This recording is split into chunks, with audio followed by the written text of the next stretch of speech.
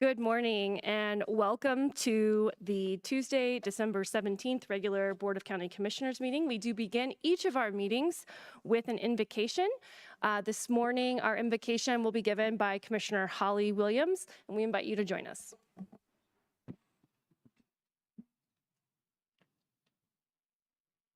Our Father in heaven, we're thankful for the many blessings we have to meet today. We're so thankful for our government, which allows for freedom of speech and open discussion of ideas. We're thankful for thee and thy gospel. We ask thee during this season of holidays and needs that those who are struggling may be able to find the things they need to make their holiday season happy. We ask thee to please bless this meeting, that we can be calm and patient, and please bless our country, that we will be safe until the transition of a new president, and that we may be able to tone our political discourse down. And this we say in the name of Jesus Christ. Amen. And Commissioner Gonzalez, if you'd lead us with the pledge.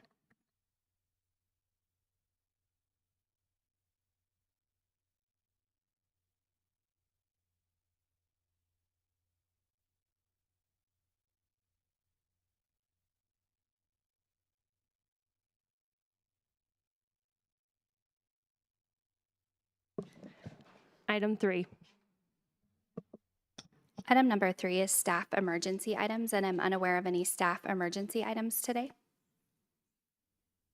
Item 4. Item number 4 is changes, postponements, and notice of the next meeting.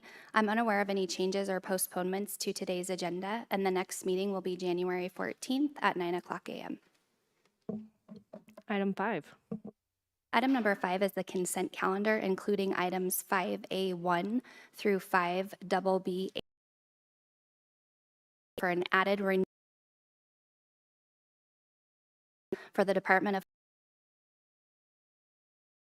Ridge Parkway design, which is handed out as an Exhibit A to the record and needs to be included in the motion.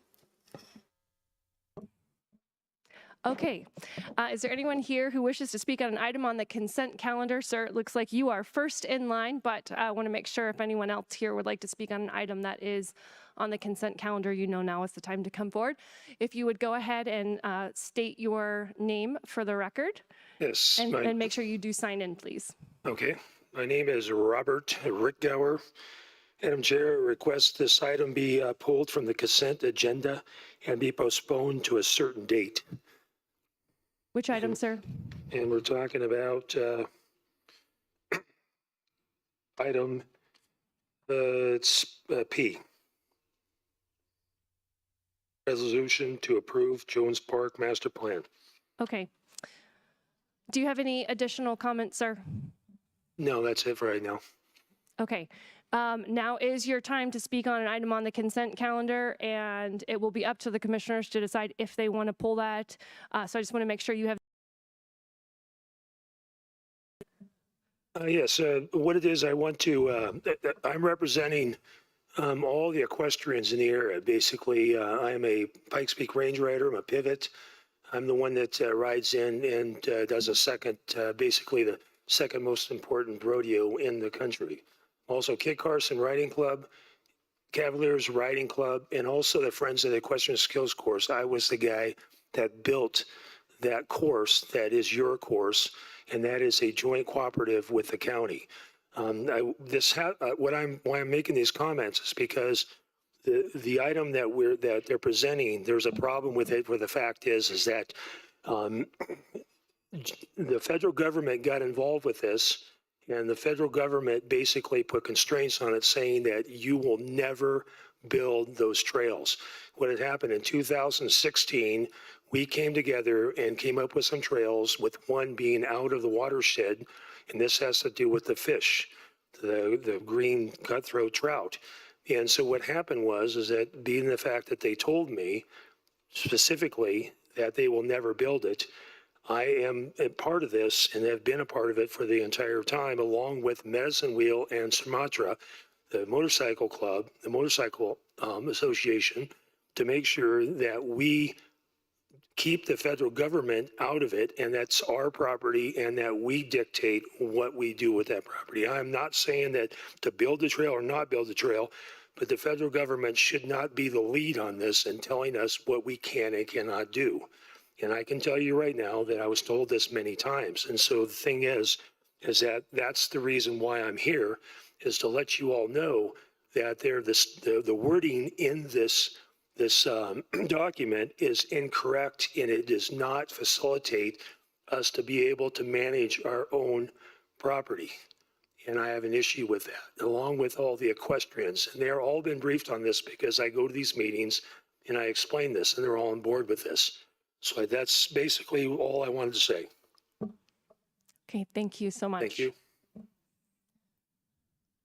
Again, just state your name for the record. Please do be sure to sign in.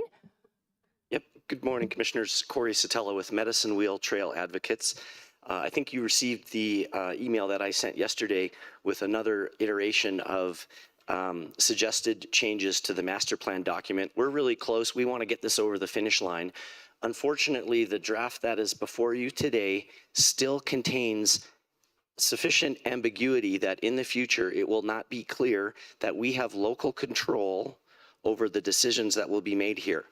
Nobody is trying to remove the authority that is already, it's written down that the Forest Service must be consulted.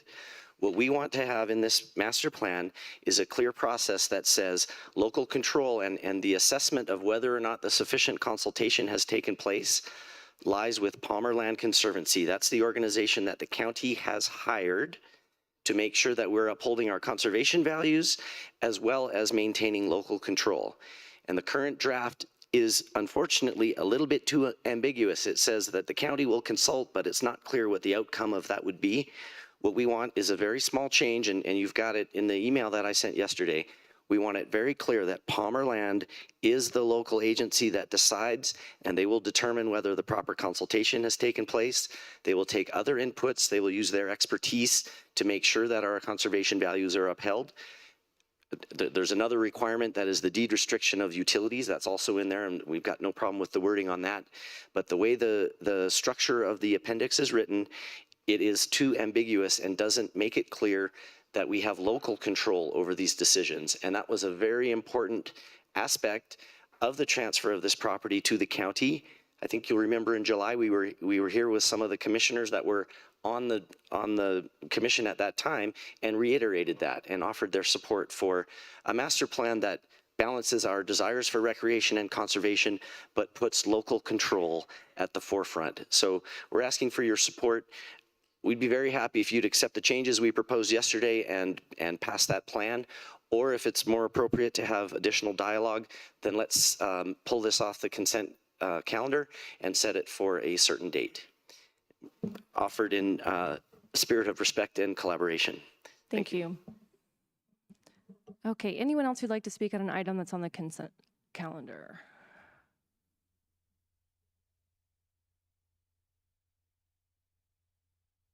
Hello, I'm Larry Driver. I want to talk to item 13, VA 244, variance of use of land.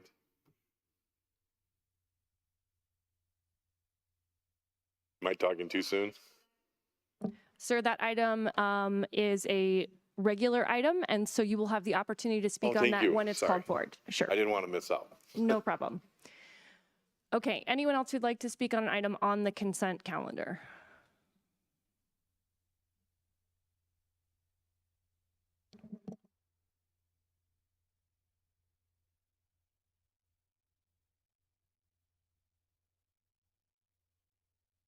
Hopefully we're doing this right. This is the first time I've been to one of your meetings.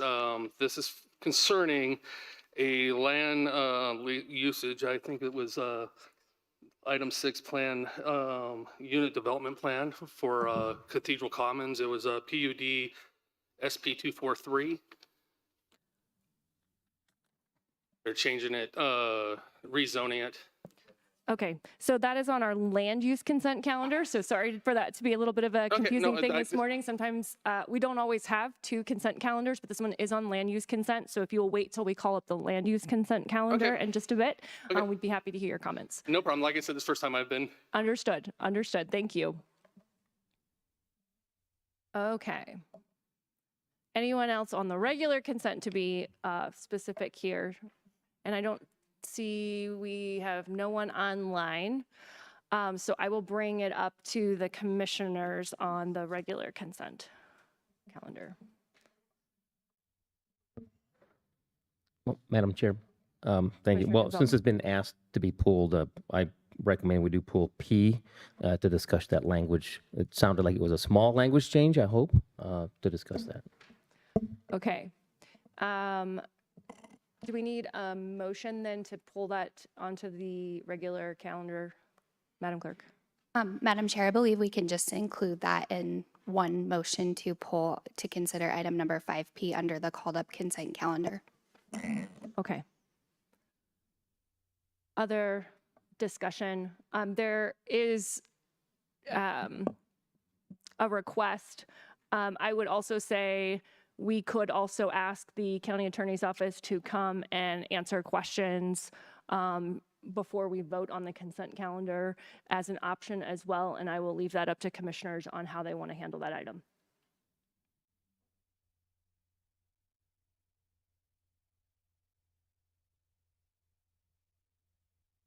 Preference? Yes, Commissioner Vanderwerf. thank you, Madam Chair. So I don't necessarily have a problem with this being pulled up on the consent calendar, but with respect to my dear friends who are in the audience and have made some comments, it is not going to change my view. I mean, I'm happy to hear more. Maybe something will come up as a result of that, but at least for the moment, it will not change my view about proceeding forward with the Jones Park Master Plan. And I wanted to do a little explaining of that at this point in time. Again, I don't necessarily have an objection to it being pulled and placed on the called up consent calendar so we can have a further discussion. Well, it sounds like if you'd like to have some further discussion, maybe questions of staff, maybe we just pull it and we'll deal with it all at that just to keep it clean and give the opportunity for commissioners to both comment and ask all the questions necessary. I know I also have some questions that I'd like to get on the record with the county attorney after working with them for several days on some of the comments that were submitted. So perhaps someone would like to make a motion and include that in the motion. I move we pull item P off of the consent calendar B. Let's see, is it it's letter P for Paul, and move it to the called up consent calendar for further discussion.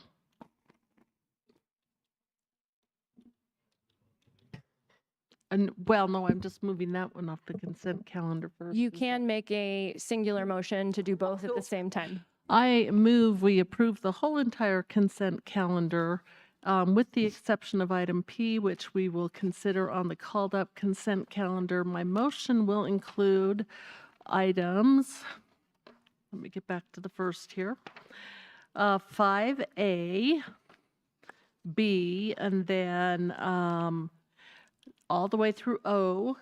It will not include P because we're considering that on the consent calendar. And then we have to go to Q and through BB 8. And item BB8, there is an attachment that has been added, which states on-call consulting services, civil engineering, property acquisitions, and surveying services for Mesa Ridge Parkway Drive, which we added to item 8BB. Second. Okay, that's been moved and seconded. Are there any additional comments? Commissioner Vanderwerf. Yes, thank you, Madam Chair. As I have done in the past, provide a few comments on some of the items that I think are important to just bring forward. The first one is item S, and this is actually a anonymous donor donation of, it's only $40, but it's to the sheriff's office. And we occasionally get these anonymous donations. And so what I want to do on this item, and I'll mention a few others after this, is just express my appreciation and gratitude for this citizen donating some money to help with public safety. Even though it's a small contribution, it most likely means an enormous amount to the individual that donated. And I think it's important from time to time to express gratitude to those citizens that do these kinds of donations. What I'd like now also is move to BB, and there's a couple of items on here, and I tend to focus a little bit on the higher dollar items, and there's actually several for today. The first item is vehicle outfitting services for $850,000 for the fleet division, and this is to help us have appropriate and properly configured deputy sheriff vehicles. And I appreciate this contract and knowing that this is the kind of technology and capability added to these vehicles that's going to help deputy sheriffs do their job well. The next item I'd like to identify is item BB3. $598,000, and this is for the coroner overflow lot expansion. What's important to this about me is that we've been doing great work over the last several years, working on improving our capital investment on our facilities, and this is an expression of that. I'd like to also mention item 6, and normally I only have one item, but for some reason there's several this time around that are big dollar figures. Maybe it's end of year. Item number BB6 is $750,000 to Riverside Technologies to help us deliver point hardware services for our digital strategy and technology department. Good, bad, or indifferent, it's very unfortunate, but in the digital world today, there's an enormous amount of attacks going on into public agencies trying to obtain private information from citizens. We take that very seriously, and we invest in infrastructure in order to protect those kinds of things. And I'm sorry to say, but a lot of those attacks do come from China. And then the last item I'd like to mention is BB7, and this is for $5.7 million for aggregates and gravel materials to the Department of Public Works, because we continue to pursue our efforts to ensure we do everything we can to have safe roads and roads as free as possible of potholes and things like that. And this is another allocation of funds here for $5.7 million. And those are my comments. Thank you. Okay, with that, I think we are ready for a vote. Commissioner Williams, Aye. Commissioner Vanderwerf, Aye. Commissioner Gonzalez, Aye. Vice Chair Brummer. Aye. And the chair votes aye. That passes 5-0. Okay, item 6. Item number 6 is the land use consent calendar, including item number 6A.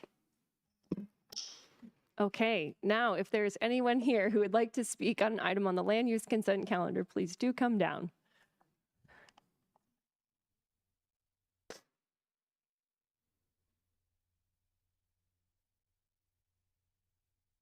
Hello again. I'm Larry Driver. I've already signed in, and I'm really concerned with item number 13 and the variance of land use. And my reasoning behind it is drainage. FEMA has recognized that area as a floodplain, and we depend on the drainage through there. In any construction there, that has to be considered so that our pond still doesn't empty, because we use it to water our horses. The other thing is, I'm really all for this variance. I really want something built there that isn't less populated than a neighborhood. But closing the road, Nevada Lane, is really, really a hardship for us. There's only about 3 residents on it, and closing it makes it almost impossible to get to our house as a straight shot and get trailers in and out. It's been my home since 1994. And the idea of closing it, it's been an unmaintained road. We've maintained it ourselves. And so I'd really like to consider not restricting use of that road or gating that road. And that's my request. I hope the board can see that it's been a real popular use. And I'm not trespassing when I'm grading it, I'm fixing it. So that's what I'd like to say. Thank you. Okay, sir, I just want to make sure. So this was the land use consent calendar, which was item 6A, which is a PUD. Oh, So I think you were still commenting on item 13. 13, yeah, that's what I'm talking to. Okay, all right. I'm so still early. You're still a little early. Thank you. But I understand that when you're new to these processes, you're just trying to make sure you don't miss your opportunity. I So don't, I yeah. thank you for being here and being so patient with us as we get through all of this process. But yes, we will, because of the way land use hearings work and want to make sure we get things on the item for the correct item, we will ask you to hold for that item 13. And I'll be well rehearsed by then. that's right. But thank you so much. And so then we will, I think we have someone else waiting to speak on the land use consent calendar, which is actually 6A. Okay, please do come down, state your name for the record, and you will have your 3 minutes. Sean Taranjo. I'm Lydia Schmidt. This is for PUD SP 243. They're planning on putting a whole mess of houses on the 6.5 acre lot behind us. I would like to mainly do my concerns of what we know that something's going to be eventually put there, but we have some concerns because we are directly on the property. Put this new community. One, light pollution. With the amount of houses that are being planned in the property, it will ruin the darkness that we enjoy up here, and then currently affect our quality of life. The amount of traffic that's going to be going into this area will also increase, where it'll make it even harder to get in and out of our community in Struthers Ranch and in Spanish Bit. Crime, the residents and resident being proposed will bring in possible lower income families, and with that possibly the increase of drugs, crime, vandalism, because in our area we are considered a low crime area at this current time. Noise pollution during the construction. A lot of us work up there, work from home, and we see during the construction time it'll be increased noise pollution to the building, and also afterwards you'll have the traffic. And once the community's put in there, it'll be a higher noise pollution. One of the other concerns we have is the 6.5 acre area right now is not, there's nothing on it. So once they start building, all the rodents, pests, and all that will come rushing into our neighborhood, and we'll see an influx of pests, higher end of having to mitigate pests coming into our houses, I should say. We'll also see water and snow runoff issues, possible trespassers onto our properties, because people will where I am located, I'm at the back of the property now. I can see people coming in from that community, hopping the fence into our green belt that's in our community. See here. Encroachment on our property line. Currently, we are back to a green belt with the plan to build. We do not want 3 or 4 houses looking directly into our backyard, into our windows. When we purchased this house, we were told that this property had endangered species on it and they would not build on it. I believe that this should not be rezoned because of this and the early agreement. In addition, if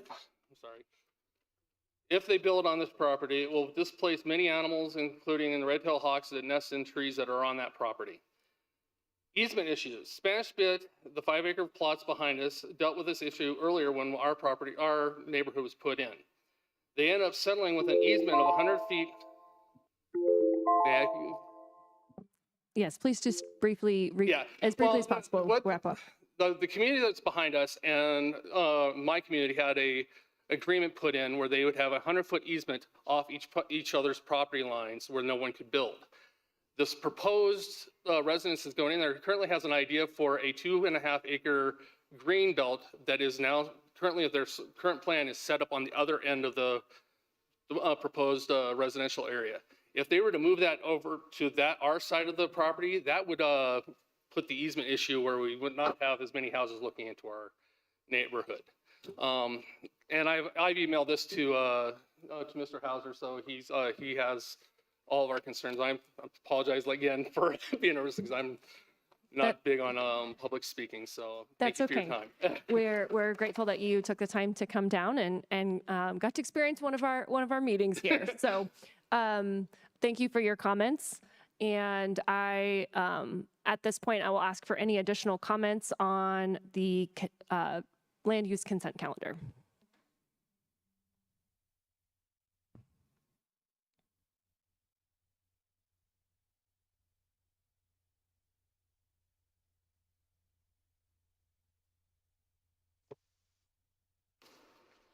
Yeah, I was thinking commissioners.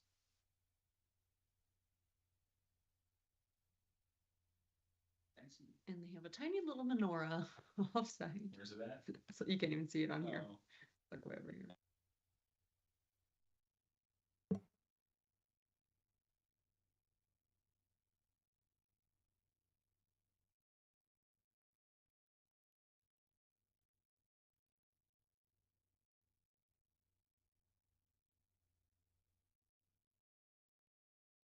Good morning. How is everyone? Thank you for taking public comment. My name is Kevin Beechwood. My family goes back over 100 years in El Paso County. Chaparral Hills is a gem of Colorado Springs, and it is roughly 55-acre lots that are right behind the proposed development. All of these acre lots have one house on them that are valued at over $1 million. So it's a true gem of Colorado Springs. They are trying to come in and place this development right at the entrance, which is dirt roads, and they're going to put 50 units, which is the size of one of our lots. So I just disagree with this, as well as the community of Chaparral Hills disagrees with this. We have a shortcut that goes to an elementary school when it snows, and we've covered this at the other meeting, that the roads turn to pure mud. I am lugging people out that get stuck in the snow. You know, the area gets heavy snow. To be noted, USAFA still has questions about the drainage of this development, and so I propose you put a hold on this and discuss it before there becomes an appeal within the case of this development. Only 34 surrounding neighbors were notified, which is ridiculously low when you have a 500 or a 5-acre lot. 500 feet is barely anything for notification. Dirt roads to the just on our property were a closed loop, and I don't know if any of you have ever been up there, but you'll understand that we're a horse community. The next thing I want to cover is they appear to be exceeding the development. It should be zoned for 7 units per acre, but as we do the math, it comes in at about 7.5. So I feel that they are squeaking out extra unit numbers. We do appreciate the height, but also light pollution is a concern. We are right up against the mountains, and this development is simply a cash grab. Yes, we understand the master plan, but we also have had this community for 40 years that it's going to highly affect, and just people don't listen to this. And so with unanimous approval at the last meeting, I just hope that one of you would at least speak up and understand that people have been here for a long time. There is going to need to be at least a stoplight, as they spoke up last time. They're doing these turn lanes, but it's just not enough. They say that it's going to stop right at the dirt road. They're going to pave to the dirt road, but people are still going to be on our road, which affects it all. Please look into these things. As again, the overdevelopment of the north side, especially in this area, this is just another example of where trouble is developing. So thank you for your time and attention, and I appreciate you postponing this development. Thank you. Okay, anyone else who wishes to speak on the land use consent calendar? And do we have anyone online? Okay, no one online. Okay, with that, I will bring this up to commissioners. Commissioner Gonzalez. Thank you, Madam Chair. I do have a question. So for staff, could you define the R4, what it's currently zoned for?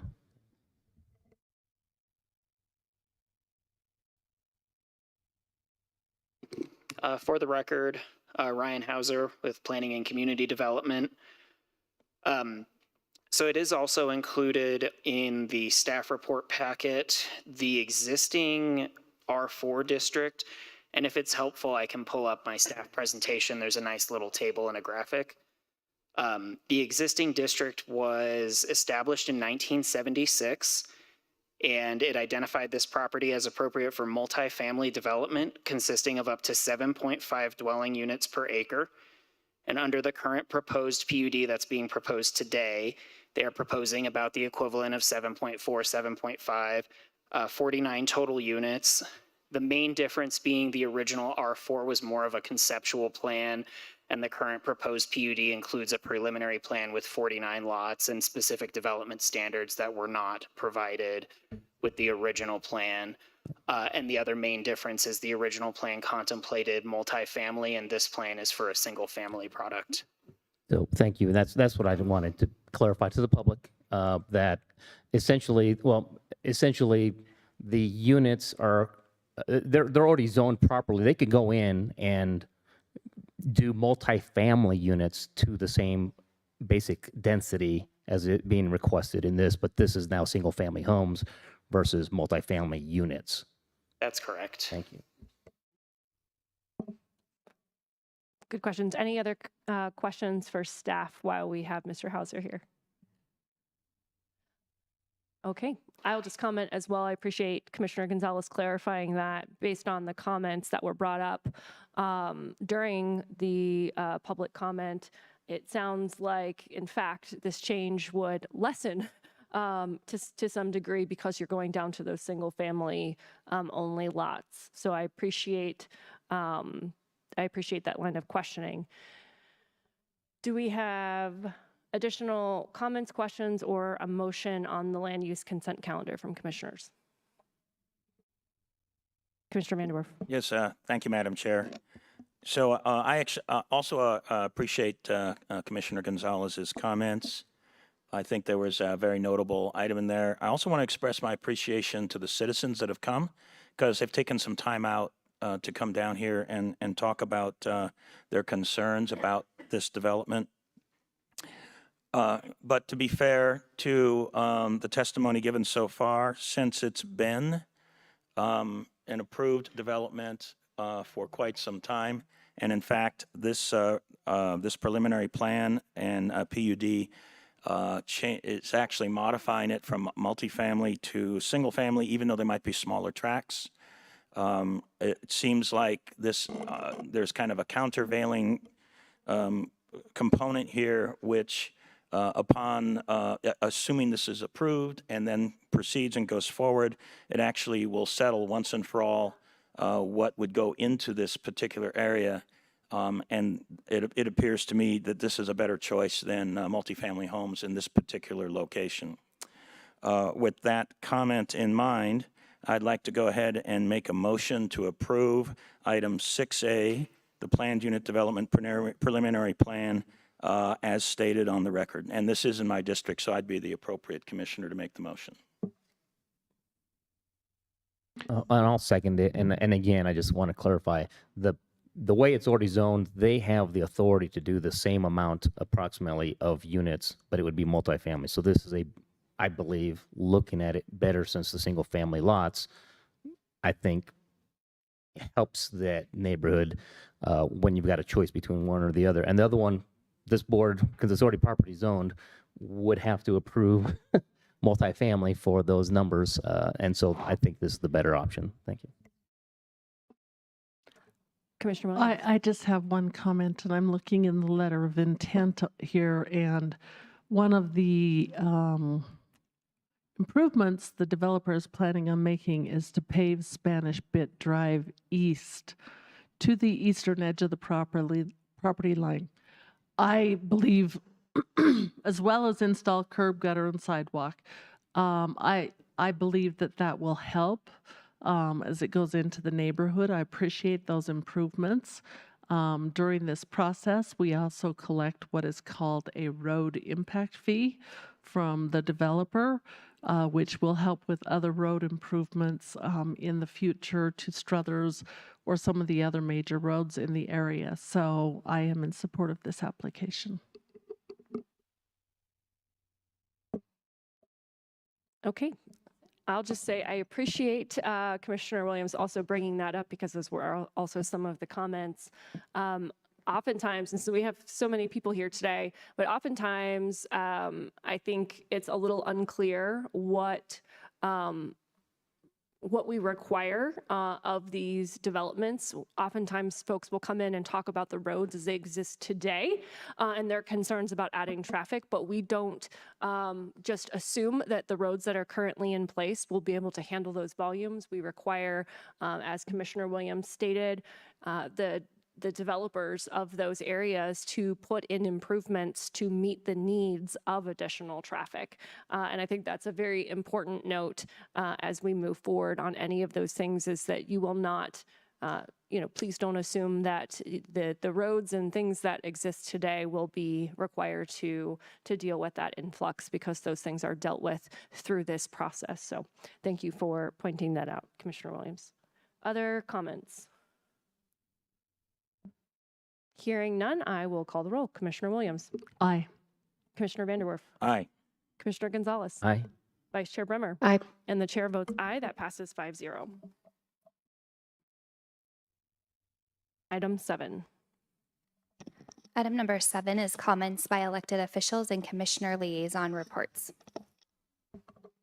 Okay, do we have any countywide electeds in the room? I don't see anyone, or online. Okay, we'll begin with Commissioner Williams. Yes, good morning. First of all, I would like to wish everybody a happy holidays, happy Hanukkah, Merry Christmas, happy Kwanzaa, and a lot of relaxation in the next 3 weeks, because that's exactly what I plan to do. I do have a few meetings scheduled. I think one of them is with CDOT, but that's maybe before Christmas, and those would be my very few plans, other than having my entire family here and getting to see my granddaughter as well. And we're just looking forward to having a wonderful family time. As my kids have grown older, I did want to say their ages 29 through 36, and they know that Mom does not like to cook Christmas dinner. And so I have the delightful thing, plus my son's a vegetarian, of not having to cook a turkey, cooking a few of the traditional meals, and we're going to have my son and his wife cook our Christmas dinner. So that just makes my Thanksgiving or my Christmas right there. So I will be hopefully way more relaxed when I come back in January.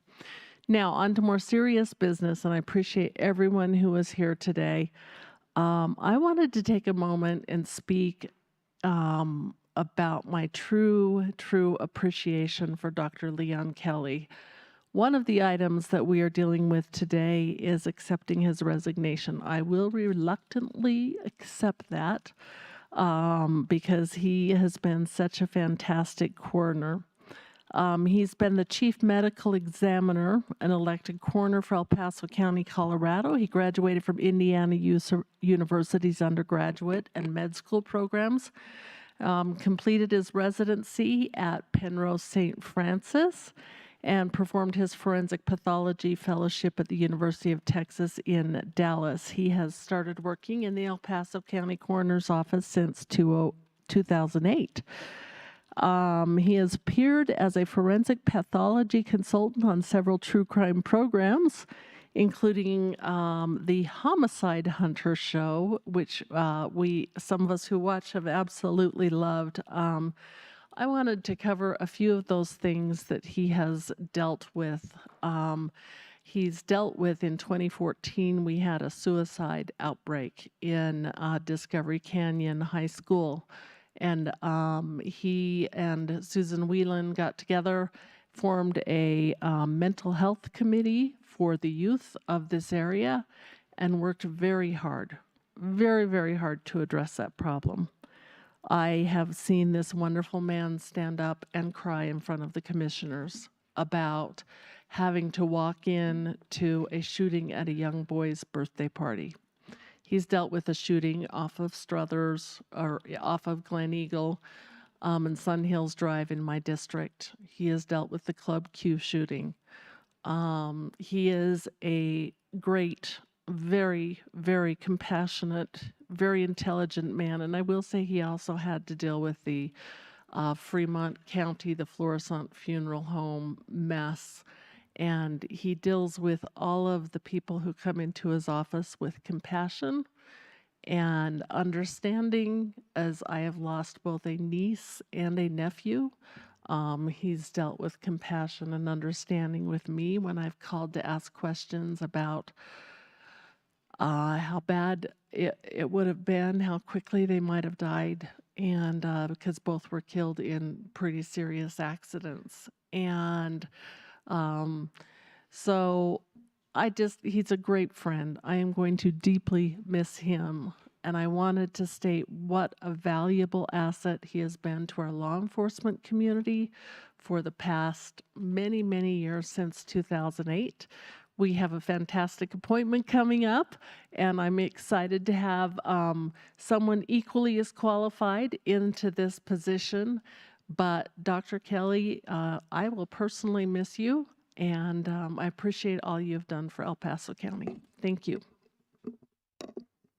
Commissioner Vandorf. Yes, thank you, Madam Chair. I appreciate Commissioner Williams bringing up this appreciation of Dr. Leon Kelly. I would also like to express my appreciation to Dr. Kelly and his team. I know he's on to bigger and better things and is going to take advantage of teaching his skill sets to others, and we do need that because forensic pathologists are in a high need across the nation. I think it's especially important to note, and Commissioner Williams mentioned this briefly, upon the funeral home where the owners pled guilty to corpse abuse. That was almost 200 corpses that the El Paso County Coroner's Office and Dr. Kelly himself took on directly to conduct autopsies on those bodies and to get to the forensic resolution on that particular case, but really also on so many other cases across Colorado. I'm also honored that Dr. Kelly took on the task, Dr. Kelly and the team took on the task to actually do autopsies for 22 counties in the southeastern Colorado region and carried those autopsies out for a big part of Colorado. And that's because we've invested properly in the right equipment and the right skill sets in El Paso County, and we've been able to deliver those kinds of outcomes. So my expression of appreciation also for Dr. Leon Kelly, and I wish him the best in his future endeavors. As far as my remaining activities for the holiday season here, I do have one major meeting. It is in fact tomorrow, and that's the State Board of Health meeting. We'll go over several items at that state board. I'll be in Denver for that. But I also want to mention that this is my last Board of County Commissioner meeting as a county commissioner, and I've served for 8 years. It's been an honor to do that. I have really loved this work. I want to wish each and every citizen of El Paso County a great Christmas season, a great holiday season, a great New Year. And I want to express my gratitude to every citizen for being engaged in this board, for bringing ideas and concepts and issues and concerns to us. That public testimony is just so important for us to deliberate well over the things that appear before us.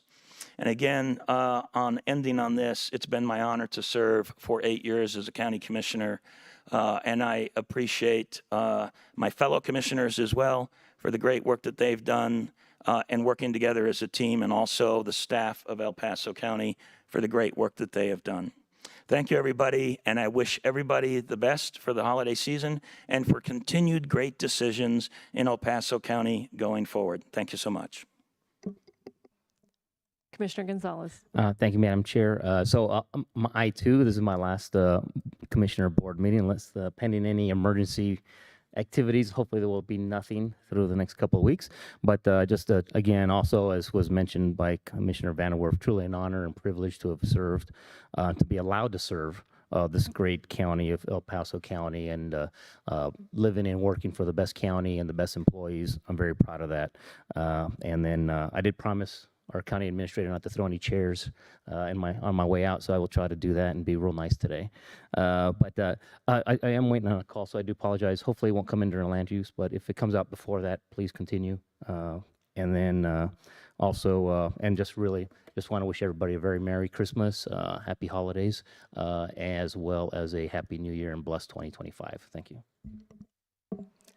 Vice Chair Bremer. Thank you, Madam Chair. I too wanted to thank my colleagues that I've had the honor of serving alongside for the last 6 years of my term. I wanted to just think we had the opportunity to roast and toast and send off with a formal proclamation last week, Commissioners Gonzalez and Vanderwerf, and just what a pleasure it's been. And it's to realize that today is the last time you two will be on this dais is a bit sobering, and it coincides with something that is equally as sobering to me, and Commissioner Williams said it so very well. I think just building on the things that were not said about Dr. Leon Kelly, you know, our community has a real gem and someone who could very easily, as an elected coroner, put his head down and be in the morgue and do what he does wonderfully, do autopsies and make reports and stay in a lab and read cytology and all kinds of things that he is trained to do. And what we had instead was a citizen servant leader who decided to learn what he could from every case that sadly crosses his autopsy table, and do what he could to improve the health overall of this community, to improve what our community could learn from, how we could prevent those from ending up on his autopsy table, and the proactive nature with which he has always approached a job that would be very easy to just walk in, put your head down, and walk back out each day. He has really led this community in what we could learn and how we could do things better, and in the healthcare world, you know, getting ahead of the curve, so to speak. And I will always appreciate his ability to do that. And I wish him the best of luck in his future endeavors. And I too would like to not really vote on the first part of our future item today, which is to accept his resignation. But I am very honored to have also served 6 years alongside him. He is a huge piece, as has been mentioned, of our entire public safety community, and our ability to prosecute, to hold criminals accountable, and to ensure the safety of our community is pretty paramount role that office holds as well. And I think the average citizen probably does not realize how those all work together for the health and safety of our entire community. So with that, we have a lot of other business to do. Let's get on with it. Okay, and then I just want to address a couple of things briefly. So everyone has acknowledged that this is our last meeting before the Christmas holiday, and I wish everyone a very pleasant and family-filled holiday. And I will have a slower week this week, as I will be taking some time off to spend with my family, as my husband just returned from an Army exercise that was 2 weeks out of state. So we are looking forward to finally having the opportunity to do some of those Christmas traditions at our house. I do want to also respond to what are several emails that I know this entire board has received about concerns about Fort Carson soldiers. There has been reported in the news that there has been shortages of food at the dining facility on Fort Carson. And so received many of those emails from concerned citizens. Of course, that is not under our jurisdiction. That does not mean we do not have grave concern. As I mentioned, my husband just returning from an Army exercise. That is something that is near and dear to my heart, is making sure that our soldiers are well taken care of for. Unfortunately, this does happen. It's not the first time I've heard it happening across our military. I personally feel a great deal of concern about this. When my husband was deployed to Afghanistan, I got several phone calls saying that there was no food left for him to eat. And being on a deployment as a spouse and a family member, that is just enraging. And so I absolutely understand the very passionate cries from our community to fix this issue. But again, because it's not in our jurisdiction, we are in more of a liaison capacity and making sure that there's nothing that we can do, making sure that those that need to make those decisions and corrections are aware and working on that. And it is clear that they have identified the issue and are working to improve what is happening there at the dining facility, which I know is a great comfort to all of us because we do care so much about those who are serving in our military. So just wanted to put that on the record. I know we have responded to many emails, but it is on our radar, and it does appear that it is being corrected. So with that, I will conclude my comments, and we are on to item 8. Item number 8 is the Homefront Military Network update. Kate Hatton, Executive Director, Homefront Military Network. Good morning, Commissioners. Thank you, Madam Chair and Commissioners, for allowing me the opportunity to be here. Appropriately timed. Thanks for hitting up that softball. We're here to help if needed. I don't think we've gotten any calls related to that specific issue, but our team is available to support Army Community Service and everybody else to help those service members. So, but just thank you for the time. I know there's a slide presentation. I don't know if that's up or how to do that. But if not, I'll just talk. As you know, Homefront Military Network, we assist service members, veterans, and families. We provide emergency financial assistance and primarily in navigation support. I'll figure it out. Do I use this button? I'll get there. Eighth time's a charm. Sorry. Our goal is to really work with our community and get to service members, veterans, and families, ideally before they're in crisis. How we do that, again, emergency financial assistance, rent, mortgage, housing, utility bill assistance, car repairs, sometimes food assistance. And financial assistance gets people in the door. Our wheelhouse is really that long-term navigation. We serve more than 3,000 unique clients a year, more than 5,500 service members, veterans, and families per year. And the goal, again, is to make them whole and thrive in our community, ideally, and get to them before they're in crisis. That navigation is really critical to what we do.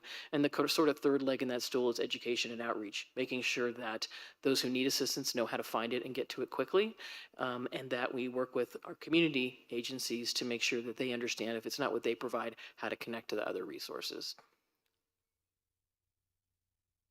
The best ways to reach us are, again, we have a network of care website where people could find services online. If they can't, that's an over, and there are more than 1,000 services in that, the resource directory, our community calendar, ways to connect to employment for military spouses, childcare information, education information, how to connect to the county veteran service officers. And so, but if people can't navigate that system, they can reach out directly to our team, who can then provide that personalized assistance by phone, by email, and again, that online form are the best ways to reach us. I keep moving. There we go. Sorry. Operator error. Technical difficulties, I apologize. I talked about our partner network. We have more than 51 partner agencies. We're about to bring on our 52nd partner in the very next few days that provide the full range of services that affect our military and veteran community. And the goal is to really, again, make sure that they're connected and that whole needs of the family are addressed. And here's our network to date. Everything from early care and education through hospice and palliative care, employment, behavioral health. Again, we work with the Pikes Peak Workforce Center and the County Veteran Service Office a lot, and appreciate the work that our partners do along those lines. Going back to, we could combine two organizations, and we've provided services to more than 200,000 over the past 20 some odd years. Since 2004, more than $6.2 million in emergency financial assistance. It's probably going to be close to 6.5 by the end of this year. And the whole network has served more than 670,000 individuals. Those are not unduplicated numbers. Those are people who are receiving services from multiple agencies over time, but that just kind of talks through the breadth and the depth of the network and how we're working collectively to address needs. Again, the other piece I mentioned is those trainings that we do for our partners, and this more than 3,100 partner agency members have been trained over the past 10 years or so.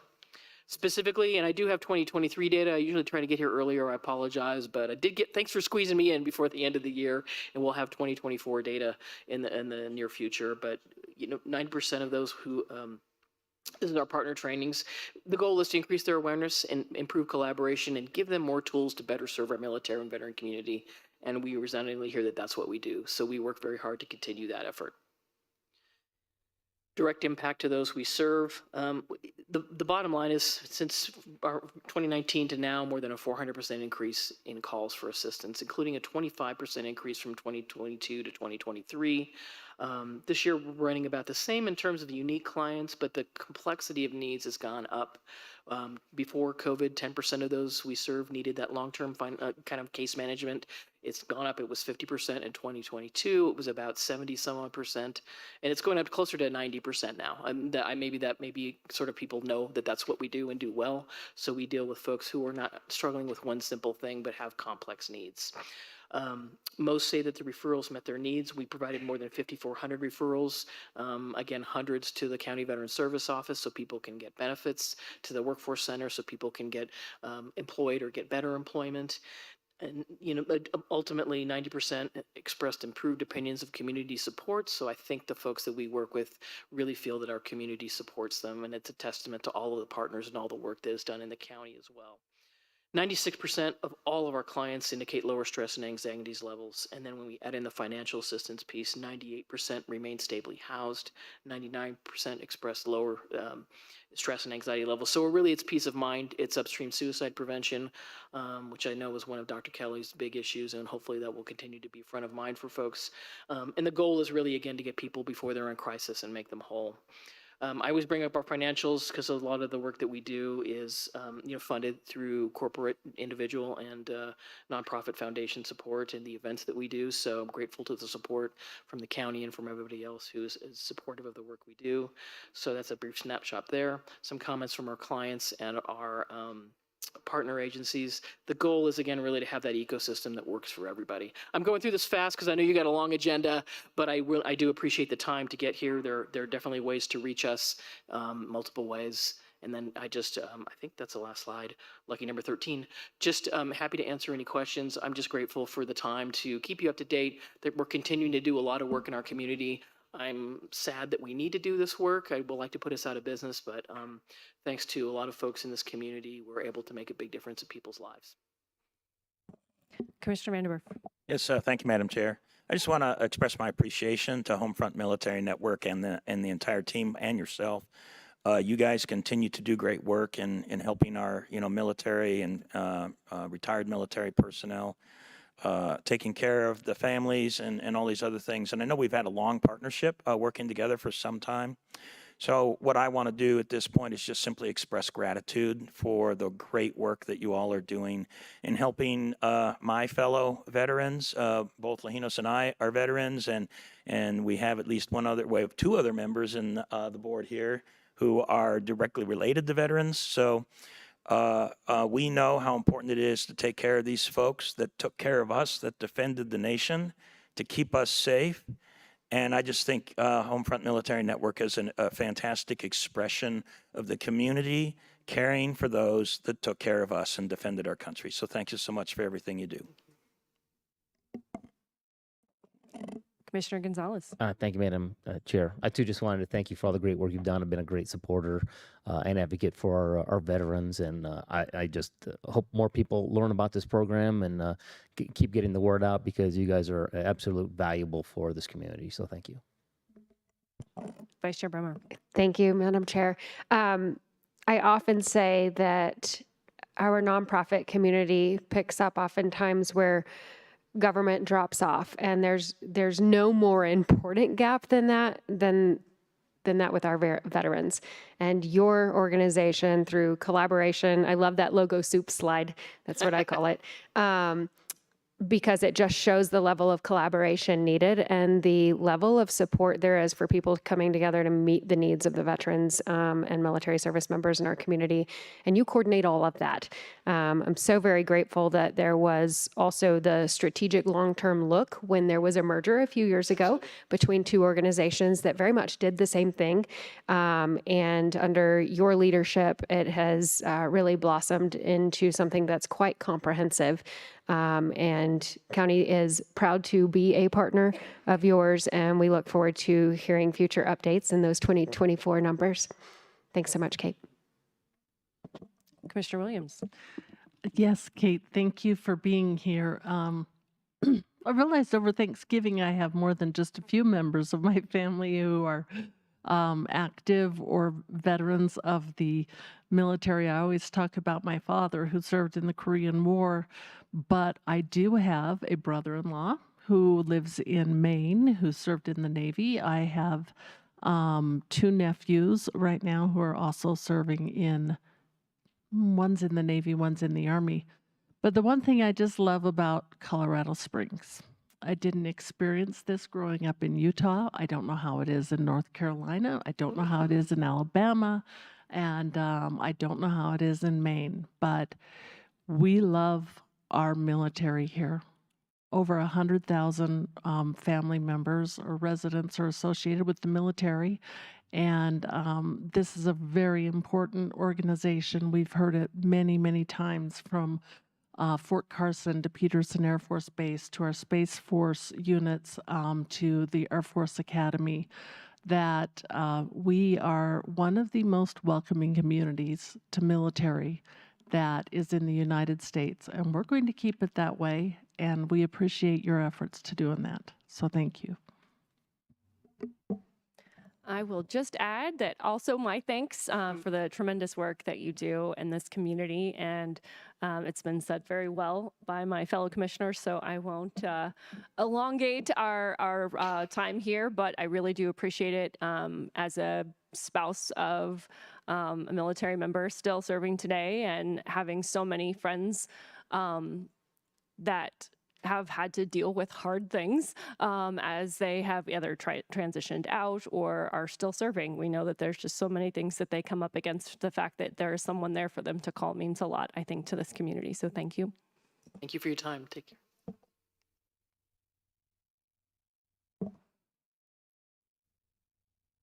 Okay, we are on to item 9. Item number 9 is public comment on items not scheduled on the agenda. This is the public's opportunity to speak on an item that is not scheduled on today's agenda. And Madam Chair, I'm aware of several people signing in to speak and a couple people online. Okay, then we will go ahead and open this up for public comment. So if you are here to speak on an item that is not on the agenda, we'd ask you to come forward. We will have you sign in if you have not already signed in. Remember to please state your name for the record, and you will have 3 minutes.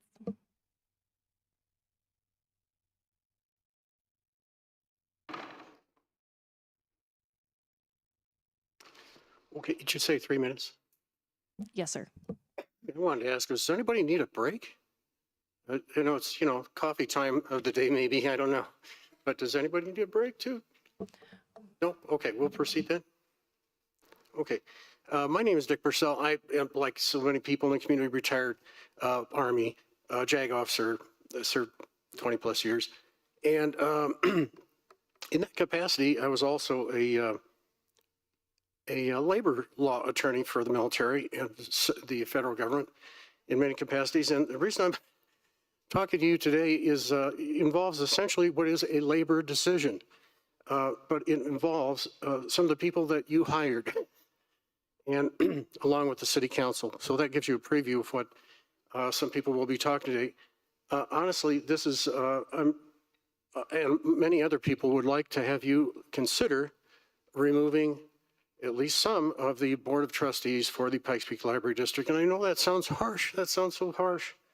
But they're closing within 2 weeks of the most successful library in the district. Is hard to believe and a massive failure on their part in their mission. How do I know that? I worked for the library 15 years after I got out of the service, starting with little libraries like Sand Creek, little entry job, worked my way up, became a floater. I worked in all the libraries, and I know I'm not supposed to have any favorites, but Rock Rimmon was probably one of my favorites. And hate to see it close. There are many fiscal issues of irresponsibility or mismanagement that are raised, many that I assume you have seen in the suit that you've received by the group that is suing to have the library reinstated. No, only got a minute left, but I'll just recap a couple little things. From a legal perspective, and I'm not an active lawyer in Colorado presently. I'm inactive, sort of like my brain, 72 years old, but the fundamental starting point is Colorado state law, which says a library trustee may be removed only by a majority vote of the appointing legislative body. That's you folks, along with the city council, upon a showing of good cause defined by, but not limited to, the bylaws of the library district. And what does it, so then you have to look at, well, what did the library district give themselves for removal? There's several items, including missing 3 meetings. But what the main thing is something called inadequate performance. And that hits me as an HR question. Poor performance, inadequate performance. And there are so many budget things. You know, why did their personnel expenses go from 21 to 24 to 25 million and 23, 24, 25? There are a host of things. Now, okay, does that give me 10 seconds more? I would only recommend that, as you know, in the military, you know, we have AR-15-6 investigations and IG, maybe even on the civilian side, internal affairs. These people go in and look at these things and they report back. They give findings based on the evidence, recommendations, decisions are made. You Sir, really need I something do like need that. you to wrap up so that we can hold everyone to the same standard. Okay. Thank you. Anyway, that's what you need. I would hope, and please have you and the city council take some ownership to officially remove some, not all necessarily, Thank you, of the sir. boards of trustees. Thank you, sir. Thank you. Do I have a next individual? Again, please state your name for the record and you will have 3 minutes. Please do your very best to adhere to that time limit. We want to be fair to everyone, and that means having the same standard for all. Hello, my name is Ann Johnson, and I want to thank you for the opportunity to highlight just 2 examples of the decision-making reasoning of the current library board as prima facie evidence in support of Mr. Donaldson's recommendations related to reconsidering the closing of Rock Rimmon Library. The first example occurred as part of the December 4th meeting of the Library Board of Trustees under new business 2412-1 for the monument lease option, 3, 5, 7, or 10 years. This new business was to determine the length of a very long lease for the Monument Library. It was not for a short-term lease, but it was the long-term lease. And during the discussion period, the committee said the facility was inadequate, it was too small, and did not meet the needs of the community. Further, it was stated that there was the hope that the other tenants would move out so that more room could be provided for the library upon remodeling. Hope, as we know, is not a plan. Why would the board consider a long-term lease on a facility that does not meet the needs of the community, and the only plan was a hope? This is not logical, as they at the same meeting did not rethink about and reconsider the closing of the Rock Rimmon Library, which does meet the needs of the community. A second example occurred in the discontinuing of support for book clubs and the way it was handled for Rock Rimmon. It would have been a courtesy to the members of the Rock Ribbon Book Club to formally let us know what would happen to the 34-year-old book club. Informally, some of us found out different things, and one of the things we were told is it's just going to cease with the close of the library. No other explanation. Initially, we were led to believe that maybe it could be moved or another library, but we found out that no library will support book clubs anymore in the district. So no more book clubs. Now there's sewing and there's cooking at Library 21C, but not book clubs. Now, is this logical use of a library? Please consider Mr. Donaldson's recommendations and move to have the library board renew the lease, at least for 1 year, to make a study of what should be done, or seek ways to remove the members and reconstitute the board. Thank you. Nervous.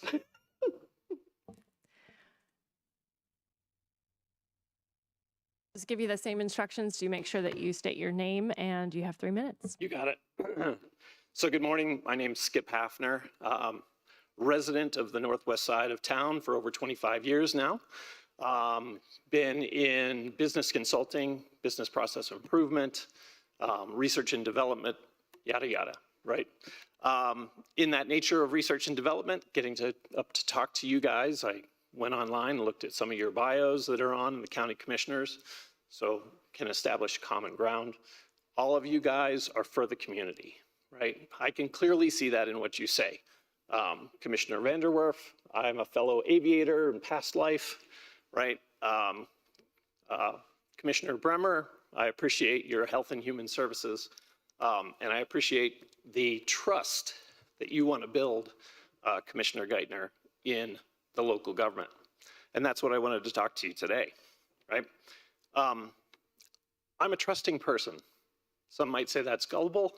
I say that's optimistic, right? And in that, I had never thought until I encountered your webpage about really trusting my local government, right? So I put my trust in you guys and assume that you have my best interest in heart, the best interest of my family, and of your El Paso community, right? I trust that you guys support libraries, right? And you don't think that's a bad thing overall, right?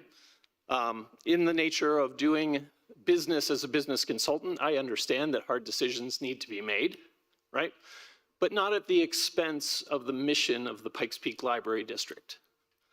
I trust that the Pikes Peak Library Board holds those interests that they call values of access and service and freedom to heart as they make their decisions.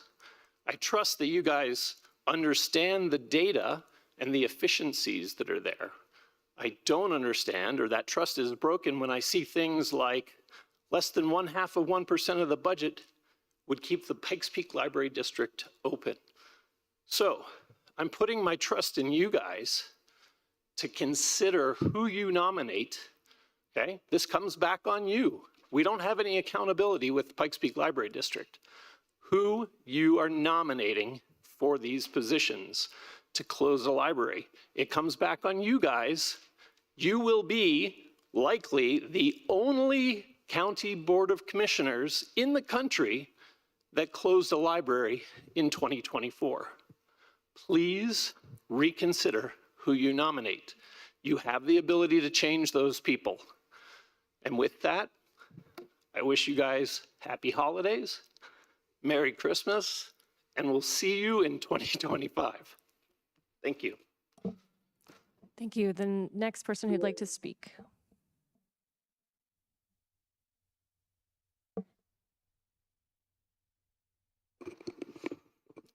Good morning, and my name is Brooke Graves, and I'm afraid I'm going to beat you over the head again about the Rock Rimmon Library.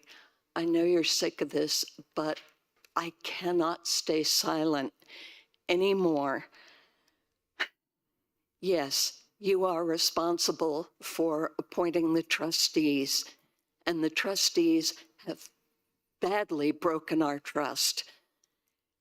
we have offered so many ways to help, and we have been, quite frankly, lied to. They said they would renew the lease for the year. We offered financial help, which they turned down. All we want is that year, and it's time critical that we change minds or replace people who are not willing to do the right thing. I don't know why they have refused all our help. We cannot get any reasons for this. They pled financials. Their own accounting proved that to be wrong.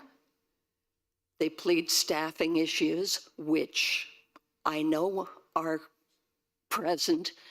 We've offered a lot of volunteer help. I've heard nothing for that.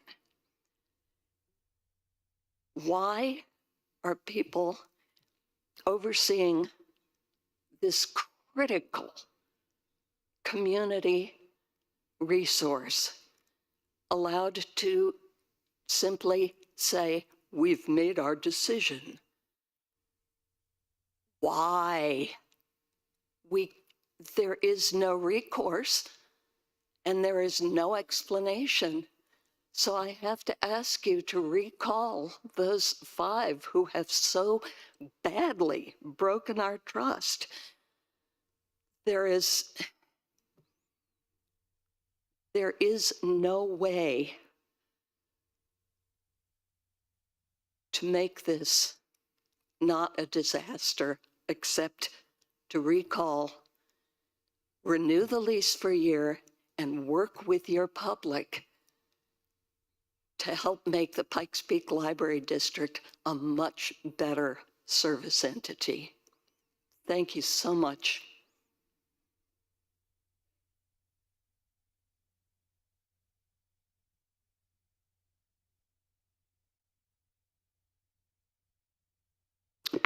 Good morning, Madam Chair.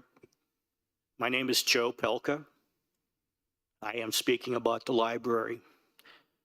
First off, I would like to thank the folks you appointed to the Library Board of Directors for creating a great service for us. And that may sound odd, but let me preface where I'm going. I haven't really been too involved in local politics. In fact, I could be poster boy for the slogan that ignorance is bliss. But thanks to the action by your appointees, my bliss has gone away. I didn't pay much attention to city council or the county commissioners, and I sure didn't know who the trustees were for the board of directors. And I certainly didn't understand that they served or were appointed by both this honorable board and the city council. But I certainly know now. I never really worried too much about who to vote for. As a conservative, I usually voted straight Republican because I thought they were probably going to represent me best. But I was proved wrong. I found that I really need to pay more attention to who I vote for and see what they really stand for. I want to thank your appointees for bringing together a population of about 40 to 50,000 people, some of them voters in the Northwest side, who gathered around over this one issue. And it certainly added to the number of folks that I can call my friends and neighbors. I also want to appreciate what they did, that I'll be watching your future political careers with great interest. Some of you are leaving because your term is ended very soon. Some of you have already demonstrated you have an interest in public office beyond this honorable body. Commissioner Vanderwerf, I really will be watching you in particular because you have the most skin in the game. You represent this area, which is going to lose a library. you're being replaced and his successor is walking into a difficult situation. So thanks for setting him up for success. And finally, it's obvious you're looking for higher office and presumably will be running for elections again. I'll be watching your elections and your process with great interest. I also learned a whole lot about some new organizations I'd never heard of before. West Side Watch, Integrity Matters. I learned more about living in the WUI, and I'm sure you know what the WUI is because I had to evacuate, and some of the issues that are still going on. So in the end, thank you so much for what your appointees did for bringing the wool off my eyes. Thank you. Is there anyone else who'd like to speak on an item that is not on the agenda?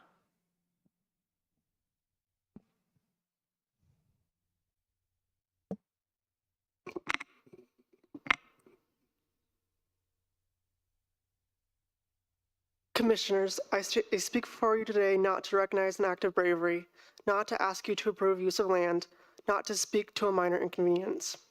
I speak before you today to express my deepest sorrow for the community of Abundant Life Church, Abundant Life Christian School, and the surrounding area of Madison, Wisconsin. It is a sad day in America when a school is the target of a mass shooting, but an absolute disgraceful, embarrassing disaster when one happens almost every day. The best country in the world should not have 300+ school shootings a year. We must do something, and it is possible without infringing the right of the people to keep and bear arms, being necessary to the security of a free state, such as investing in mental health services, investing in school safety resources, educating the public on proper firearm safety, among many other proposals. This specific episode speaks to another issue that stains America's reputation, and that is the animosity towards those of faith. Whether it be from those in the LGBT community who view me as a traitor, or those of more scientific persuasions who call me a fool for believing in God. Religious opposition is not something something that I am familiar with. Freedom of religion is a belief that we all hold dear, but it is hard to uphold that belief when it is under constant pushback. As justification for her irredeemable act, the perpetrator wrote, "How everyone forces either religion on others or how some people just disobey the right from wrong and using the wrong for worse. What I'm doing is not wrong." End quote. If I interpret this quote correctly, she's using her perceived fault of religion to justify what she did. Let me be clear, there is no excuse or justification for the killing of children. While I don't discount the negative effects of churches ran by man have caused, I believe that religion has shaped the world for the better. Whether it be humanitarian relief, diplomacy, or the guiding of leaders like Lincoln who ended slavery, or FDR who improved working conditions, it's obvious religion, specifically Christianity, has been an overwhelmingly positive force. We must call out all religious persecution and attacks on our beliefs, like the one carried out in Madison, Wisconsin. I urge you all to take my words today and implement changes within your control and influence decisions that are not.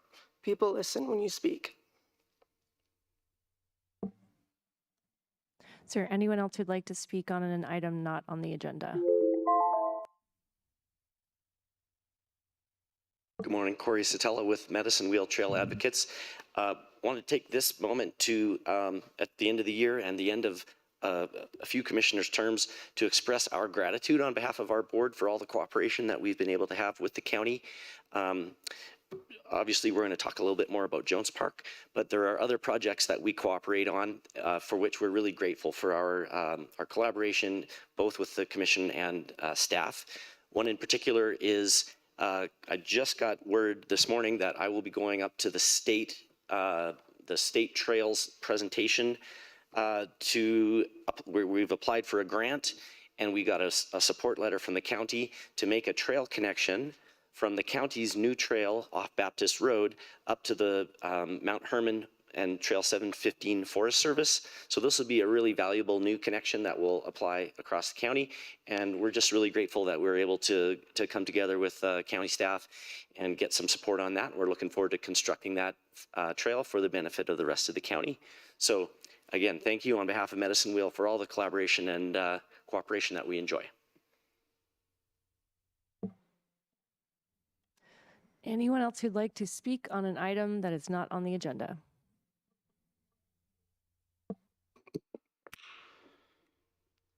Hello, board. My name is Jesse Prophet. I'm with the Colorado Springs People's Coalition, and I have come here once again to speak about Anthony Padilla. And seeing as this is the last meeting of the year, I wanted to get us into the spirit of reflection and ask a few questions. So, your community members have been coming here for the past few months, telling you about all the details about this case. A father of two, Anthony Padilla, was stalked by a self-proclaimed racist vigilante who followed him for a year before kidnapping him in his public laundromat and shooting him. And he died because the sheriff's deputies that responded failed to acknowledge that he even needed aid for 6 minutes. And then afterwards, your district attorney, Michael Allen, abused the grand jury system to cover up this case, to cover for his sheriff deputies and their negligence. And as a bonus, put a vigilante back on the streets with his guns. Kevin McCarthy, by the way. I wanted to ask, why is there no dialogue here?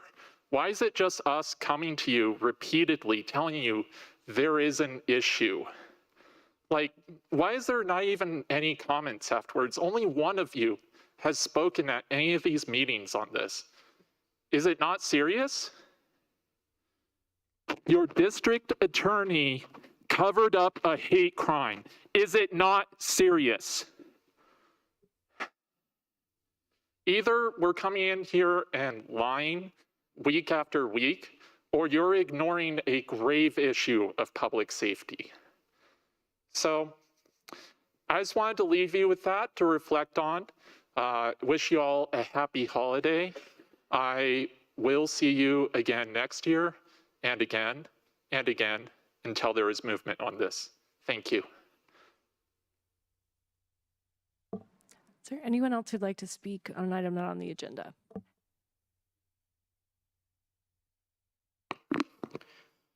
My name is Brandon Rincon. I'm with the Colorado Springs People's Coalition. You know, I can dig it. I hear a lot of talk about accountability and how there's none on this library board, right? And we have the same issue when it comes to our police, right? There's no accountability. Who holds the sheriff accountable? This is why we need some sort of civilian oversight. We need an independent structure, an all-elected, all-civilian board to oversee these police officers and these police agencies. We need community control.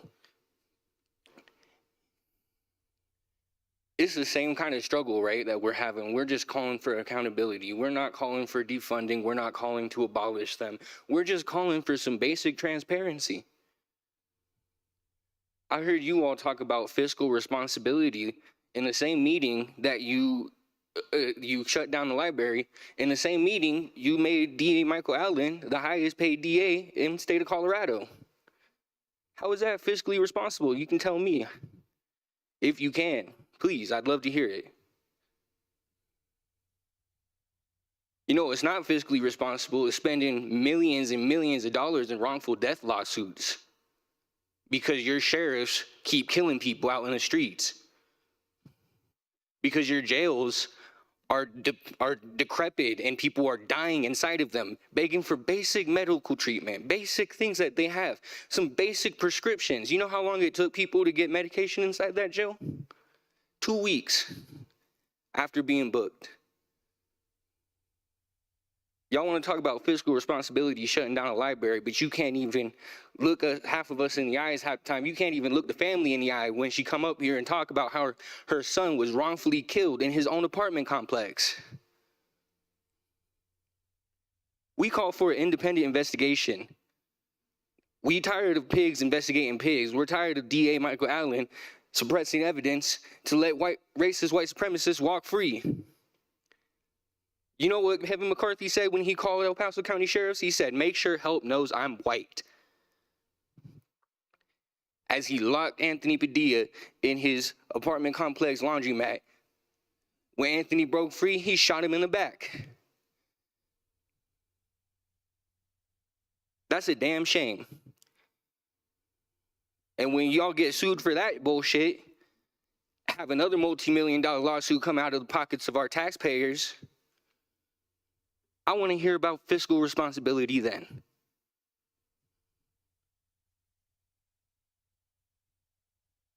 Is there anyone else who'd like to speak on an item that is not on the agenda? Anyone online? Yes.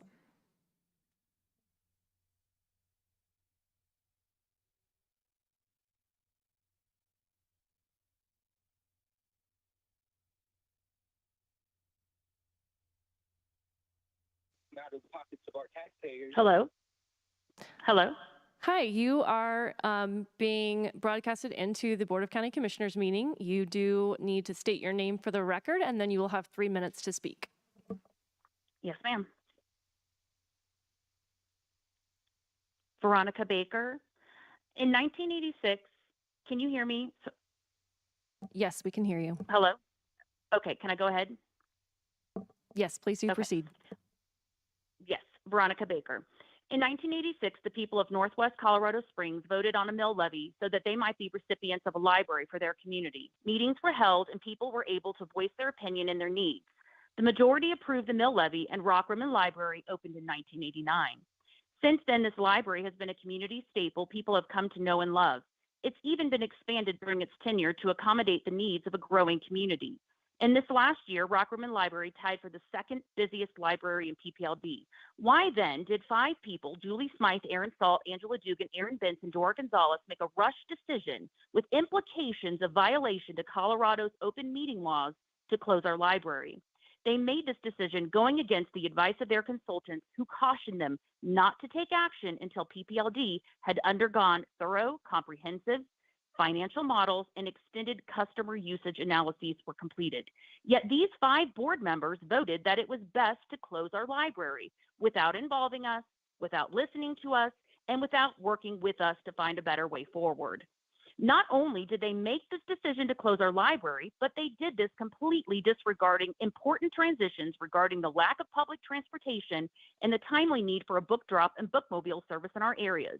Indeed, these 5 Board of Trustee members pushed forward on this decision, knowing a community would feel betrayed, rightfully so. Remember that we did not vote these Board of Trustee members into their position of managing our expansive library system and its $42 million budget. Rather, we elected you fine folks to power in hopes that you would in turn appoint people who would listen and work with communities to serve them well. Commissioner Geithner, you were quoted in the New Falcon Herald as saying, "I want to be as accessible as possible. I want to use this position to truly help others. I want to use it to where if a person or a group is having issues in a certain area, I want to be there and I want to talk to them about it." I think accessibility, accountability, transparency, and honesty are just as important as any data or figures that I can spin at you. Please know that our community is coming to you in your role as PPLD liaison and letting you know that we are concerned. We have board members that are disparaging in your appointment of them. Their priorities and management of funds are questionable. They make decisions with no regard to their effect on communities. They are the opposite of what you claim to be: accessible, accountable, transparent, and honest. It's time to remove them and replace them with members who honor their role as stewards of libraries. Thank you. Do you have anyone else who'd like to speak on an item that is not on the agenda? Another online? Okay.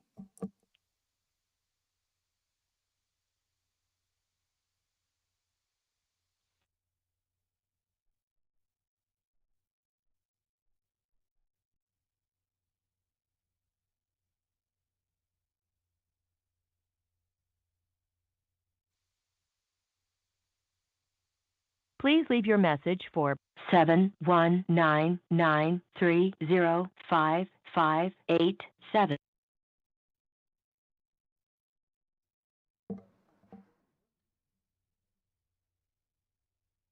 Okay, no one else? Are you gonna? Yeah, why don't we do that?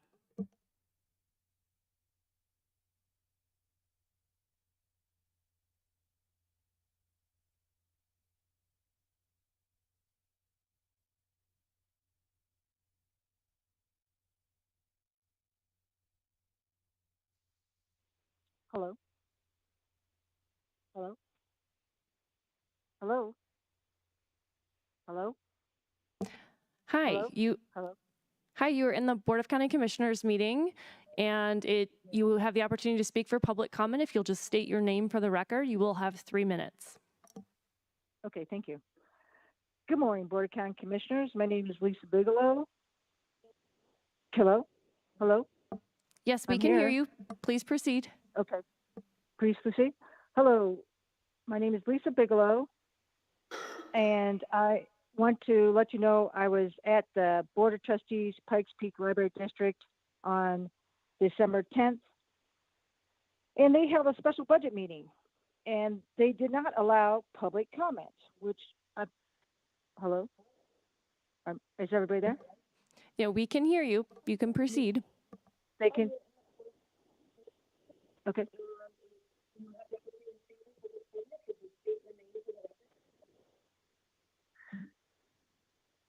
Okay. My name's Lisa Bigelow. I've been a resident of the Northwest Colorado Springs for 33 years and a 41-year resident of Colorado Springs. I was at the Board of County Commission or the Board of Trustees meeting on December 10th, and they did not allow public comment.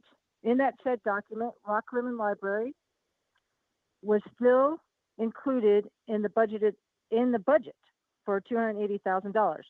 This was brought to the attention of the CFO, Randy Green, who proceeded to say that there was an error and that he would show a zero amount in the final document. The resolution to adopt and appropriate the 2025 budget was read and approved by the Board of Trustees. However, the Board of Trustees has violated budget law because the final document was never open for inspection by the public and interested citizens, and therefore citizens were not given an opportunity to file or register any comments or objections, and definitely citizens were not provided an opportunity to give testimony on the proposed 2025 budget. The final budget changed drastically from the preliminary 2025 budget, which was the one available for citizens to inspect.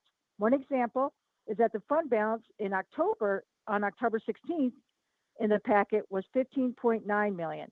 Then on November 20th, it was reduced to $11.5 million. And then for the final document, it was decreased to $6.6 million. This is not in good faith, and the Board of Trustees are not representing all residents of the county. I respectfully request that you do the right thing and remove the 5 Board of Trustees members that have voted against keeping the Rock Rimmon Library open. Thank you. Okay, do we have anyone else for public comment online? Okay, so hearing none online and no more in the room, I think we are going to take a brief recess for a comfort break before we move on in our agenda. So we are in recess.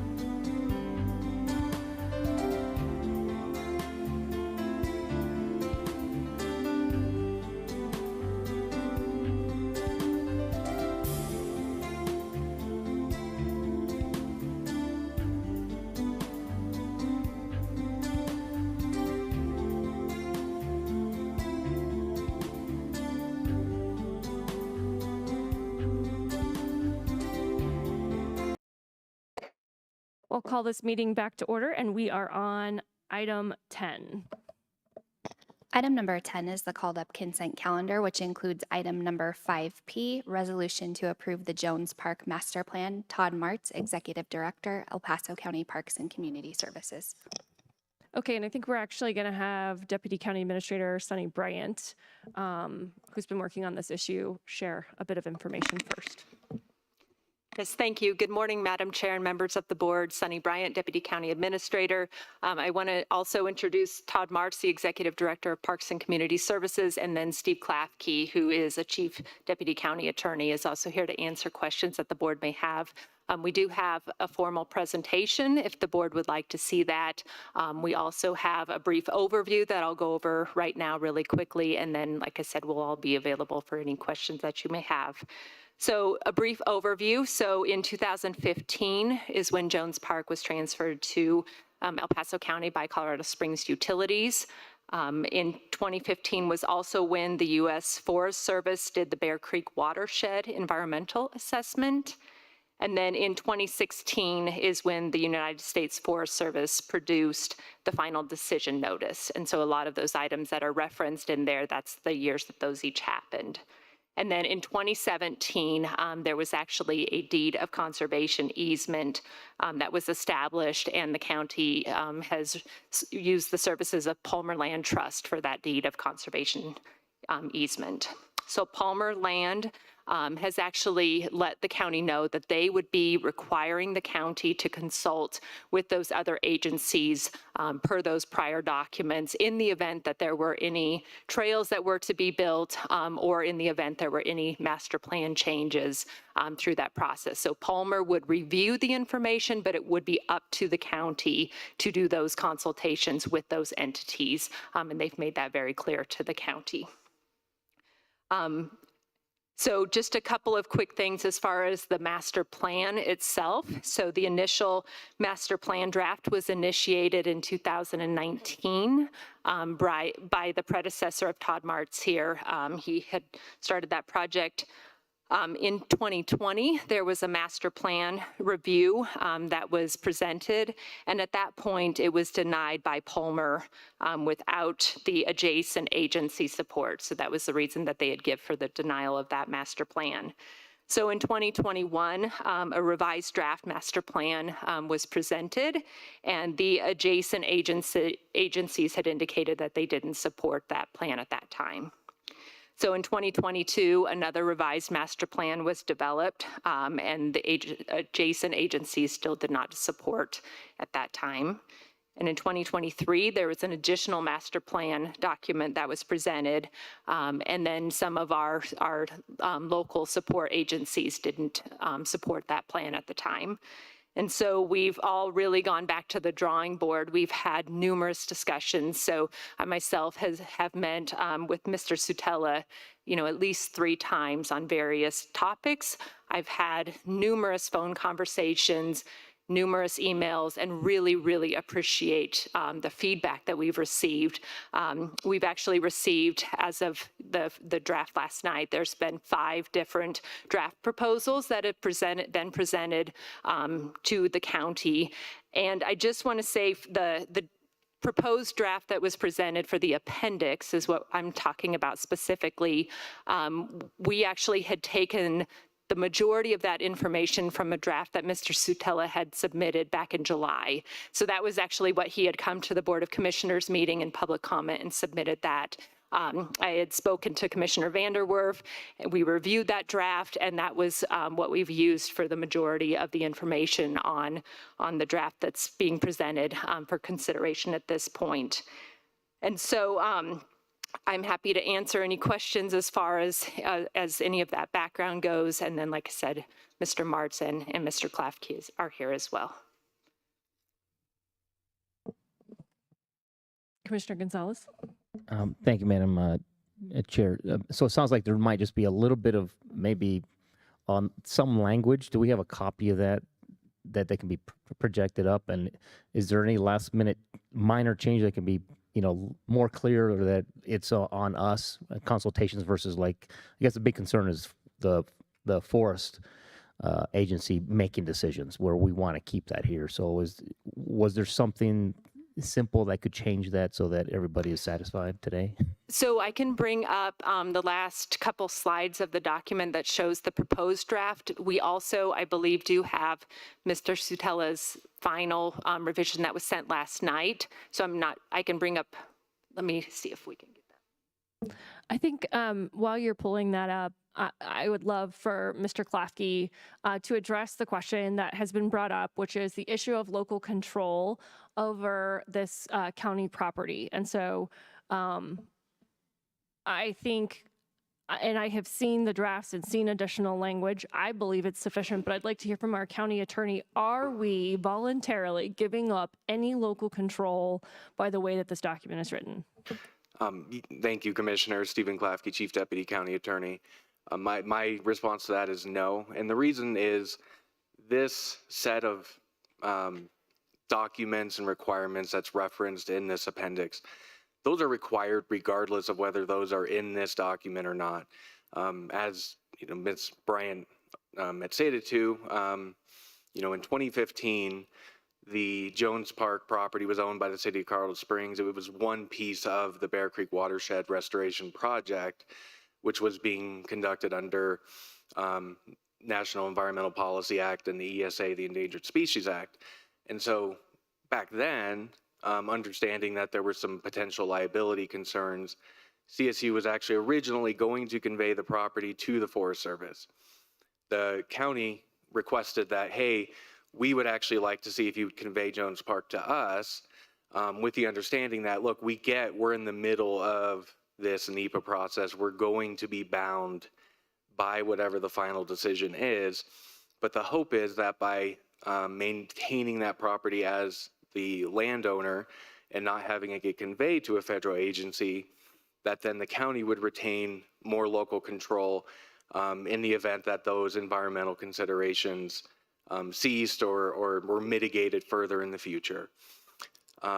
So the long story short is, the local control is preserved, and these requirements that are listed here, that is required by the final decision itself. That's required by federal law. That is not required, that is a consideration in the conservation easement, but the impetus behind these requirements is federal law. So the conservation easement, which is held by Palmer, recognizes that we are under those restrictions as the landowner. And Palmer, as Sonny had mentioned, has said at least once in 2010 and more recently, maybe this week or last week, that they, as the conservation easement holder, would not be the appropriate entity to do consultation with the federal agencies on our behalf, because we are the property owner. So they will review that they will review those decisions and that information against the conservation easement itself, but they will not consult on our behalf because we are the property owner. So say in the future, these environmental considerations do go away, then it really is just the county and Palmer working together. But as things stand right now, the final decision is in play. The previous board that voted on this unanimously knew that we were taking that property subject to these considerations, that they weren't going to go away overnight. It's going to take some time. And so that's kind of where we are today. So I want to paraphrase to make sure I understand this. Essentially, what is in the master plan today that is being presented are the exact same requirements that meet the legal status at the time that was done under previous commissioners and meets that. Nothing is changing. We're not giving up anything. It is purely putting into the document what we are already legally bound to. Yes, Commissioner, that's exactly right. Okay, thank you. Additional questions of Mr. Klafke or the Deputy County Administrator, or I suppose also our Parks Director, Todd Martz, from this board.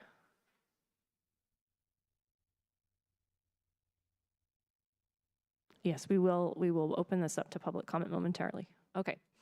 Okay, so with no additional questions at this time, we will open this up for anyone who would like to speak on this issue, similar to our previous comment periods. You just need to state your name and you will receive 3 minutes.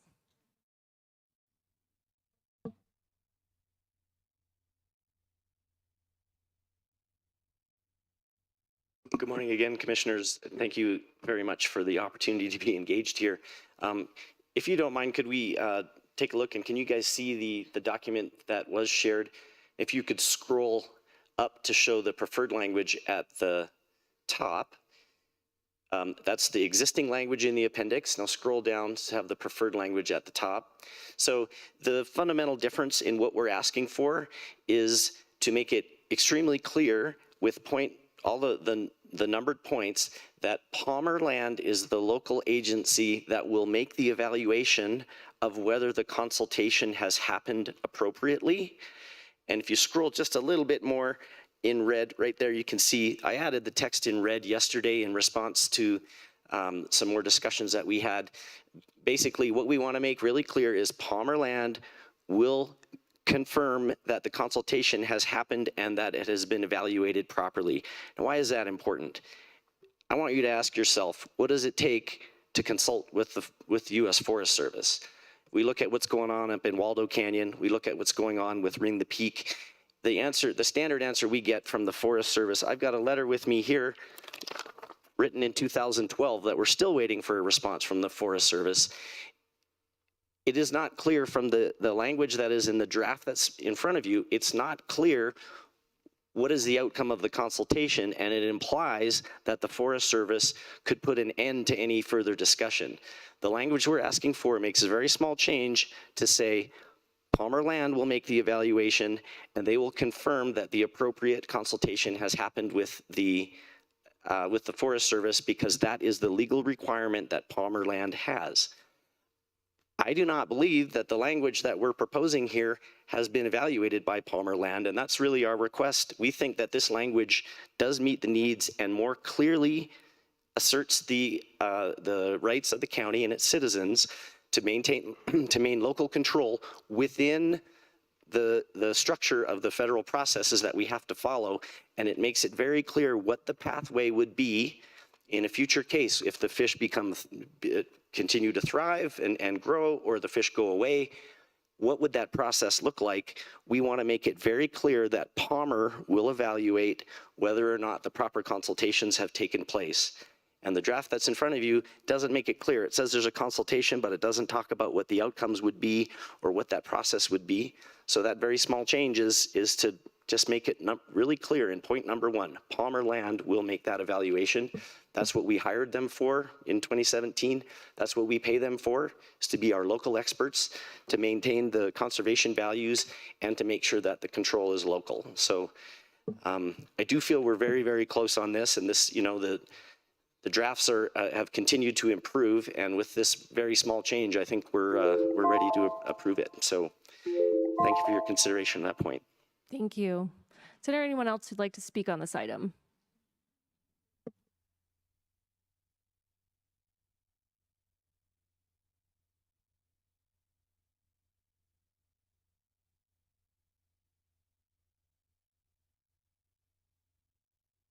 Thank you, Commissioners. This is Rob Rickower again, and I just want to reiterate what Corey had put out, that there's been a lot of time put into this, basically trying to understand how to best facilitate its staying in control of the county, not having the Forest Service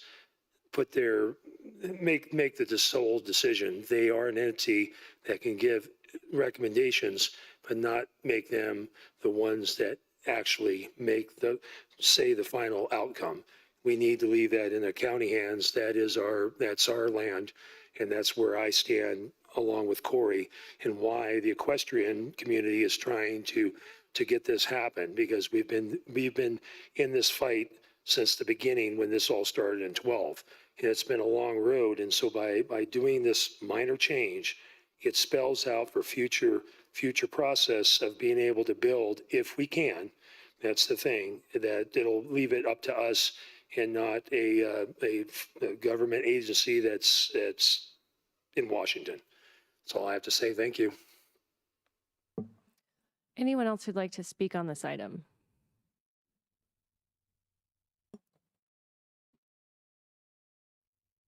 Okay, do we have anyone online?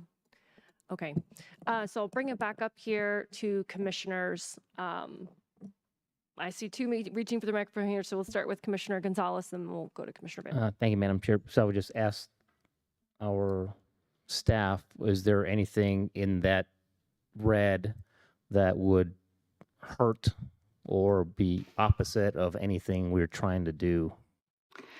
So, Commissioner, I just would like to clarify that the items in red were what were added last night, but the entire draft that has been presented by Mr. Sutella is different than what the proposals are. So we would respectfully request that if the board does desire to look at those, that we do just circle it back with the stakeholders just to confirm that there aren't concerns with any of the language. I'm sorry, so there's more than that? That's what just... So the items in red, that, like I said, that was just what was added last night. The rest of the document, so let me get back here.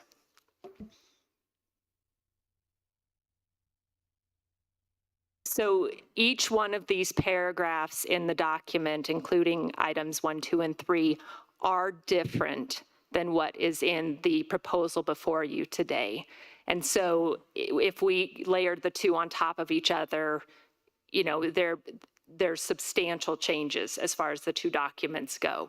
So can I just clarify here then? So I think what I'm hearing you say is the draft that is being put forward, that change in red is their most recent change, but that is not a red line to the proposed version, which, so the entire draft that's being presented would be different. That's correct. So they're not proposing red line changes, they're proposing an entire draft. That's correct. Okay. So they're proposing a draft and the red lines are changes to their draft that they have proposed, not to our draft that we have proposed, if that makes sense. I don't know if that makes sense. And so I can give an example. So on like item number 1 on the proposal, if you scroll down, that is item 1B, which is similar, but the language is different. It's not taking the draft that we had proposed and lining through a couple of items to make it what they're requesting. It's actually taking a new document and making changes to what's being requested. Okay, so the draft that we have before us today, can that red change be made to our paragraph 2? That would be acceptable. Would that be acceptable to the people who asked to be pulled? You know, Commissioner, I think at least my advice to the board would be is to stick with what we have here that has already been vetted. This, I believe, accurately reflects the process that the county would have to go through. This has been vetted at least twice now with Palmer. And again, you know, one of the major themes and changes, and I can certainly appreciate where the concerns are coming from, but one of the themes that we're hearing is, well, Palmer is sort of the entity that we only have to go to, and they're the only ones that will confirm or do the consultation for us. And that's just simply not true. If this were a different parks parcel that didn't have an environmental assessment, a biological opinion, a final decision under the ESA, that would be true if there were a conservation easement. But this is such a unique property that the county owns, where you have this federal overlay on top of, you know, these other normal considerations that I think we all think about when we think of parks projects. So I guess my recommendation would be is to stick with what staff has presented today, that has been vetted through all the stakeholders, has taken a significant portion and taken that directly from our stakeholders today in an effort to, you know, try to work with them. And ultimately, again, we have at least 2 formal opinions from Palmer telling us They are not the responsible entity to consult. It's on the county because the county is the property owner. Commissioner Vanderwerf. Yes, thank you, Madam Chair. So I appreciate all the hard work that everybody has put into this, including all of our partners that have different equities on the mountain. I'd like to back up for a second and talk about some broader strategic issues and then get to some specific comments, with regard to the language here. The first thing I want to talk about is just how difficult all of this has been. When I started my 8 years as a county commissioner, I got involved with the Line Webbers and the Outdoor Recreation Alliance, and they eventually got a grant, and we've discovered that there are 100 strategic plans on Pikes Peak. And when you have 100 strategic plans on Pikes Peak, you don't have a strategic plan on Pikes Peak. And we've had difficult relationships with the Pike National Forest. It's sometimes valuable and useful, and sometimes it's very, very difficult. We even had a temporary statement from them earlier this year that because they'd received some funds to do fire risk mitigation, that they were entirely consumed with that, and they were going to stop building trails.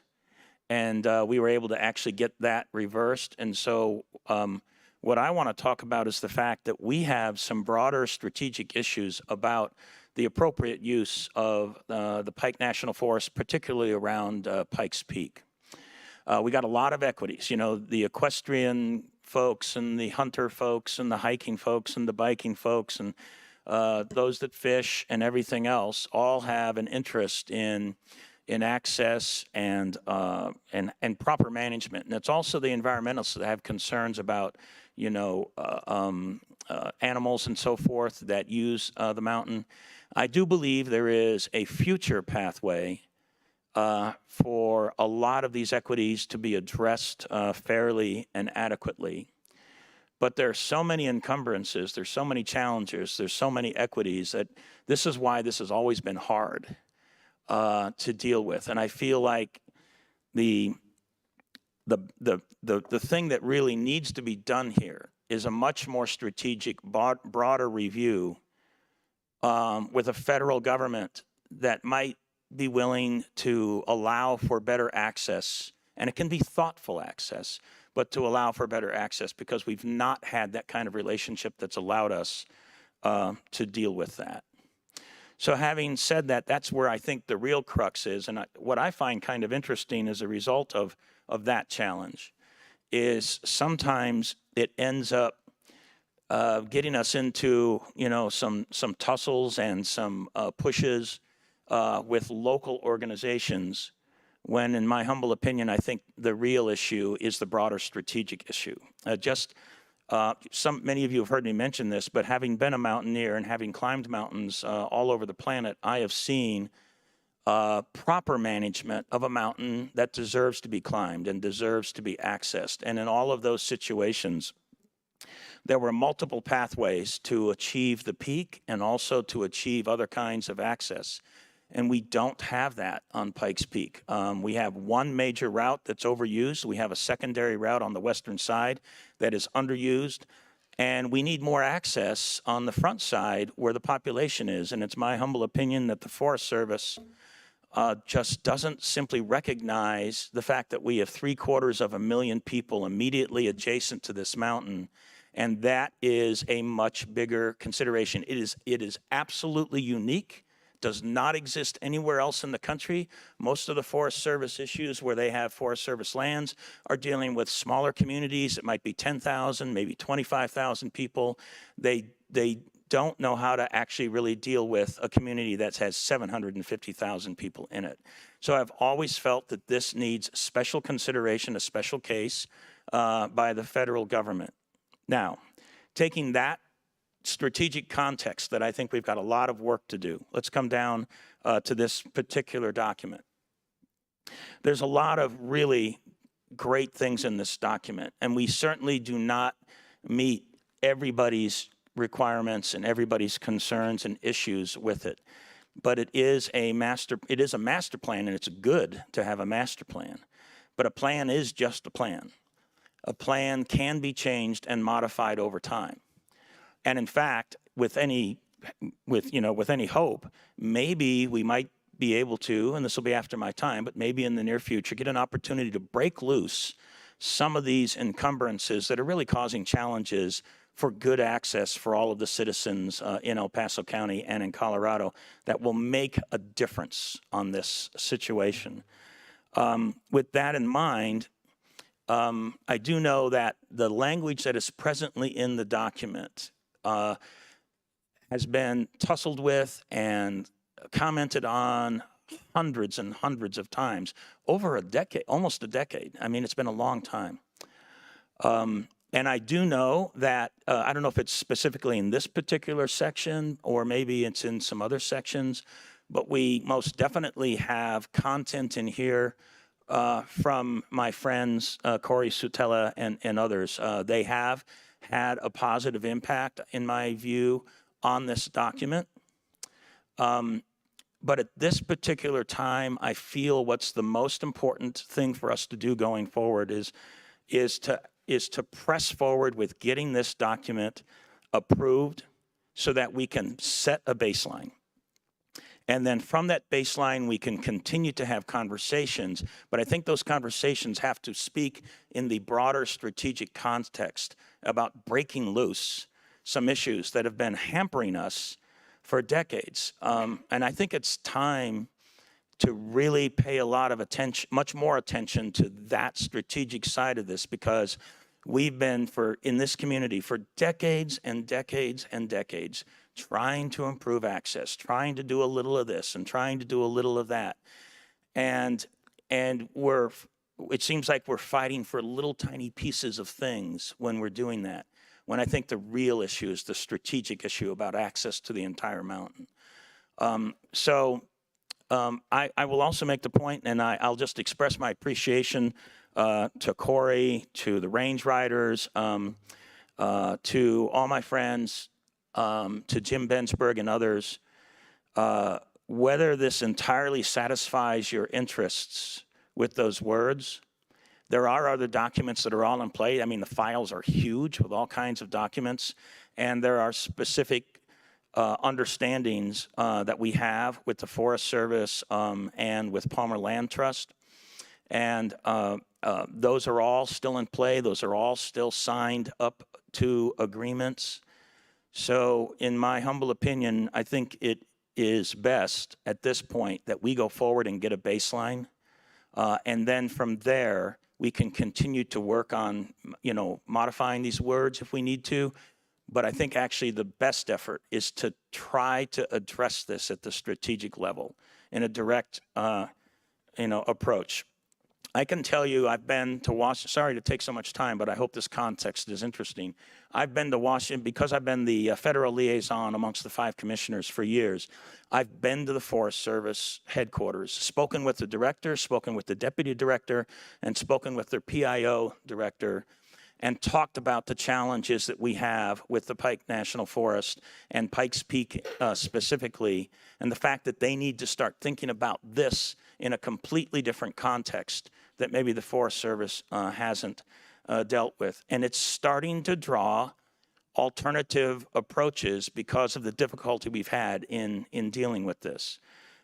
There's now a dialogue going on in the state of Colorado about turning this into a state park instead of a national Forest Service, or at least around Pikes Peak, because then at least we'd have a little bit more control over our own destiny and the way that trails can be built in here. And I can tell you there's some downsides that come with state park management, but on the upside, if you were to take a look at Cheyenne Mountain State Park, there's all kinds of trails in there because the state has built a lot of trails.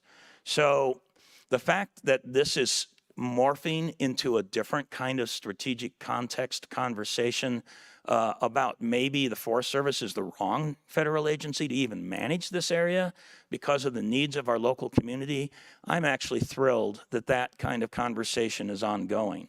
And I would encourage the community to continue that dialogue and to put the pressure on the Forest Service and help break loose some of the encumbrances and challenges that we have with this document. So those are my comments, and my recommendation to my colleagues is, unless I hear something differently from the staff, is to press forward with the current language, knowing that it does not entirely satisfy everybody's interests, but then also to continue that dialogue, think about this in a strategic context, and try to break loose some other bigger issues so that we can do lots of better things with this piece of property that we have, but also the terrain that other agencies have control over, to think about the mountain strategically. Thank you. Commissioner Gonzalez. Thank you, Madam Chair. Could you scroll back down a little bit to the red part? Okay, thanks.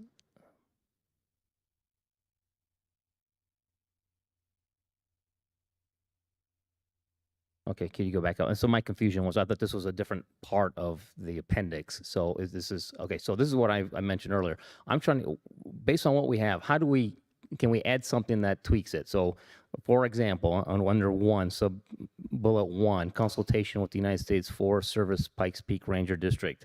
This consultation is advisory only, and its request will be initiated and confirmed by El Paso County. Something like that. So I'm trying to work with the team up here, but Jim, Corey, I'm trying to get something that gets it closer to you without. We can't do a rewrite because then we have to go back to everybody else, and then we're adding another 3 months. Is there something like a little change there, red line, to this part that satisfies this, like I just made an example of? Because I'm good with making a request to add a sentence like that. You want the short answer or the long answer? Yes, I think there is. Understand, we small... want to approve something that benefits the county and benefits everybody. Yes. And I'm asking to make this so that we can do that. Yes, I believe that we could incorporate primarily what you see in the red part into the existing appendix language. I do want to just make clear, we're not talking about rewriting a document, and we are not talking about certain constituencies getting everything they want. I mean, as a recreationalist, there are a lot of things that we have already compromised on.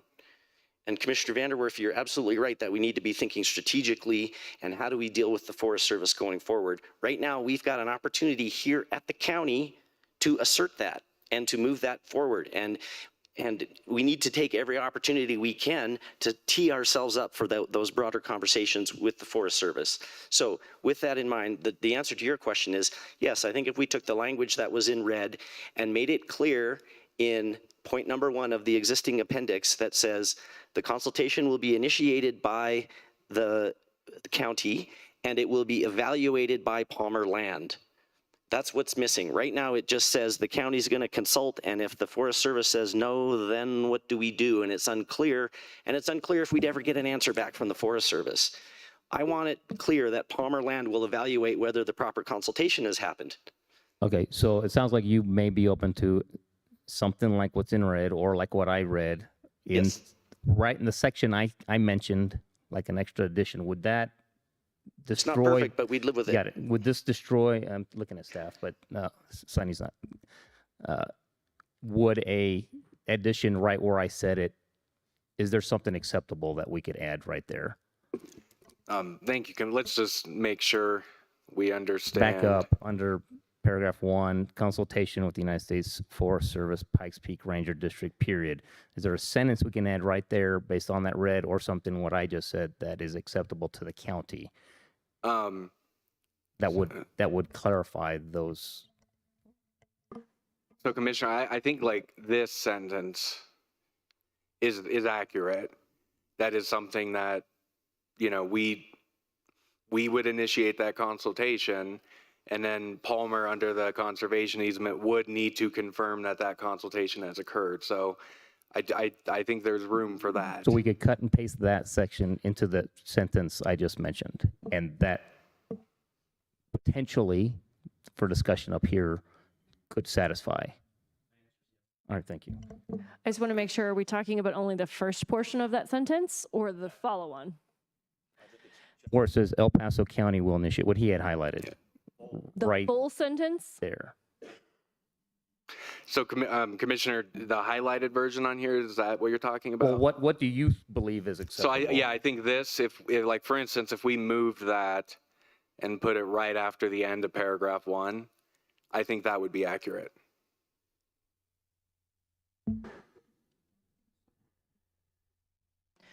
Okay.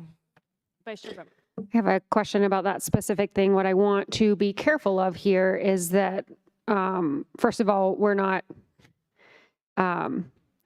abdicating or passing along our responsibility as a property owner of Jones Park to any other organization, no matter how well-meaning. And essentially codifying it in an appendix of a master plan doesn't seem like the long-term strategic approach to me. I very much appreciate the spirit of collaboration and of trying to get to a good place today, but I am incredibly hesitant about mentioning any other third-party outside entity that we haven't talked to about adding a sentence in here on the fly and approving it.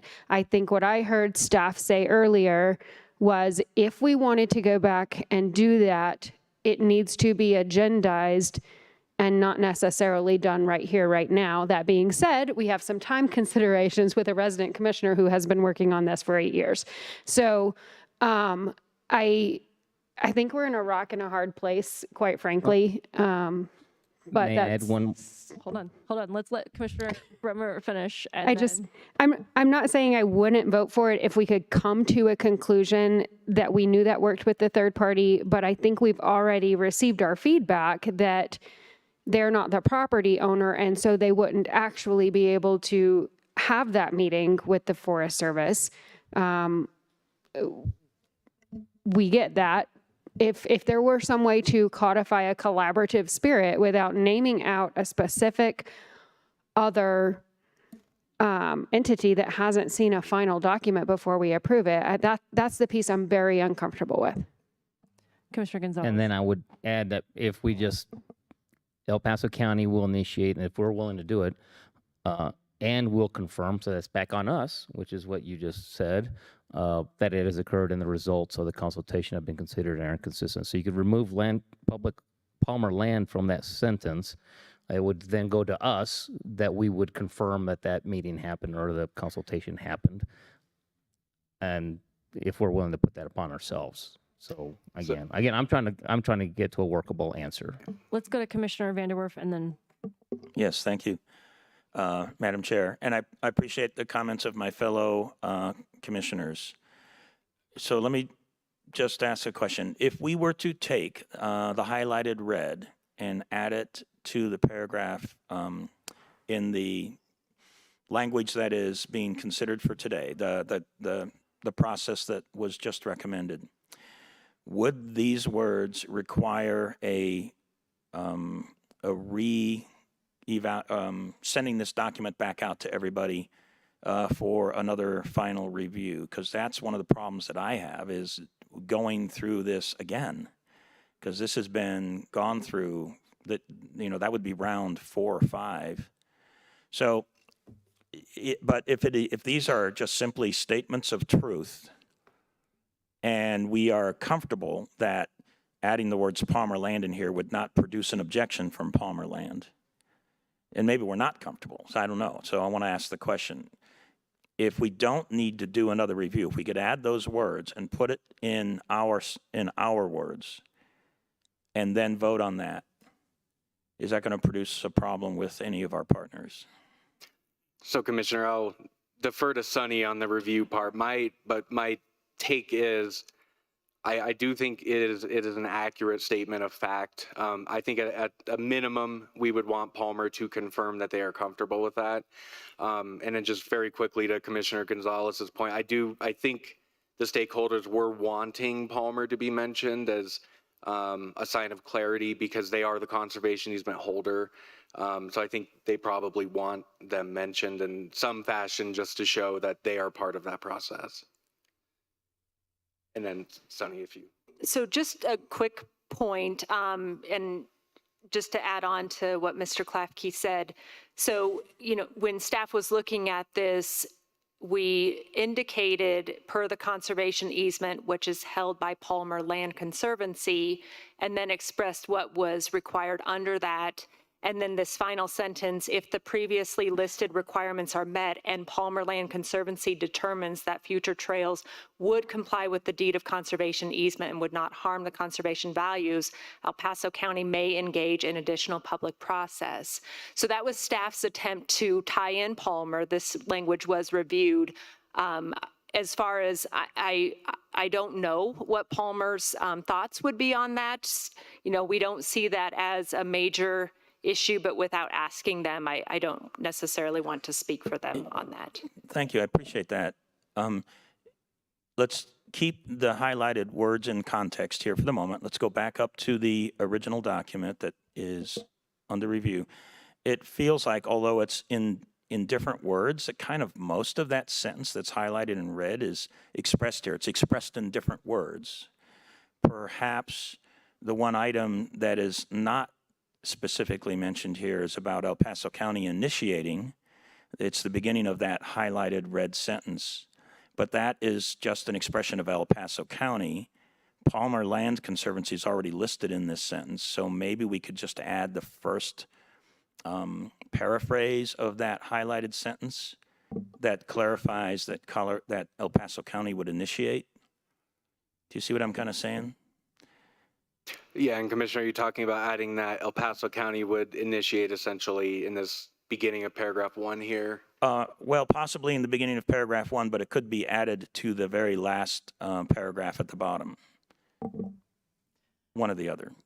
But to Commissioner Bremer's points, what I'm trying to do here is add something that's just about El Paso County instead of adding something that's about Palmer Land Conservancy, because that would then perhaps initiate a need for another review. So. And if I could just, because it's related to the same sentence, so I have a concern that I would like to see, to know that we're addressing as well. If you could scroll back to that red language. I just want to make sure, because we've talked a lot about local control and giving power away here. If this says El Paso County will initiate the consultation and Palmer Land will confirm that it has occurred, that's a pretty easy confirmation, I would think. And that the results of the consultation have been considered. So we are asking Palmer to confirm that the results of the consultation have been considered. So what does that look like? Are we already legally bound to that? And are consistent with the terms of the conservation easement. So again, they can give us an opinion on whether or not they think that it is consistent with the conservation easement. That middle portion is the one that gives me a little bit more, because it's a little more wiggly, which is a really technical term, in terms of that they're going to confirm that the results have been of the consultation have been considered. What does that look like? Does that mean we're going to have it before this board? What if they think, well, we think you saw it, but you didn't actually consider it? Those are very squishy terms. And so that's why I want to know legally, is that a piece we're already bound to? Do you have any concerns about that or not? Yeah, thank you, Commissioner. I don't really have any concerns about that. And the reason is that process is already memorialized in the conservation easement. So this is sort of a shorthand way of referring to that. Okay, so again, it is the same legal requirement in the previous documents. So Yes. we're not giving away anything additional here. That's correct, Madam That's what I Chair. wanted to make sure of. Okay. So at this point, I think if you want to continue on direction on that sentence, and then it's going to be, up to commissioners to make Right. some sort of motion on this document and or any amendment. Thank you, Madam Chair. With regards to the second half of that sentence, the part that says, and the results of the consultation been considered and consistent with terms of the conservation easement. If we go up, well, I'll stand by just a second. I'm sorry, Commissioner. Could you just repeat that real quick for me? I will in just a moment. I'll just wait for this. Sorry. Okay. So the second part, after the comma, the results of the consultation, so forth and so on. Could we go back up to the words that are under consideration today and go to the last paragraph? So I'm wondering if there's similar enough words in that last paragraph that it has the same meaning as the second half of the highlighted red. I think Commissioner, again, maybe just saying it in different words, but this first sentence here about how PLC will essentially determine if the future trails would comply with the conservation easement and would not harm the conservation values. Sort of the same way of saying it. I feel kind of like it's doing that. Now, it is different words, but I think it's expressing the same meaning or very close to the same meaning between the second half of the red highlighted and this last paragraph. If there's anything that appears to be missing to me, but you can correct me if I'm failing to see it, it's the El Paso County initiating part. I don't see that here.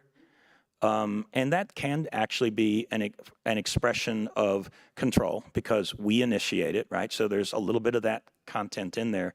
The other part is it's really just adding a couple of sentences about something that El Paso County does and doesn't necessarily make any other changes with regard to another agency. So what I'm trying to do is see if we can take some of the red highlighted and insert it into these words and try to meet everybody else's compromised interests, if you will, here. So maybe we can add that initiate part, and maybe the rest of the meaning of that sentence is somewhere in this appendix, just with different words. Yeah, and Commissioner, I'm thinking maybe in this paragraph 1, before consultation, if we were to say El Paso County will engage in. Or then, initiate, El Paso County will initiate. Yeah, or exactly, El Paso County will initiate and then consultation with, and then the rest of the sentence remains the same. I think that's accurate. And actually, to Palmer's point, that they are not the initiator, I would assume that they would be fine with that because they've made it clear to us they are not the initiator, we are. So if we're adding clarifying language there, I don't see a problem with that.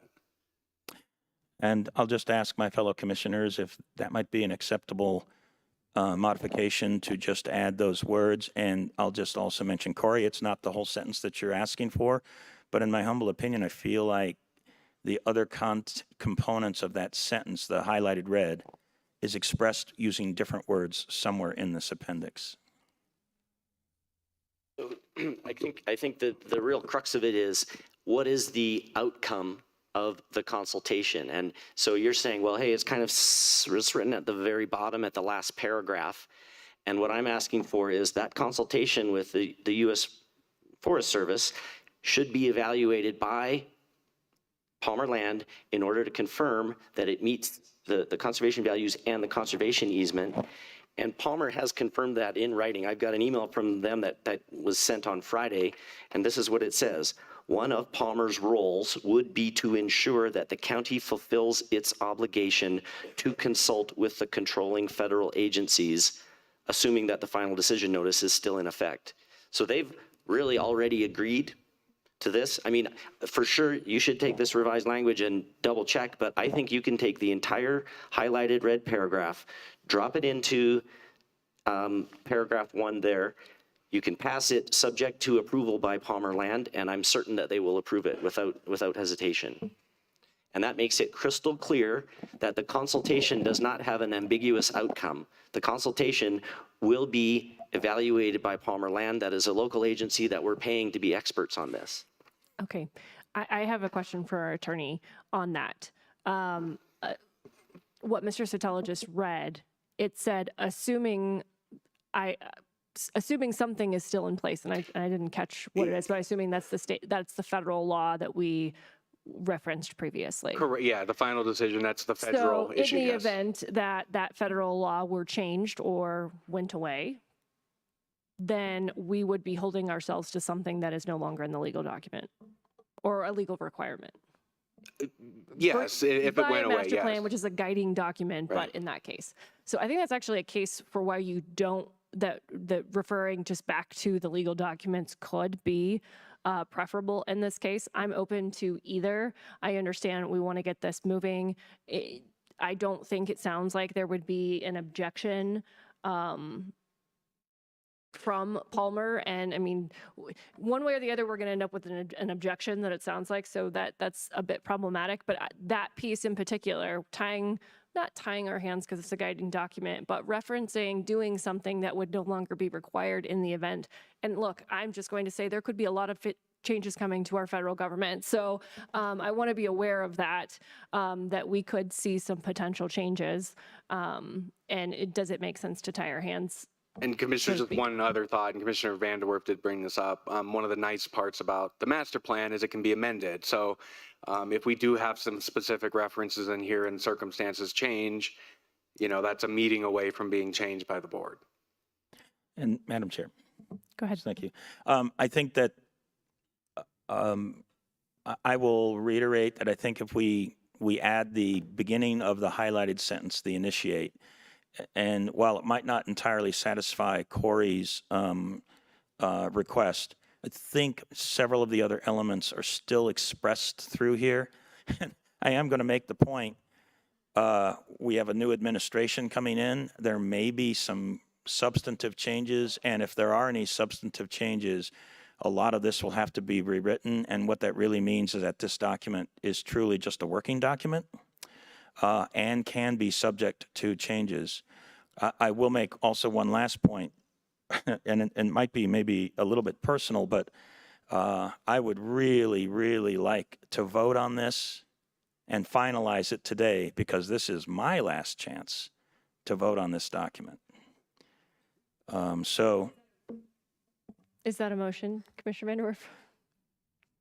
Well, okay, for the purposes of moving forward, if we could go down to the highlighted language. Take the words, El Paso County will initiate the consultation, comma, now bring it up to the existing words. Take what I just mentioned in the highlighted language, add that to the beginning of paragraph 1. And then I don't know if we need to complete that sentence appropriately. It's a little difficult scrolling up and down. Scroll down again. El Paso County will initiate the consultation, comma.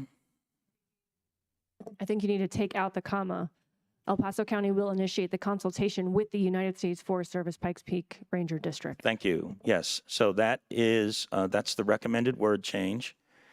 And I know, Corey, you've been great in all this work, and I know that you may disagree to one degree or another with what I am proposing here, but I do feel that most, if not all, of what you're asking for is expressed just with different words in the document here.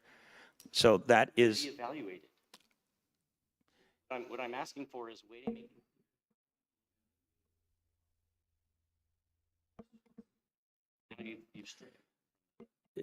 If I could ask counsel, we do have other documents that do make that clear. Is that correct?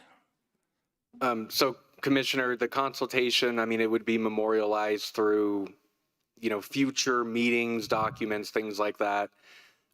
Those would be public records if there were a consultation in the future. But since we've not had a consultation, a formal consultation with the agency subsequent to the final decision, I don't have any great examples for you on that at the moment.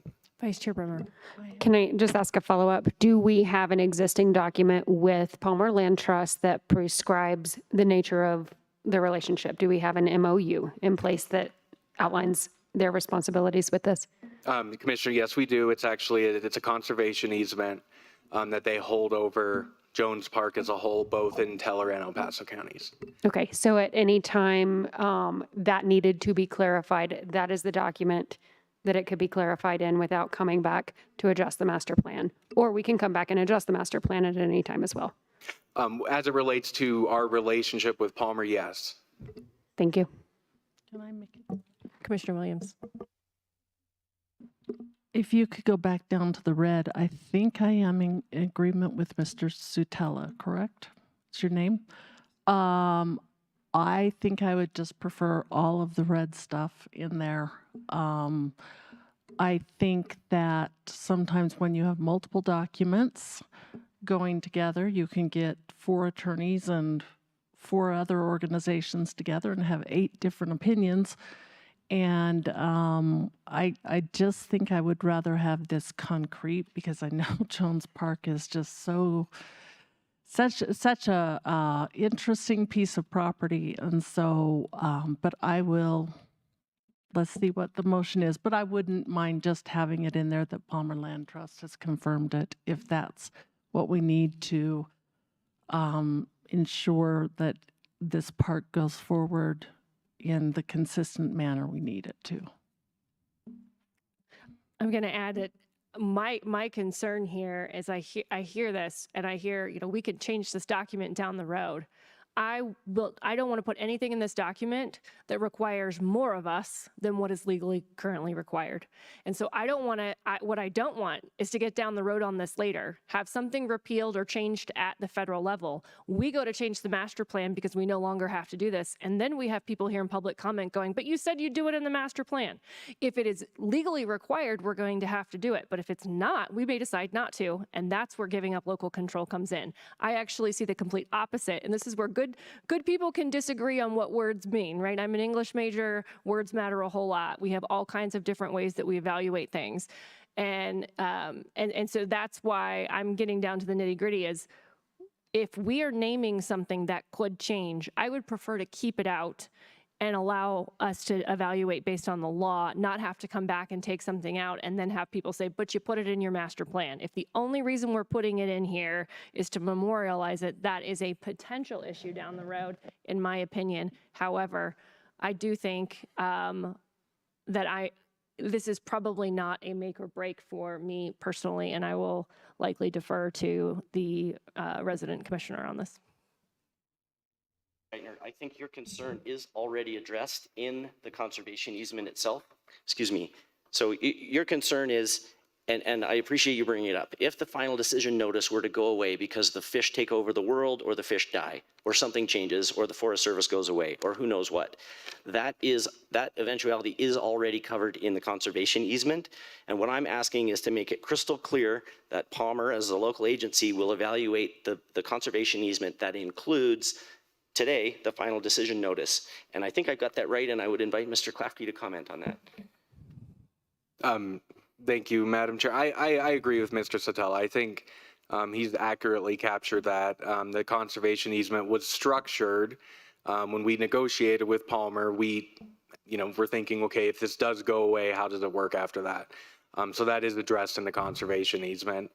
And the only other, I'm just trying to think on the fly here, but, something in here of if consultation is required, have it be more of a condition than a hard requirement to the chair's concerns, but So open to essentially changing that suggestions. first sentence to, if consultation is required, it will be initiated by El Paso County, finish the rest of that Correct. sentence. I mean, again, I think at the end of the day, this is a guiding document. And as someone who will be here for 4 years into the future, I will certainly take with me all of these conversations about this. And so at the end of the day, with it being a guiding document, I don't think that, again, I'm not going to be hung up too much on all this. So I will defer to the resident commissioner on what you think is the best course moving forward. Thank you, Madam Chair.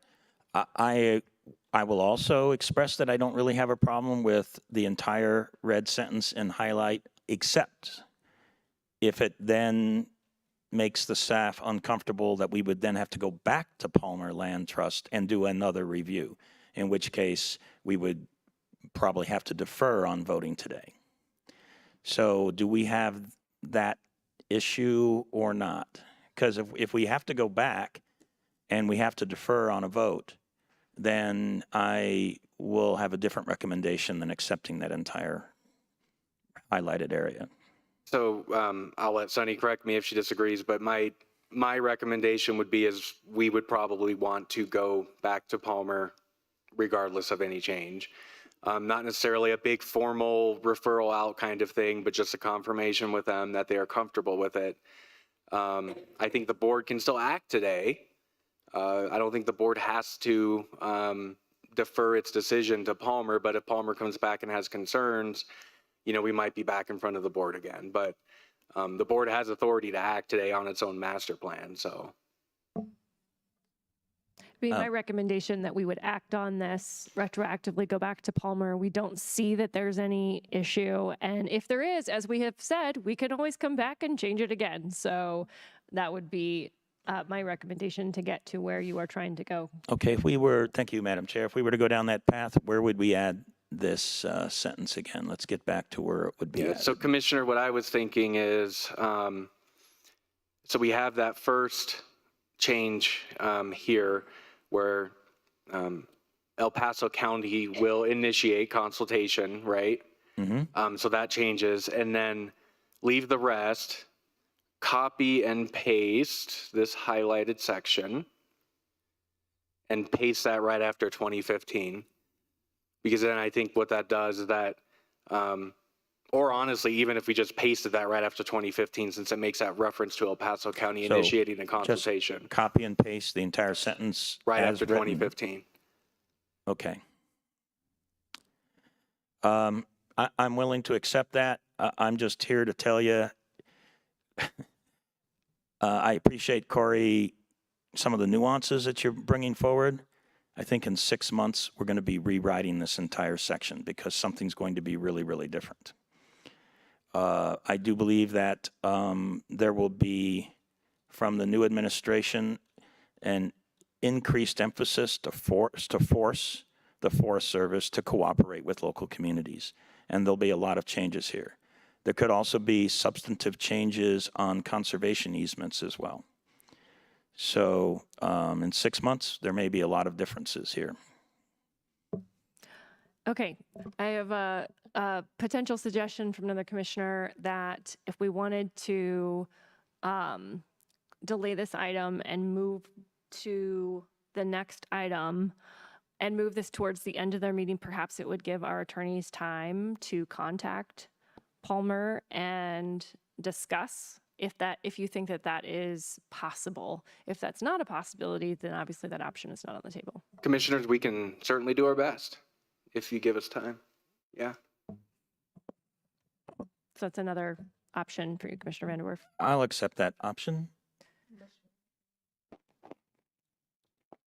Well, what maybe I could do is make a motion about adding those words, and then we have a motion in a second, and then we go make the call.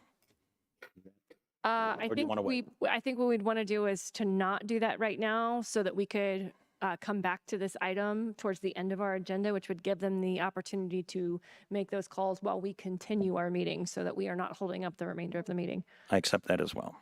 Okay, so I'm just going to double check with our clerk about the proper procedure here.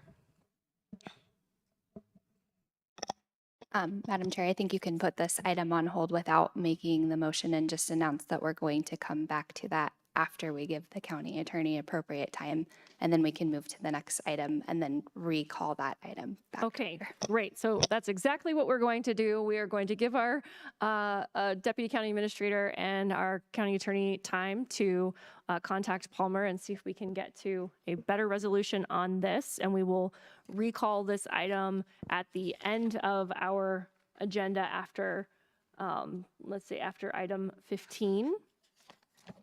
And then we will move on. But first, I'm going to call on Vice Chair Bremer. Just one final comment while that's being worked out, because I don't know how the timing will work later on in the afternoon. I wanted to point out that overall, this item that we're voting on is the Jones Park Master Plan. There was an incredible amount of work that went into this. And I think, quite frankly, the fact that we're wordsmithing on an appendix of a 97-page document is pretty significant, and the amount of detail and work that has gone into working with the various communities and stakeholders on what is contained in the actual rest of the master plan is significant and very much appreciated, and I hope we can come to a resolution today. Thank you. Okay, so with no other comments on that, we will take that item back up after item 15. And so we are now on item 11. Item number 11 is the resolution to approve the Pate Mines Interpretive Park Master Plan. Todd Martz, Executive Director, El Paso County Parks and Community Services, and Ross Williams, Park Planner, Community Services Department. Good morning, Commissioners. Thank you for this opportunity.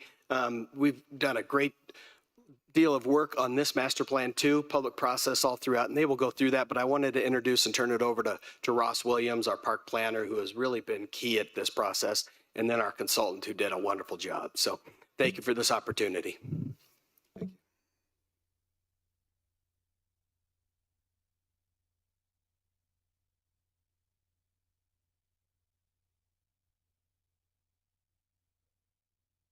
Slideshow.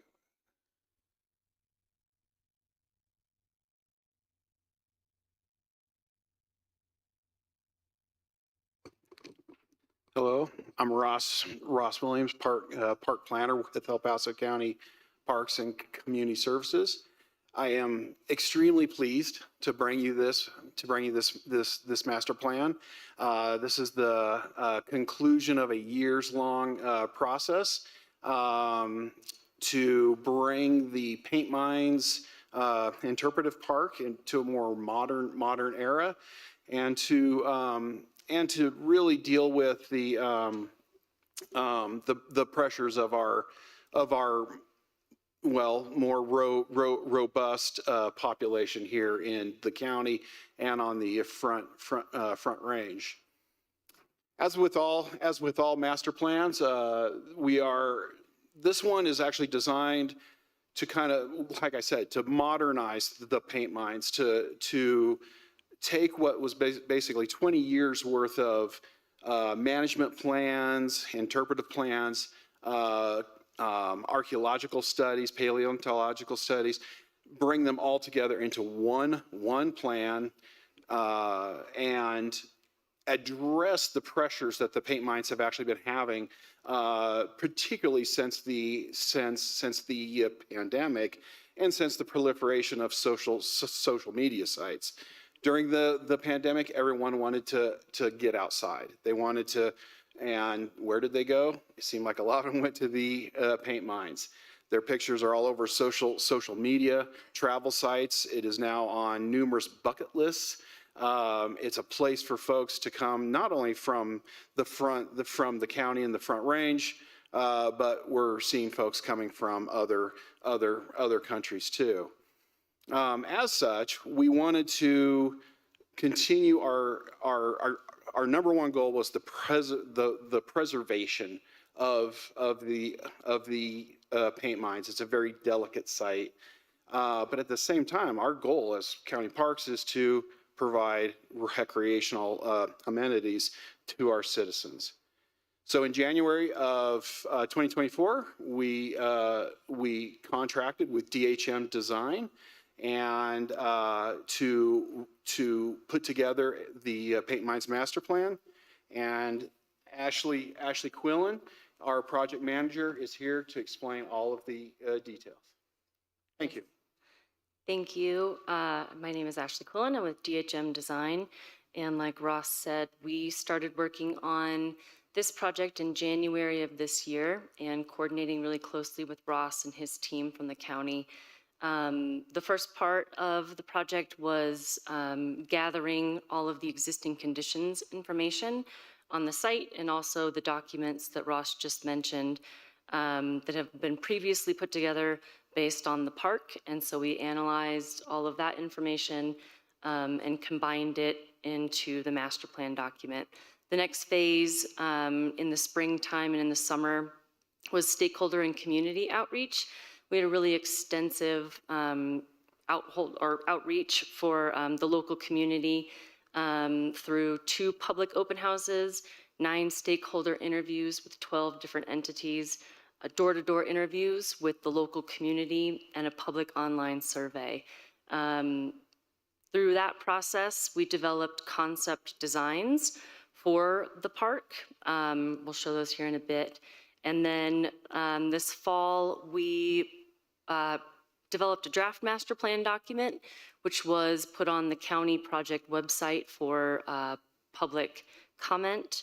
We then made some revisions and presented the master plan to the Park Advisory Board twice. It was endorsed last week by the Park Advisory Board, and then we're here today. So existing conditions was the first part of the phase of this project. So we were on the ground as well as reviewing existing documents.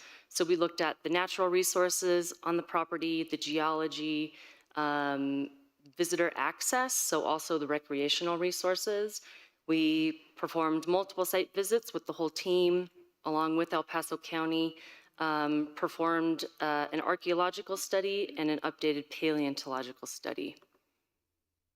This information was then put together in an existing conditions map that you can see here, highlighting the existing trails, the informational signage, wayfinding signage, the parking lots, and also the formations and the sensitive areas shown in the map.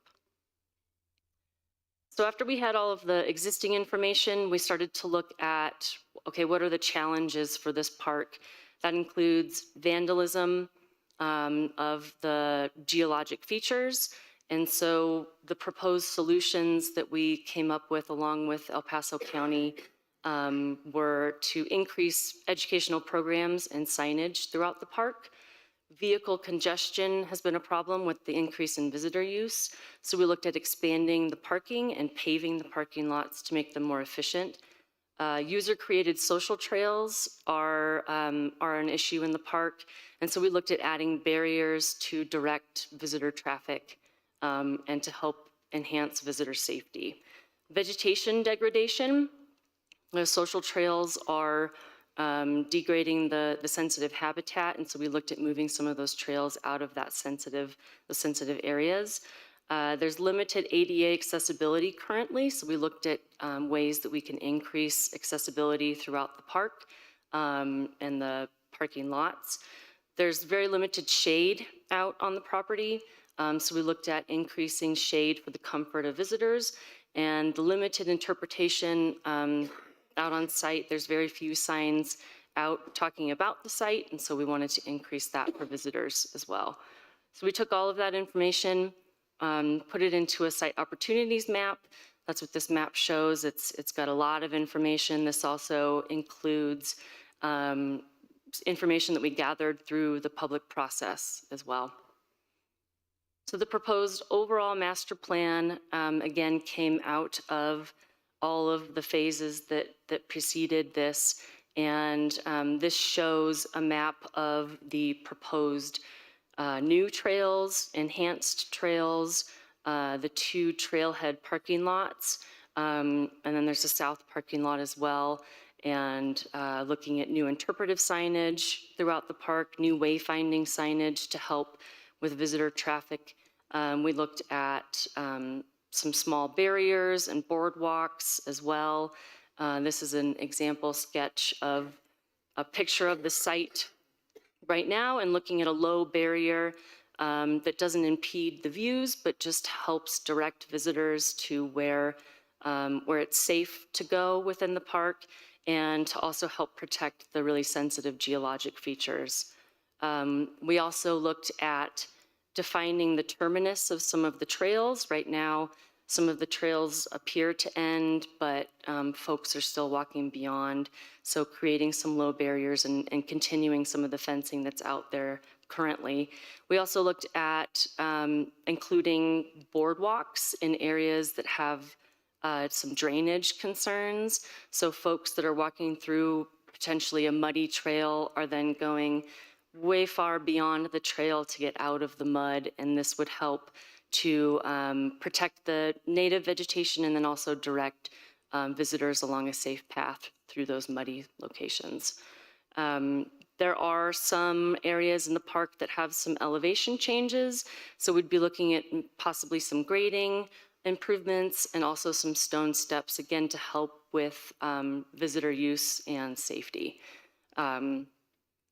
The 2 larger parking lots, we looked at improvements for those as well, and this parking lot was increasing the size from about 13 spaces to 73 spaces, including spaces for oversized vehicles. So currently the parking lots are don't easily accommodate buses or larger vehicles that might come in as a mistake with trailers and they can't come out.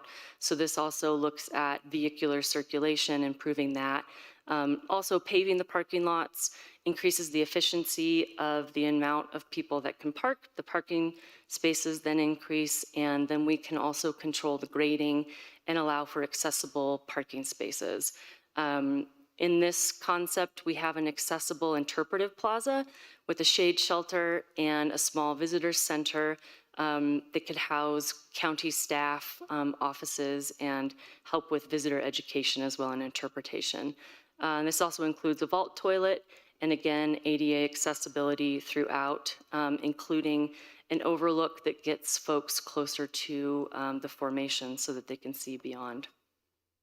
The North Trailhead sticks within the original parking lot footprint, but again, paves that parking lot, adds accessibility to an interpretive plaza, another shade shelter, looking at drainage solutions so that you have proper drainage around these parking areas, and then also including more signage for wayfinding and interpretation. The existing vault toilet would remain in this option. We would just, is shown here, just some accessibility to that vault toilet. These are some 3D renderings that we put together for the larger overlook concept. So this is looking at that interpretive plaza with the visitor center and the shade shelter. And then this, these renderings look at what that would area would look like in the nighttime. So looking at very limited lighting within the area, downlit lighting to try and limit the impacts to the park. So those were really the big improvements that we had in the master plan. Commissioner Vandenberg. Yes, thank you, Madam Chair. I noticed at the beginning of the presentation, there was a comment about paleontology associated with paint mines. So I don't know much about that. What is the paleontology considerations here? I know down south at, was it Coral Bluffs or Corral Bluffs, that's an amazing paleontology site, like maybe the most important on the planet, which is kind of amazing. But I wasn't aware that there was anything here. Is there something here that's kind of connected to Corral Bluffs, or is it different? Whereas the Corral Bluffs do have the, I believe it's called the KT boundary from the asteroid impact. Unfortunately, we do not have. We do have a boundary from that same period, but our geology and paleontological findings are a little less exciting. So we're talking about a lot of the more standard plant fossils and such. Nothing that, reading through the paleontological study, there was nothing that made me go, oh, wow, like, you know, we need to address the site the same way the city has addressed Corral Bluffs. Instead, it's just areas, particularly within the four formations themselves, that we would definitely limit, and we're already seeking to limit that. These would be more in the formations themselves. Okay, great. Thank you for that clarification. Sure. Any other questions or comments from commissioners? Okay. Alrighty. Do you have additional presentation? No, that is it. And so today we're just asking for your final approval of the Paint Mines Master Plan. Okay, well, this is in my district, and I was very glad to see some of the things that are in here, shade being one of the things that anyone who has visited this park certainly knows. Between the sun and the wind, it can be a bit brutal out there. So I think these are really really good improvements for us to aspire to. So with that, I would be happy to make the motion to approve the Paint Mines Interpretive Park Master Plan. And I'll second, and I'll just express that I think it's a fantastic looking plan. I don't know if we've got the funding for all of what's being done in there, probably not, but that's certainly something we can aspire to. Thank you. Okay, any additional questions or comments? We will call the roll. Commissioner Williams. Aye. Oh, yeah, public comment. I'm so sorry. You are correct. I apologize. Yes, if you'd like to come down and speak for public comment.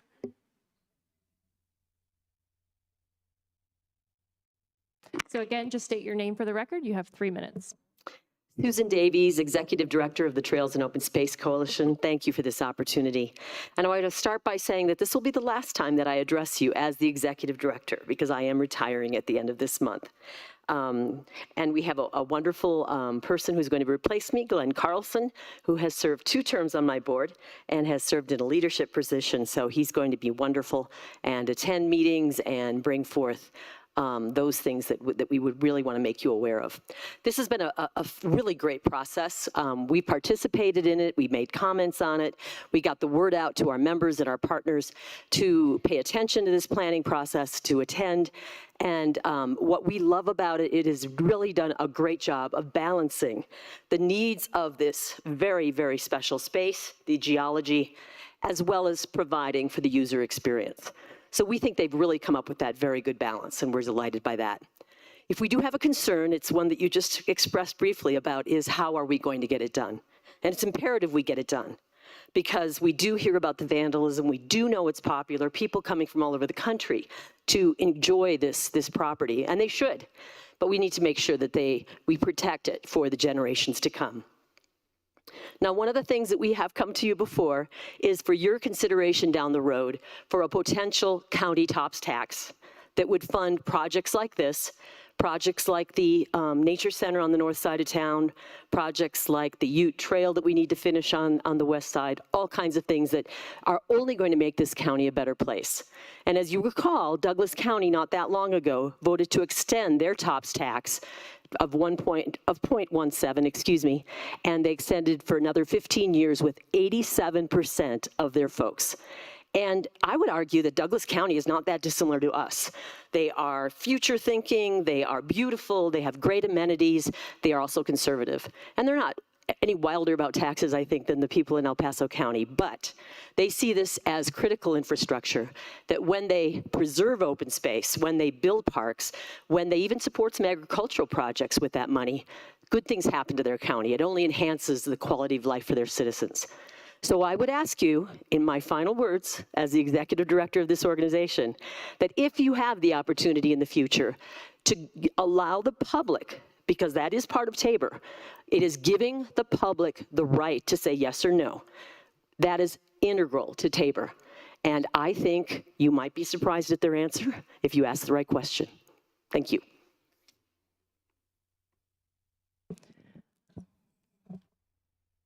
Hi, Corey Sotelo with Medicine Wheel Trail Advocates. Our organization doesn't take a position specifically on the paint mines, but as a citizen of El Paso County, I just want to express my gratitude for this. I think this master plan is super important to protect that wonderful space. Speaking as a trail designer, we see all the time that people going off trail is terrible for the resource, and providing the right places for people to go so that they can enjoy these things that will be available to us in perpetuity is super important. Very well done work by staff and consultants on this. And I would echo what Susan said. We're also interested in finding ways that we can find more resources for our great staff to do more great work. Thank you. Okay, anyone else that would like to speak on this item? Okay, with that, I think we're ready to take it back up, though I'm going to make some additional comments.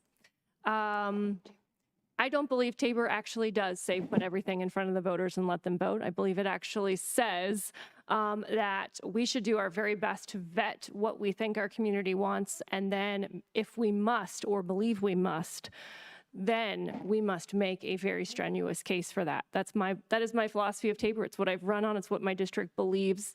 And so respectfully, I will not be in my final term looking at adding any additional tax burden to the citizens of my district. However, we do share a desire to take care of this park, and there are lots of other ways. I think we do it much better than Douglas County, as a matter of fact, including in looking for private resources and asking people to contribute if they appreciate these resources. And I've I've said this privately to others in the office, but I'm going to tell you that I was recently at an event out in my district in a more rural area, and I had multiple people specifically tell me that that is not what their concern is. Many people in our rural area, and when you're outside of Colorado Springs, sometimes that is hard to see, but when you live in a rural area and you often live on 2, 3, 5, 10, 35, keep going on the acreage, they don't visit a whole lot of parks.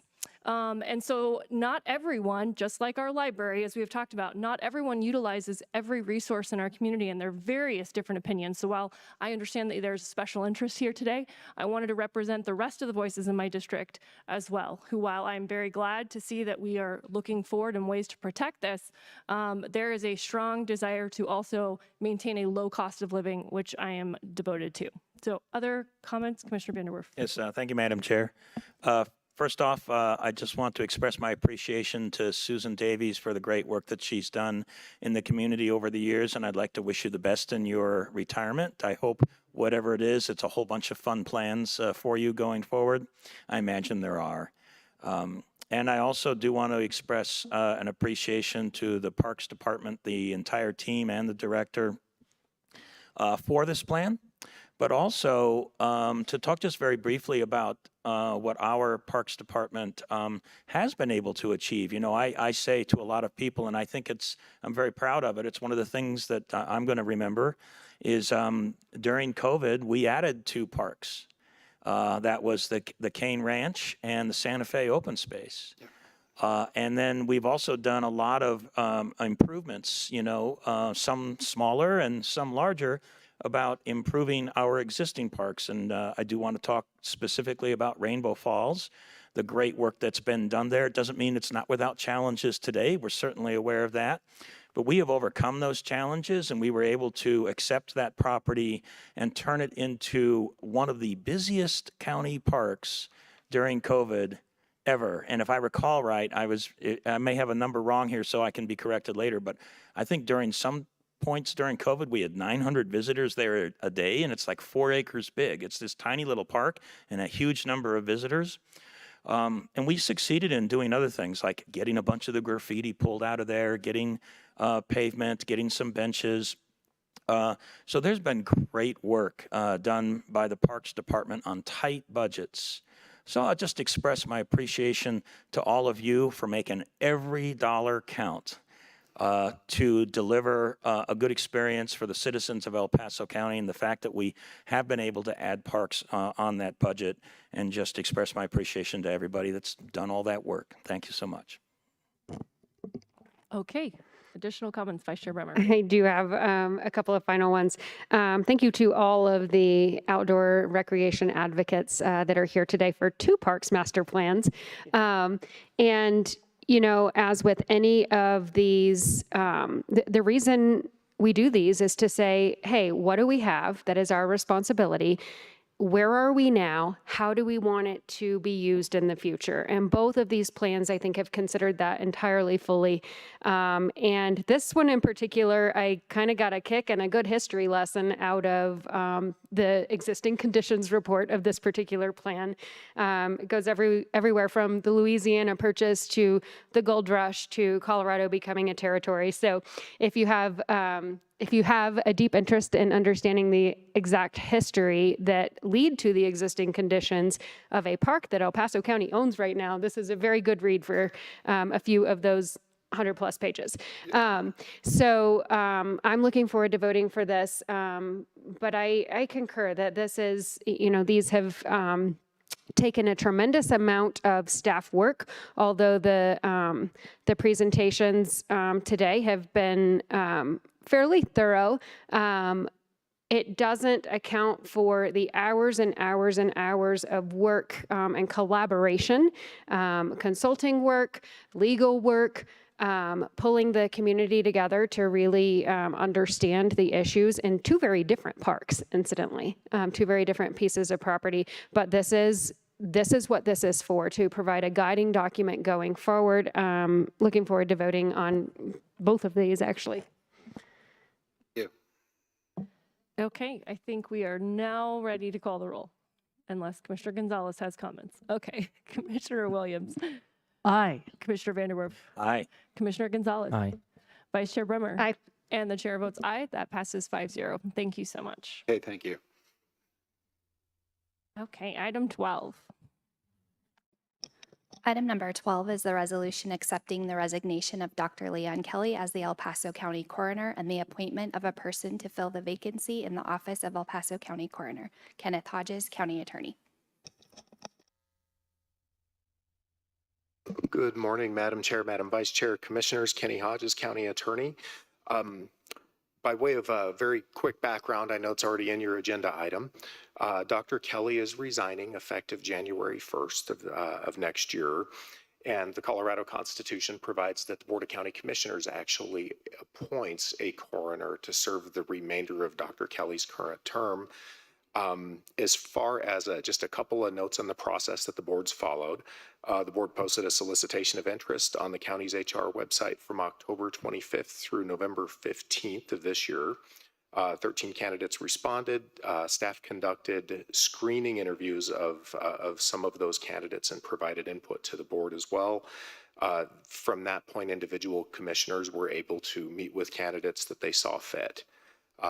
Bringing your attention to the resolution before you, what it would do is appoint a coroner through the remainder of Dr. Kelly's term that ends on January 12th, 2027. You'll see there are blank lines for the name of the individual. A couple of assumptions as far as the resolution in your backup. It assumes that the board is appointing a forensic pathologist who will actively conduct autopsies. And kind of piggybacking onto that, it also assumes that the individual appointed will receive the same compensation that Dr. Kelly receives for performing those autopsies, subject to the countywide pay adjustment allocation throughout the term in office. I had to say it as quickly as I could. Any questions that I can answer, commissioners? No, I just have comments. Commissioner Williams? So I was very excited that Dr. Emily Russell Kinsley applied. She is currently one of our forensic pathologists in the coroner's office. I wanted to specify, unless other commissioners have questions, what some of the things in the resolution would be. There's currently blank lines in the resolution for Dr. Russell Kinsley's name throughout it. I am very excited the voters elected Dr. Leon Kelly as a forensic pathologist. I really feel the voters have expressed their intent that we are a big enough county, we want a forensic pathologist. The appointee conducts autopsies. The appointee does receive a statutory pay salary, which is based upon elected official salary, which is $131,701. But then the coroner also receives a COLA-adjusted salary for being a forensic pathologist. Am I saying that right? Yeah. Yes, I think I am. And that would be, as of January 1st, 2025, $196,379.40. And that is a COLA adjusted salary, which means if we do give a cost of living adjustment each year, that the coroner would receive this COLA amount in addition to the 196, if I'm correct. Ma'am, if I could just provide one clarification, what the resolution would provide is there's a countywide pay adjustment allocation line in the budget. Mm-hmm. And so that would be inclusive of what we traditionally have referred to as COLA, as well as what's built into different departments and offices around the county as either pay for performance or additional COLA. Thank you for clarifying that. I'm just really excited. There's not many forensic pathologists in the United States anymore. And it's so very important. Our county does autopsies for multiple counties in the southeastern portion of our state. Arapahoe County is the other one who also does multiple autopsies for other counties. And so I've been very excited about this particular candidate. If there are other comments, and then I'm happy to make a resolution, the motion for the resolution.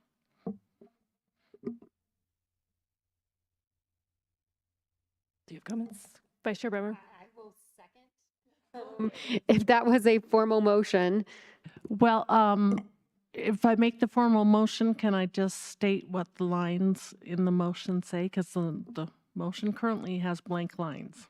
Yes, ma'am. I think it'd be appropriate to move to approve Okay. along with. So I would move to approve well, unfortunately, I'll have to move to approve accepting the resignation of Dr. Leon Kelly as the El Paso County Coroner and the appointment of Dr. Emily Russell Kinsley to fill the vacancy in the office of El Paso Coroner. Then the fifth paragraph, whereas the board desires to appoint Dr. Emily Russell Kinsley. The eighth paragraph has a blank line, whereas in addition to the duties as coroner, Dr. Emily Russell Kinsley is a board-certified forensic pathologist who will regularly perform post-mortem examinations pursuant to Colorado Revised Statute 3010-606, subsection 2. Then now I'm counting down to the next paragraph. I shouldn't have counted paragraphs. The next paragraph with a blank line says, whereas the board desires to provide $196,379.40 compensation for conducting autopsies.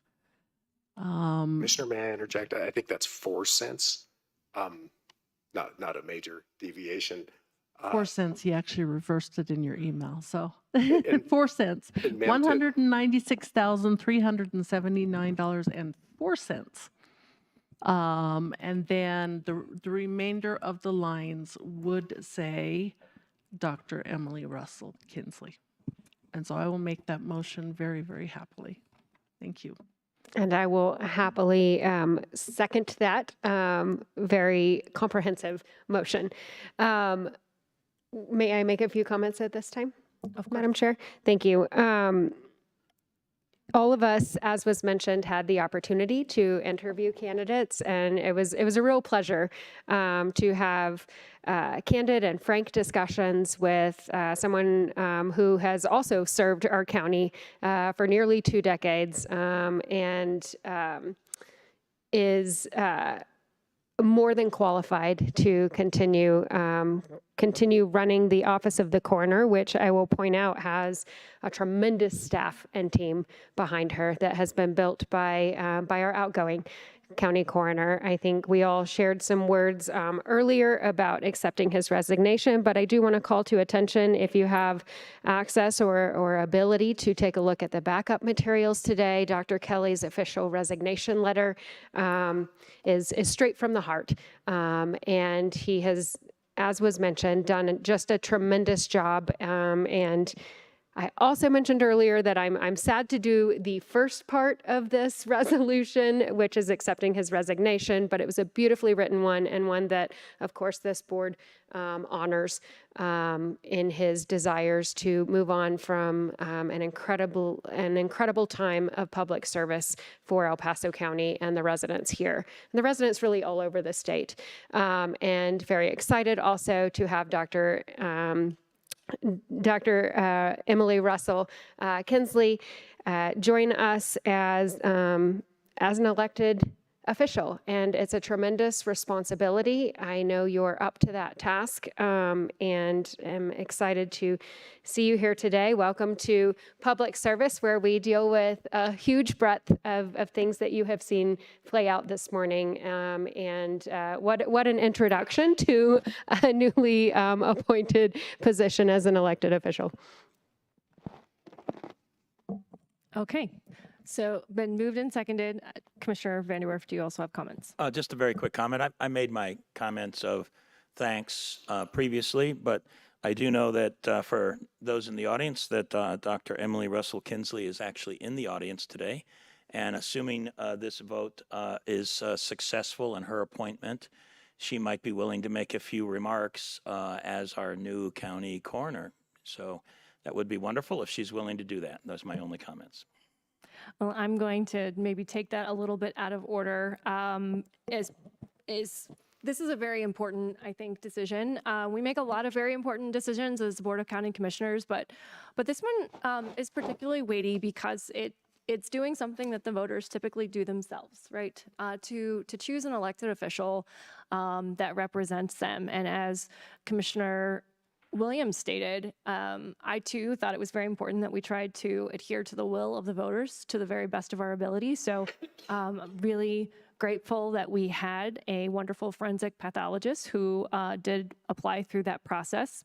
But I'm also going to say the voters also elected a Republican.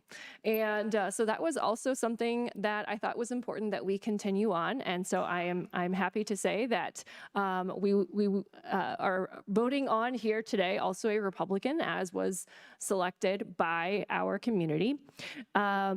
And so in the spirit of that, as I said, I might take things out of order. Rather than wait until we have already done that, I would love for us and the public to hear from Dr. Russell Kinsley to just explain a little bit about her background. We, as Vice Chair Bremer stated, we all were given opportunities to do interviews and ask the questions that were important to us. And I found my conversation with Dr. Russell Kinsley to be really great to learn more about her. There's a lot that I did not know about her history here in our county. So I would love if she would take the opportunity to do that before we take a vote so that the public has the opportunity to hear that before we take that vote as well.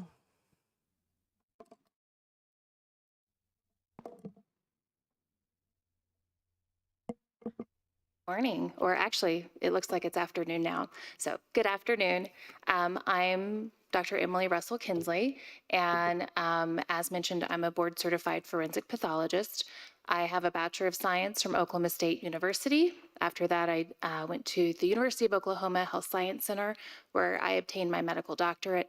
After that, I did a 4-year residency in anatomic and clinical pathology at Baylor University Medical Center in Dallas, Texas. After that, I did 1 year of subspecialty training at Dallas County Medical Examiner's Office, which is associated with the University of Texas Southwestern Medical School. After that, I found during my training that I was spending all my vacation time in Colorado. And so I thought I would look at moving to Colorado. I found this amazing office here with wonderful doctors and have just grown to love the community and the office over my 12 years here. So why did you love coming to Colorado so much, may I ask? Well, I loved hiking and skiing mostly. Okay, so as the reason that many people come, so thank you for sharing that and that little personal detail, and especially for helping us to see your credentials. I think that's really important for the public to see and for all of us, to talk about, as we've talked about how important it is to adhere to the will of the voters in this process. So I will turn it over if there are any questions for Dr. I want to just keep saying Kinsley Russell, and it's Russell Kinsley, so sorry for that. But if there are additional questions. Commissioner Vanderwerf. Yes, thank you, Madam Chair. So assuming this vote is successful and so forth, I know that there'll be some things that you'll need to work on in the office. I think at least one filling in your position, but I believe there's another position that you also have to fill. These are pretty important. So tell us a little bit about what your plans are for the office, again, assuming that this goes forward. It's just very brief, a couple of things that you consider to be important. Right. So I think, first of all, we definitely have some significant staffing changes from support staff to physicians. Attracting forensic pathologists is very difficult. I want to work on getting young forensic, not necessarily young, but getting training forensic pathologists, getting their attention early. And so that's a significant need in the office to replace staff that are leaving. In addition, there's a lot of movement within the office, and we'll need to bring in more people there. I had a wonderful conversation with Commissioner Geithner where we talked about adjusting some of our drug screens. And so we're actually I went back to the office and discussed that with folks there, and we're eagerly looking at the possibilities for that. So I think those are two big things there. Thank you. Fantastic. Any final questions? Okay, thank you so much for letting us put you on the spot, but also showcase a little bit of your training. Commissioner Gonzalez. If we're going to go to a vote. I believe he had to step out because he had an emergency. So I don't think that, I think we're supposed to proceed at this point. Do we excuse him or not? It is, the board can certainly make that determination if they'd like to, but I think we are aware on the record of his need to leave. So I think we are ready to proceed with a vote. Okay. Commissioner Williams. Aye. Commissioner Vanderwerf. Aye. Vice Chair Brummer. Aye. And the chair votes aye. That passes 4-0. Congratulations. Welcome. We look forward to working with you. Thank you. I'm grateful for your support. I'm grateful. I assume I'm able to speak now? Okay. Don't want to be out of order. Thank you for your support. I really enjoyed getting to meet you all, and I appreciate your ongoing support for our office. I also want to say I appreciate those who have come before me, Dr. Bucks, Dr. Kelly, our amazing staff, and I want you and the public to know that I take the gravity of this position very seriously, and I promise to uphold the great work that the office has done. Thank you very much.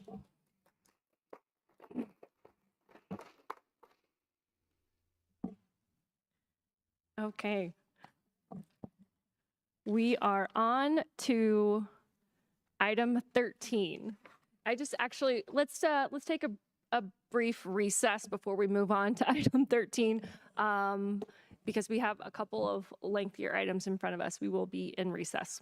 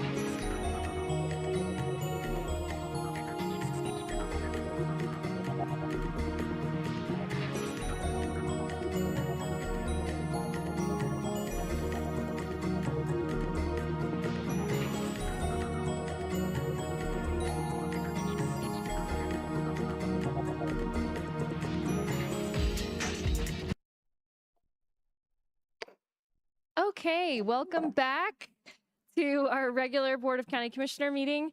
We are beginning with item, sorry, I'm looking 10. It's actually 10. We're going to go back to item 10, which was our called up consent item. And I think we have an update from staff we were able to hear from Palmer Land Trust. Yes, thank you. Good afternoon, Madam Chair and Commissioners.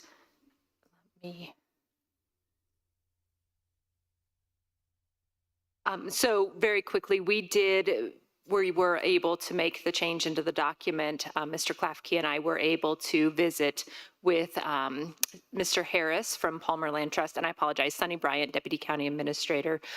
So we were able to visit with Palmer Land Trust, and they have reviewed that language in the document, and they are okay with that. So if you give me just one quick second, I could pull that up on the screen.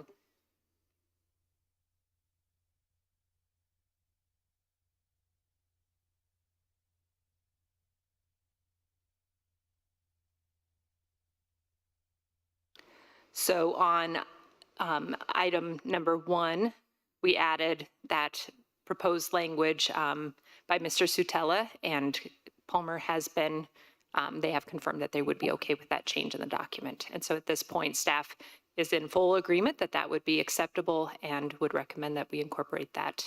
Okay, sounds like we are ready for a motion. Madam Chair, I'd like to make a motion to approve the resolution for the Jones Park Master Plan, or to approve the Jones Park Master Plan, and to include only one change, which is illustrated on the screen in the appendix, paragraph 1, adding the one remaining sentence there that is identified in red and underlined. Otherwise, no other changes. Second? Okay, that has been moved and seconded. I will call the roll. Commissioner Williams. Aye.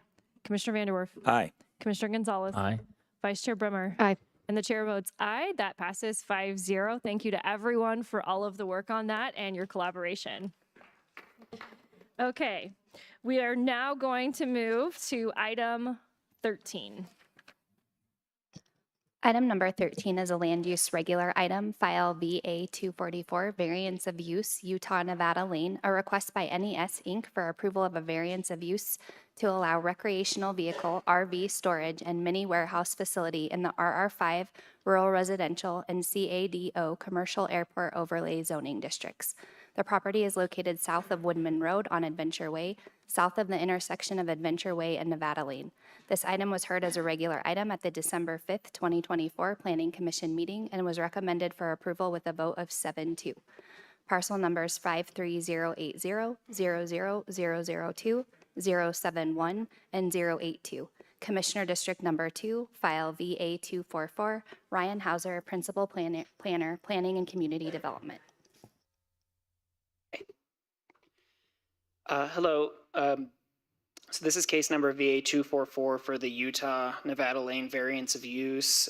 For the record, my name is Ryan Hauser. I'm the planner with El Paso County Planning and Community Development, and with Department of Public Works, we have Daniel Torres for engineering.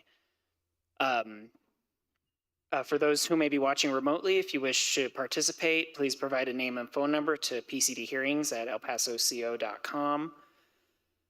So again, this request is for a variance of use for a recreational vehicle storage and mini warehouse facility in the RR5 zoning district. Property is subject to the commercial airport overlay zoning district. However, it's not located in any of the subzones, so it doesn't have any of those additional criteria that the subzones would require.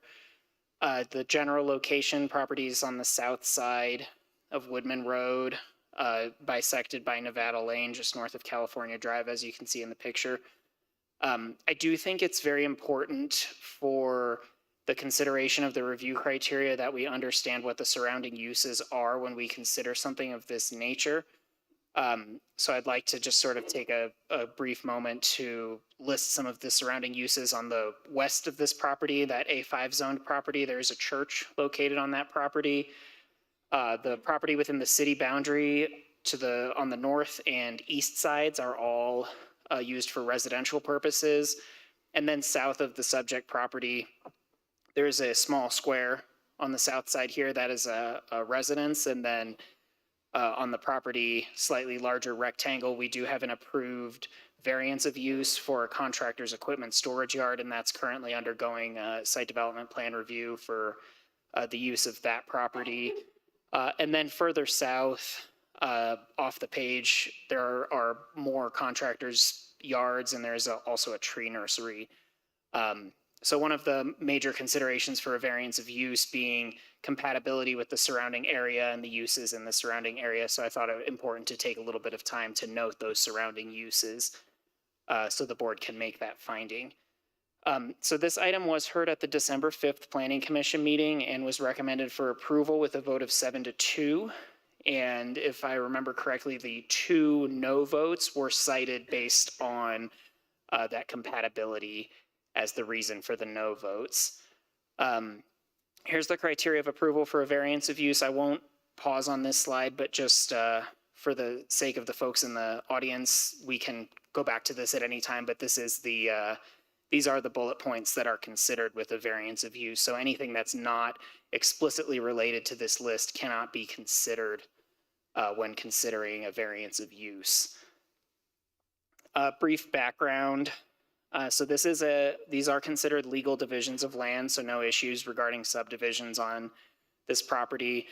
There are a few existing variants of uses that would be negated if this one is approved, if the current proposal is approved. The current proposal being, again, for an automobile and boat storage yard and a mini warehouse facility. Today, by standard, variance of uses do not expire. In the past, they've had 2 or 5 year expiration dates. We haven't really done that anymore as a standard, which is why there's no expiration date on this one. And then for the record, variance of uses generally do not run with the land or the specific landowner. They run with the use of the property. So as long as the proposed use is still being utilized, then the variance of use would remain active whether or not the property owner switched hands, which is something that I know frequently comes up with these types of applications. We do consider a variance of use a more temporary measure than if we were to rezone the property or if they were to try to annex the property. Taking those things into consideration when we talk about why we are not rezoning the property to a commercial zoning district. So this property or this use would be subject to the RR5 dimensional standards. So the 5-acre minimum lot size, 25-foot setbacks all the way around to maintain the character that we would normally expect in an RR5 zoning district.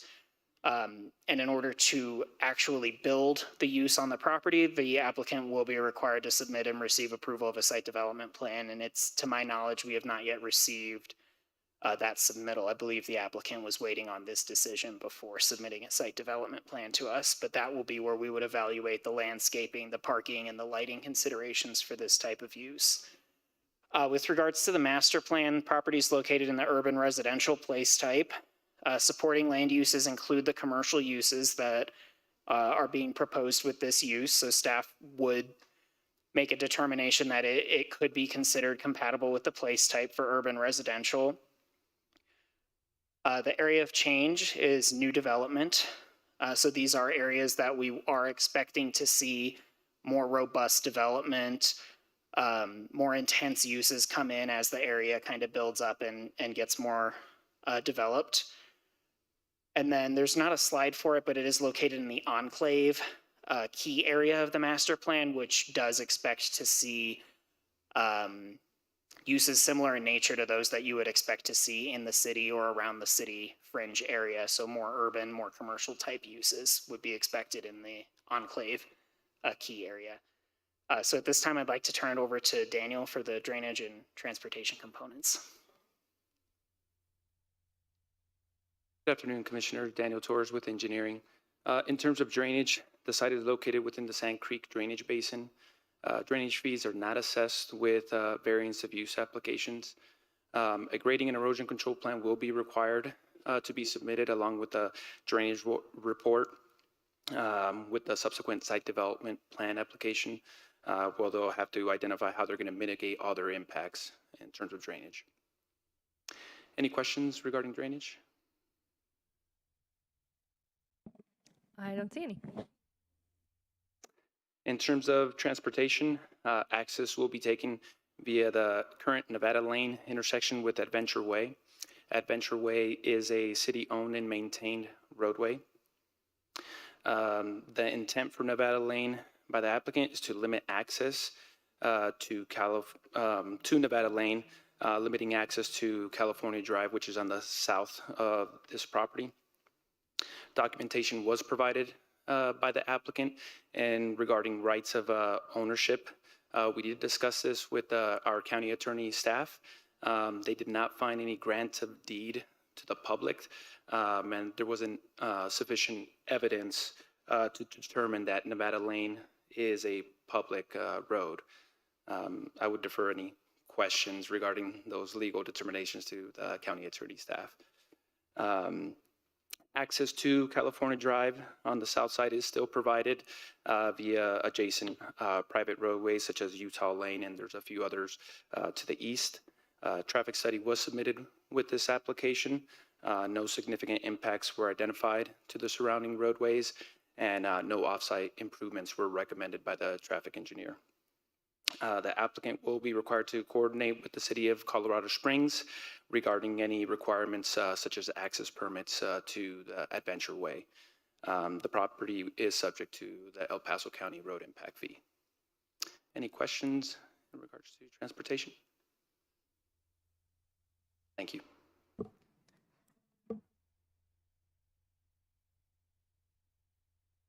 Regarding the hearing notification, we notified 14 property owners. I feel like this date's probably not correct, the July 17th for the hearings. I can get a more up-to-date date if the board requests it.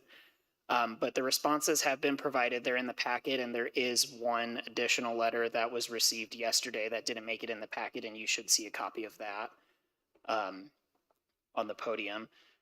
So with that, unless there are any questions for staff, I'd like to turn it over to the applicant.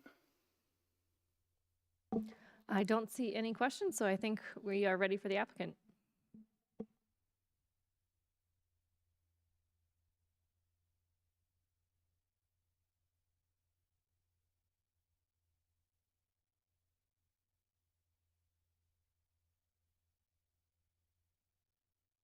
Good afternoon, Commissioners, Chair Geithner. My name is Ann Odom. I am a planner with NES, and the item before you is the Nevada-Utah Lane variance of use for an RV storage and mini warehouse facility. To give you some context on location, we are about half a mile west of the Mark Scheffel and Woodman Road intersection. We are just in the northeast corner of this small county enclave. The site is comprised of 3 parcels and is just over 16 acres in size. We're also just southeast of Adventure Way and Utah Lane. So Adventure Way is a city roadway, and Utah Lane is a private county road. Well, it's not county, but it's a private road in the county. Surrounding zoning, we are bound by the city on 2 sides. City residential PDZ zoning to the north, city residential and commercial PDZ zoning to the east, county A5 zoning west, and RR5 to the south. This property is also zoned RR5. Some existing conditions on the site. Ryan already covered it in his presentation, but there are 2 existing variances of use on the property for a contractor's equipment yard and an outdoor storage of materials variance, first being approved in 2009 and the other being approved in 2018. The third parcel just exists as a single family residence. So a conceptual site plan was also submitted with this request where we show a total of 1,152 storage units. 719 of those would be located within those 6 climate-controlled self-storage buildings situated on the east side of the site, and then approximately 433 of those units would be intermixed mostly on the west side of the site between enclosed, covered, and uncovered units. The number of units is a little bit more specific than we would be at this stage, but for the purpose of the traffic report and everything, we did need to come up with a number. So that's what we're working with. Stormwater detention would also be required for a development like this, so we're proposing that in the southeast corner of the site as well. Traffic was studied for this application based on that 1,152 units. The average daily trip estimate is just over 200 units with 16 total trips in the morning peak hour and 13 in the afternoon peak hour. Access to the site, ingress and egress, would be from Nevada Lane, where it intersects with Adventure Way. So that would prevent any of the incoming traffic to the development from using any of those private roads within the neighborhood. I also wanted to point out the exhibit on the screen at the very bottom. That is an extension of Adventure Way that was recently constructed. So that gives visitors to the area an option to not only use the Black Forest intersection to the west, but they can also use this intersection that connects directly to Woodman Road with a right-in, right-out intersection. Public involvement. So 2 public comments were received during that initial review period, largely related to a desire for a neighborhood meeting and then drainage concerns. The owners did hold a neighborhood meeting in late July of this year where 10 people attended, where they discussed just that, drainage concerns, the intended use of the property, and site layout and impacts to other properties. We've also received a few other comments trickle in during this public hearing process with the subsequent postings, where again, these kind of same general comments were raised, as well as concerns over access in that gated condition that we will eventually be proposing. I think we want to highlight ultimately that none of the neighbors are all that concerned with the proposed use, which is what we are deciding upon today. And a lot of those details, namely drainage, there's county standards for those, and those are sorted out with the site development plan stage. Similarly with access and circulation, those are typically sorted out at the site development plan stage. So with that, diving into the criteria of approval for a variance of use. Obviously, you've seen this with Ryan's presentation already. The next few slides I have are going to focus on these first 3. These are the more subjective criteria. 4 through 9 have been addressed, and that is why we are before you today. So zooming out, here is a map I've created. I wanted to highlight kind of the development pattern we're seeing on this stretch of the Woodman corridor. The maroonish red is high density residential. The bright orange, medium density residential. Bright red, we have a number of commercial sites with a few warehouse and RV storages in the area as well. And then the green is religious institutions. So really what I wanted to highlight with this map is that the Woodman corridor has redeveloped into a state that is much different than this little county enclave with large lot residential lots. So just wanted to highlight some of the higher intensity urban development we're seeing in this area. Zooming into the county enclave, I also want to point out, Ryan mentioned we've got the religious institution directly west, fairly large scale. The proposed use on the small sliver of city property to our east is actually a commercial driving school, so that is intended to be a commercial use. We've also got a variance of use for a contractor's equipment yard and a single family home directly south of us. But I just wanted to highlight some of the other variance of uses in this little enclave. It's really kind of evolved into this hybrid commercial residential condition. And so generally this proposed use acts as more of a transition between the more urban, high intensity development along Woodman corridor, and then this lower intensity hybrid commercial residential development in this enclave.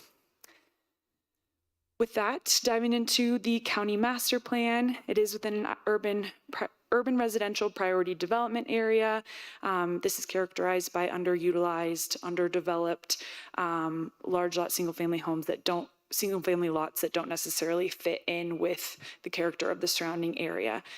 So as I've described in the last couple of slides, that's really the condition here. We're bound by the city on two sides, and you are seeing a little bit of an evolution of more commercial uses come into this area. We are also in an area, a new development area of change.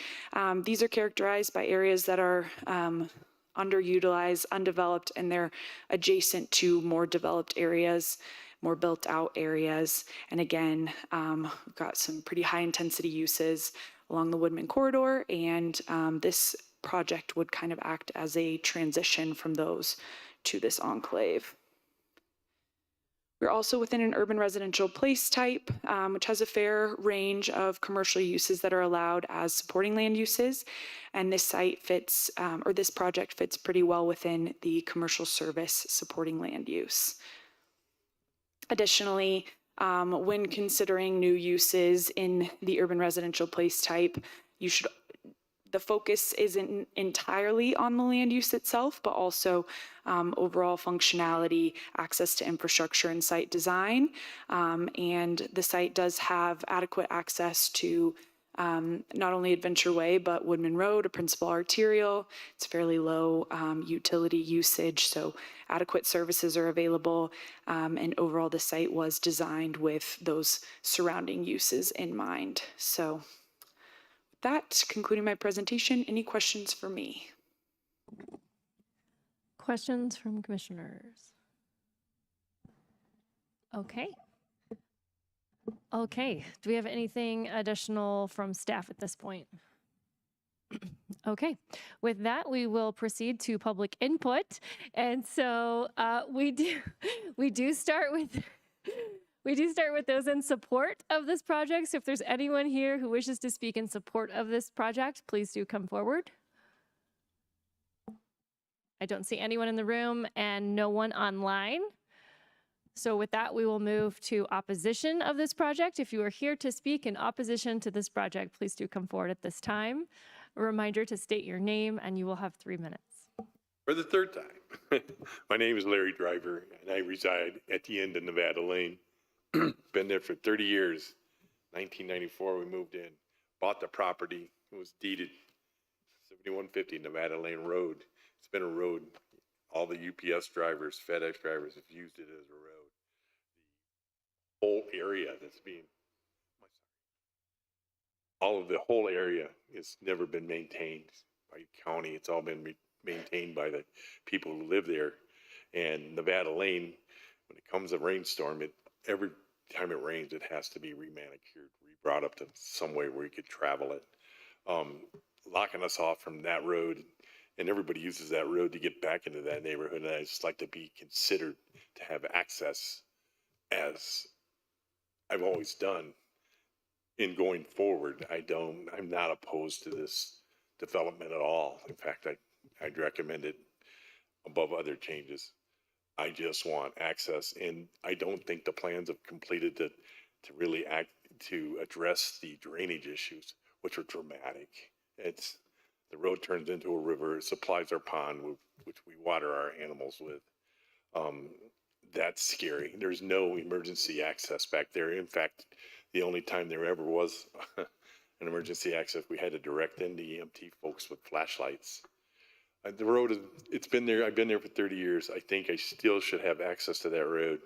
I don't care. I learned new terminology. I didn't know what a quiet claim deed was. I sure didn't know what prescription access is, but I think that we deserved it. We've been here long enough. We've never messed up anything, and that's what I would like to be considered before you grant this variance. Thank you for your time. Thank you. Is there anyone else who wishes to speak in opposition?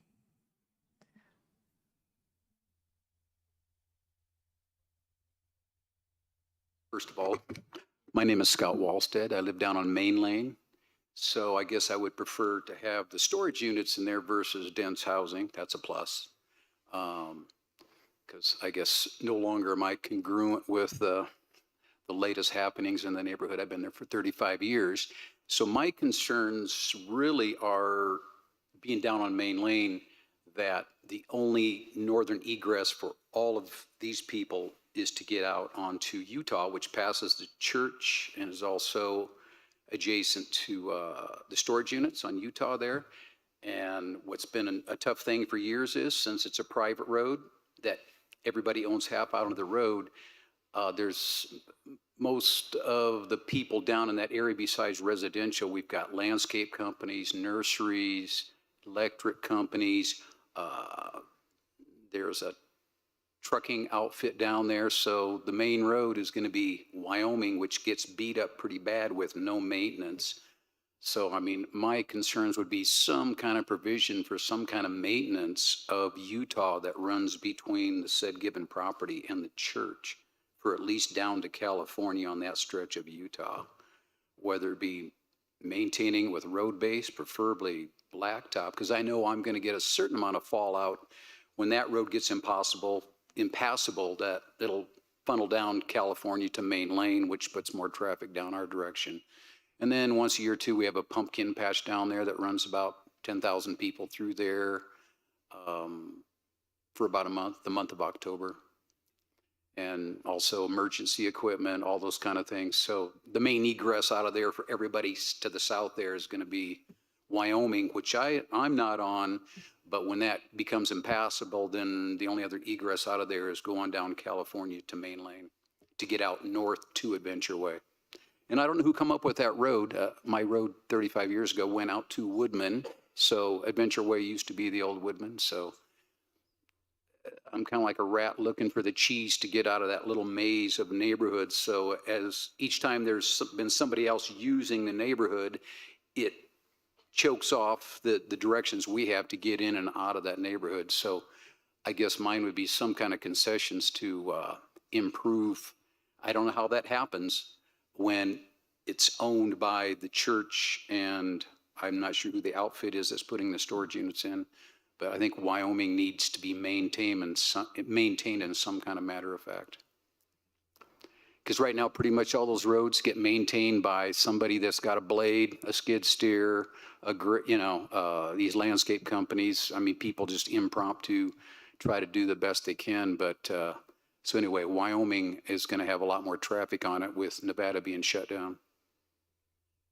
And I've had conversations with, I'm disappointed that some of my neighbors didn't show up other than Larry, but when people have been living in the country for years, they kind of know what they're up against. So they, I'm here to still speak my piece on this matter, even though I'm not directly going to be impacted by the closure of Nevada itself. It's just how the traffic's now going to be funneled down my way. So some kind of maintenance on that Utah stretch to California would be appreciated in some kind of manner for not just me, but many of the people down there that don't take the time to sit through 4 exciting Sir, hours. Your time is expired, so please wrap up your comments. Oh, anyway, Utah Lane, some kind of improvement, some kind of maintenance by somebody. Thank you, sir. Appreciate it. Thanks again. Okay, is there anyone else here who'd like to speak on this item? Sorry, in opposition to this item. Do we have anyone online? One online.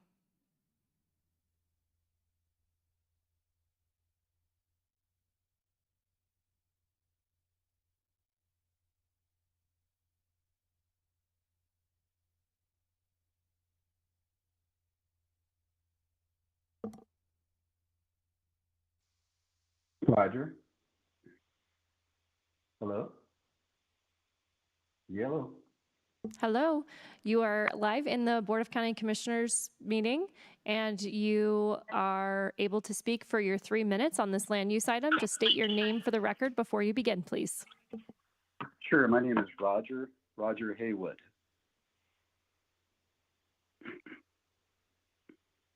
Hello? Hello? You may proceed, sir.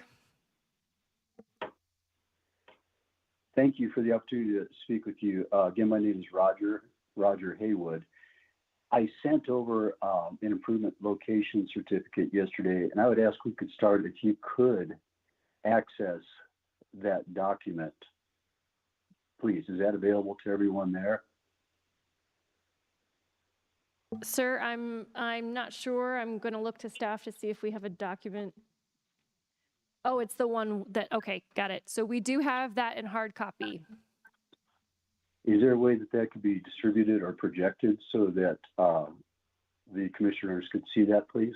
It has been distributed to each of the commissioners. We have it in front of us. Okay, fantastic.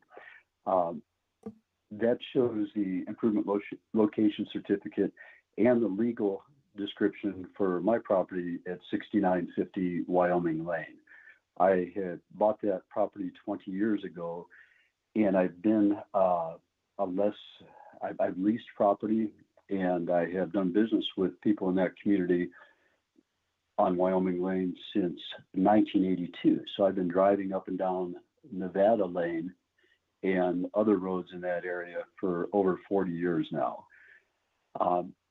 I listened to the planning commission or the planning meeting on December 5th, and the attorney for the applicant stated that no one else had access to Nevada Lane after they did their legal search and looked at deeds. And there it is right on the legal description that I have access over Nevada. So I feel that legal representation for the applicant may be incomplete or perhaps inaccurate. I believe that she's doing a very good job of representing the applicant, and if she were representing me, I'd say she's doing a fine job, but I do not believe that she's representing the adjacent property owners, saying that Nevada Lane is not a public road. As a matter of fact, if you listen to the December 5th meeting, about an hour and 20 minutes in to the Planning Commission meeting, the county attorney said that they did not make a decision as to whether Nevada is a public road or not. And then also the staff for the county did not make a decision because they didn't have sufficient information to determine whether Nevada is a public road or not. So all that said, Mr. Carlson and Mr. Byers both disagreed with this proposal because of the criteria not being met. In addition, Mr. Smith and Mr. Whitney voted for the proposal with great reservations for the same reasons. So this is not a case where I don't believe it's just fair to set off what's been used for a public road, in my experience, for over 40 years. Sir, again, like Mr. Grice, I'm sorry, but your time has expired. So if you could wrap up your comments here, please. Absolutely. I just would like to say I don't want to argue whether it's a public road or not. I do believe it doesn't meet the county criteria because it devalues and it's detrimental, and it's a safety concern. As other people have said, that leaves us one way out, and sometimes Utah Lane is impassable. Scott earlier kept calling Utah Lane Wyoming Lane, but that's the one that really needs improvements. I don't feel that I should be shut out of that road after using it for decades.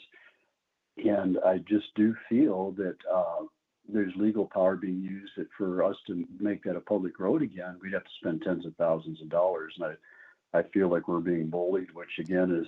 Sir, I'm sorry. Your time has air. expired, so I'm going to ask you to finish your comments in a couple of words. Thank you very much. I appreciate your time. Thank you, sir. Thank you. Okay, do we have anyone else who'd like to speak on this item? So we have no one else online, and I don't see anyone else coming forward in the room. So at this point, we will end public input, and I will ask the applicant to come up for the rebuttal. Thank you, Ann Odom for the record. So first, addressing the drainage piece, we are proposing the stormwater detention in the southeast corner of the site. So that a little unclear if we're concerned over flooding or if we're concerned over the loss of flows, but I think either way, what we're proposing doesn't hurt either scenario. So the detention pond will capture additional runoff from the property, but then will release it at or slightly below historic rates. So it will help control some of the less controlled flooding, but it won't completely prevent flows running downhill eventually, just at a more controlled rate. So that is addressing the drainage piece.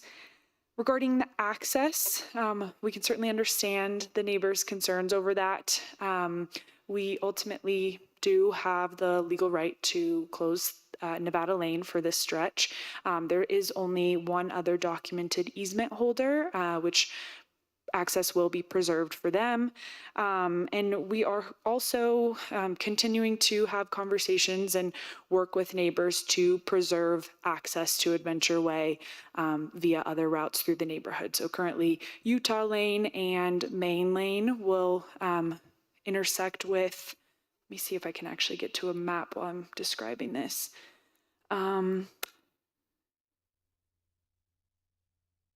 So Main Lane, if you can see my cursor, is kind of on this westernmost part of the development. It connects here with California Drive and does connect with Adventure Way. Utah Lane also intersects with California and provides access to Adventure Way. So there are two other preserved accesses north for residents in the neighborhood.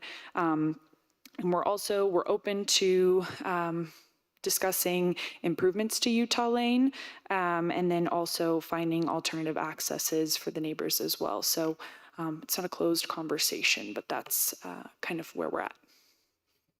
I also think the owner's attorney, Sarah Freyer, she can speak to the kind of legal information regarding access a little bit better as well.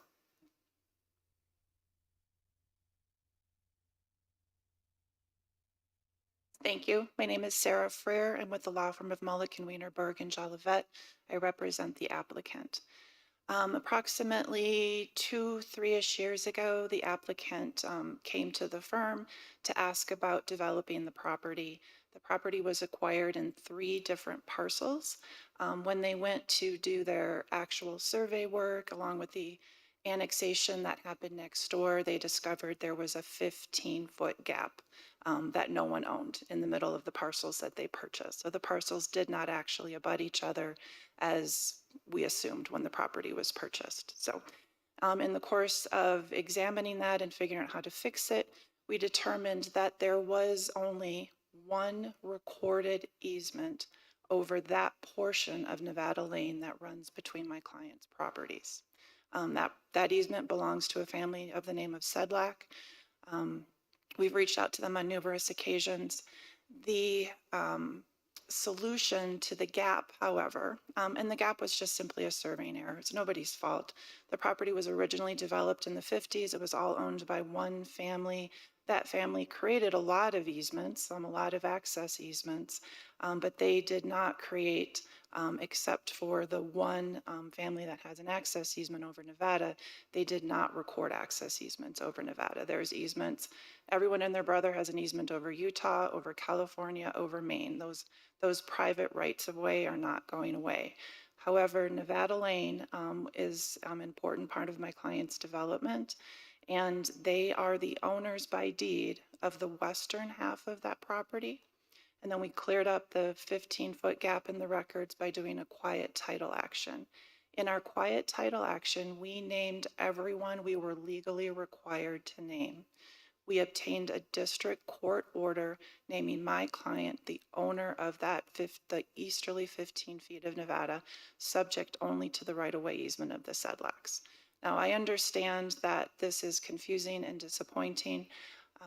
If there are private citizens who wish to pursue a private cause of action against my client to open up Nevada Way to use that as a prescriptive easement, they certainly have a recourse in our courts. Their recourse is not here. We're here today to look at a variance of use. Commissioner Gonzalez. Thank you, Madam Chair. So what is the need for closing the road? I'm not questioning whether you have the right to do so.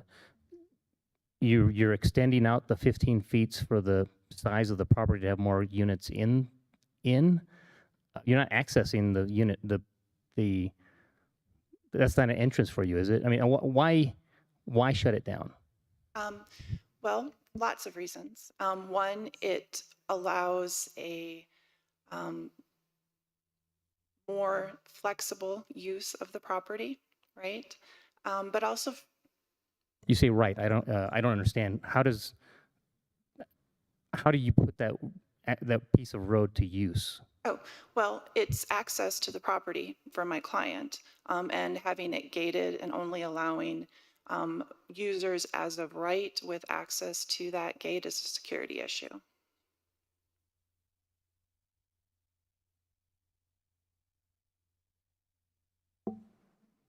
There are additional questions from commissioners. Commissioner Vanderwerf.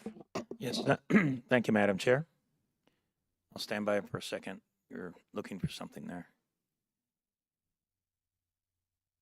Thank you. All right, so, and I'll also eventually want to ask this exact same question of county staff. But Mr. Haywood, in his presentation or in his delivery of some documents to us, and hopefully you've had an opportunity to see them. I don't know if you have or haven't. I saw the ILC briefly this morning. Okay, yeah, and it is a question specifically to the ILC. Yes. Thank you. And it's a surveyor's certificate, but there is a legal description there. I'm sure you know where I'm going with this question. Yes. In there, it said that access will be across roads known as Utah, Nevada Lane, California, and Wyoming Lane. And of course, the road that we're discussing here is Nevada Lane. So I'm interested in your interpretation about whether or not this legal description presents a right on behalf of Mr. Haywood or potentially others to retain access on Nevada. And you've attested to a different point than that, but you might not have had an opportunity to do a sufficient review of this document. So I'm just interested in a sense of that. And then I would also like to ask the staff the same question. Of course. My short answer is no. Nevada Lane extends south of California. So in our research, we did discover that there are recorded easements over Nevada Lane that are south of California. That is not, though, the portion of Nevada Lane that we are discussing. So I believe the ILC that you have in front of you is referring to access over Nevada Lane that is south of California. Thank you. And maybe just a quick follow on, and this may be something that I might need help interpreting as well. But it does say that public land which runs along the north line of said Section B, known as Falcon Highway. I don't see a road called Falcon Highway, so this obviously was a previous name to a road. Is Falcon Highway California Drive, or is Falcon Highway a former name of Woodman? Do not know. I don't know either.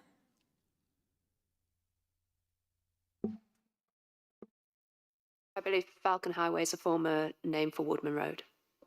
That's a former name for Woodman Road? Yes. Okay.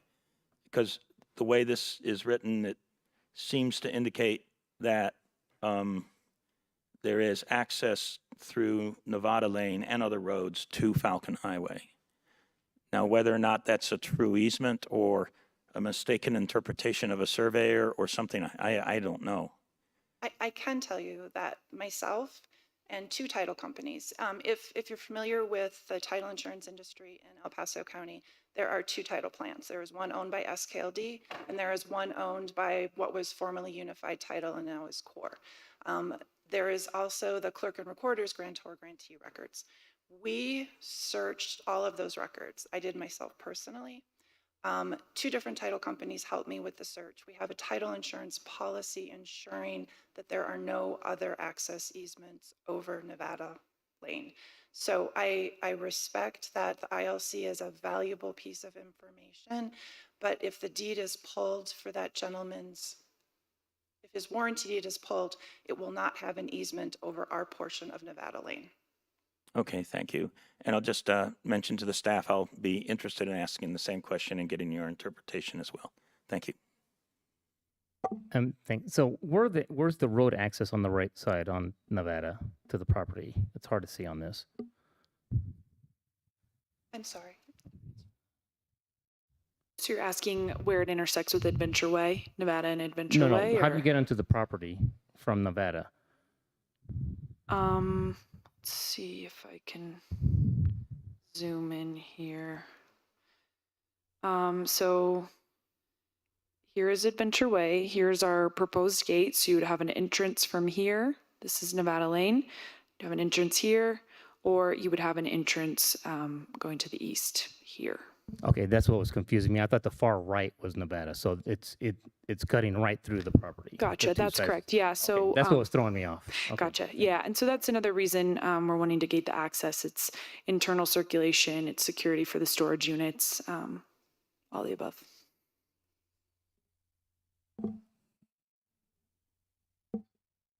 Commissioner Williams, did you have a question?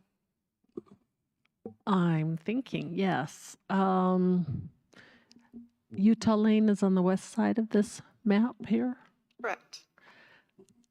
And what kind of improvements did you say you were willing to do to Utah Lane? So that is an open discussion. My client is willing to be reasonable and to have further meetings with those neighbors. Part of the problem with the neighborhood is that there are very many of the property owners do not have a recorded easement at all. They simply have a prescriptive easement if that exists or not. So they cannot ensure access on a warranty deed when they go to sell their property. One of the things that really should happen, at least with Utah, I can't speak to the rest of the neighborhood roads, is a private maintenance agreement be put in place where the neighbors who are using that road participate in the maintenance of that road. And my client is very willing to have those discussions with the neighbors. Okay, and I actually am curious to hear what our engineer says, because, typically if it's a private road, that means there's a lot of upgrades to even make it public. If we were to go that far to making it a public dirt road, there's usually drainage improvements and stuff. So I don't know that anybody's proposing making it public. just having a Private, it's a private driveway easement is what it is. Okay, thanks. Okay, any additional questions for the applicant? Okay, do you have any additional comments in your rebuttal? Okay, thank you so much. All right, so at this time, I think we have a few more questions from staff. Or for staff, I should say. So regarding the Commissioner Vanderwerf's question, I would like to lean on our county attorney to help provide that interpretation, if that's okay. Yeah, that'll be fine.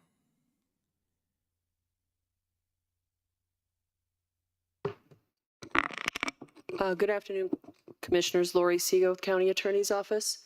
I've just now had an opportunity to review the ILC. I had not seen it before. But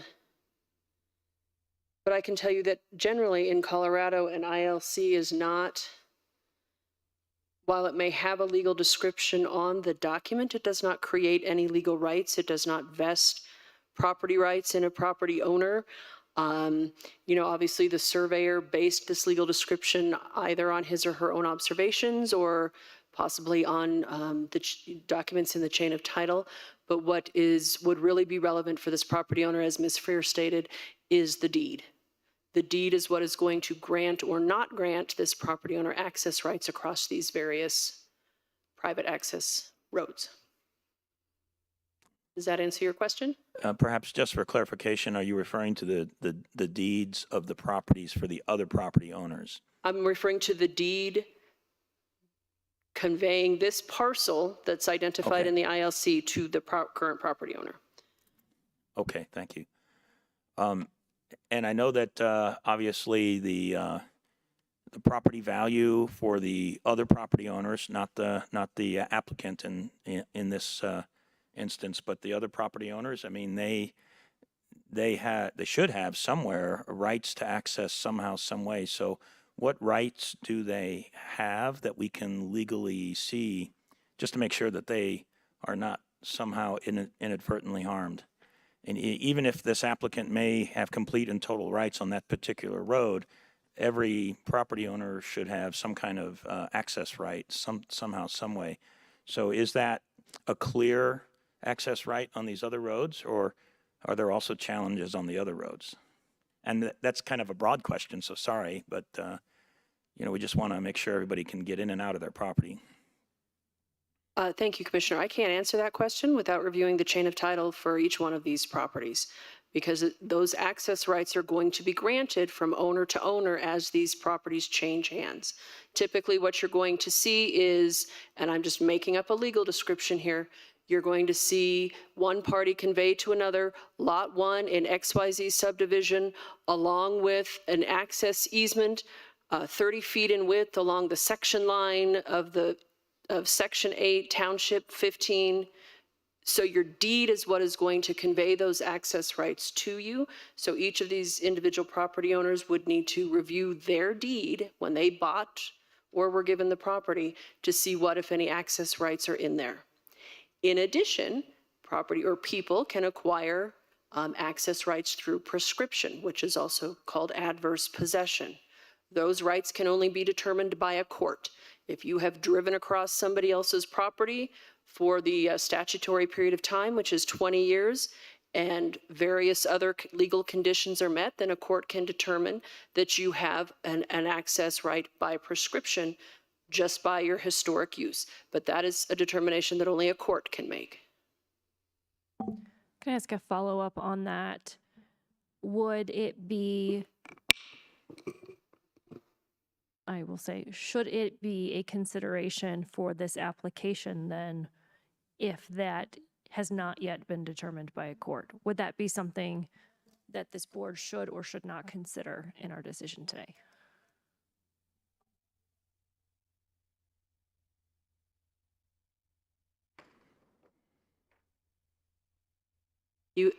I think that's a tricky question, Commissioner. You have the criteria of approval.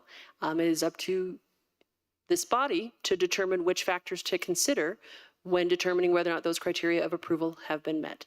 What I can tell you is that in my legal opinion, your decision today, if it is a decision to approve this variance of use, does not impact any private access rights that other folks may have, whether it's through a deed or whether it's through prescription.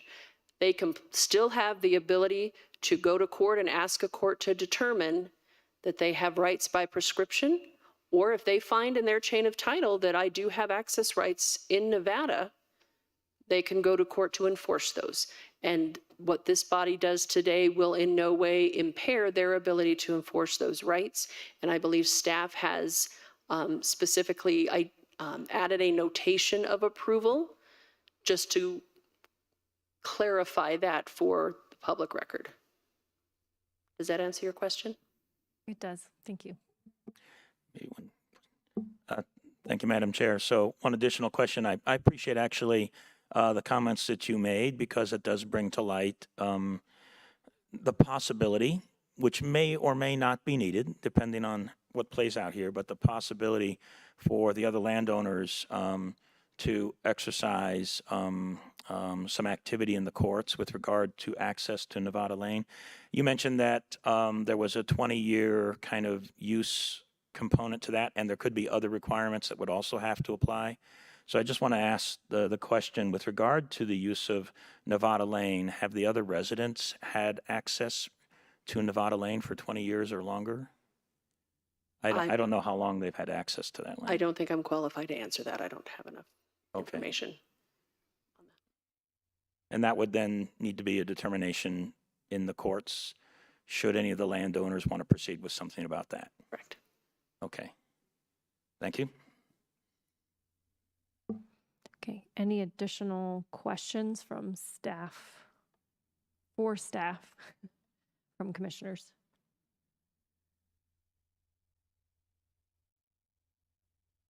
Daniel Torres with engineering. Commissioner Williams, I just wanted to ask if you may repeat your question to make sure that we answer it accordingly.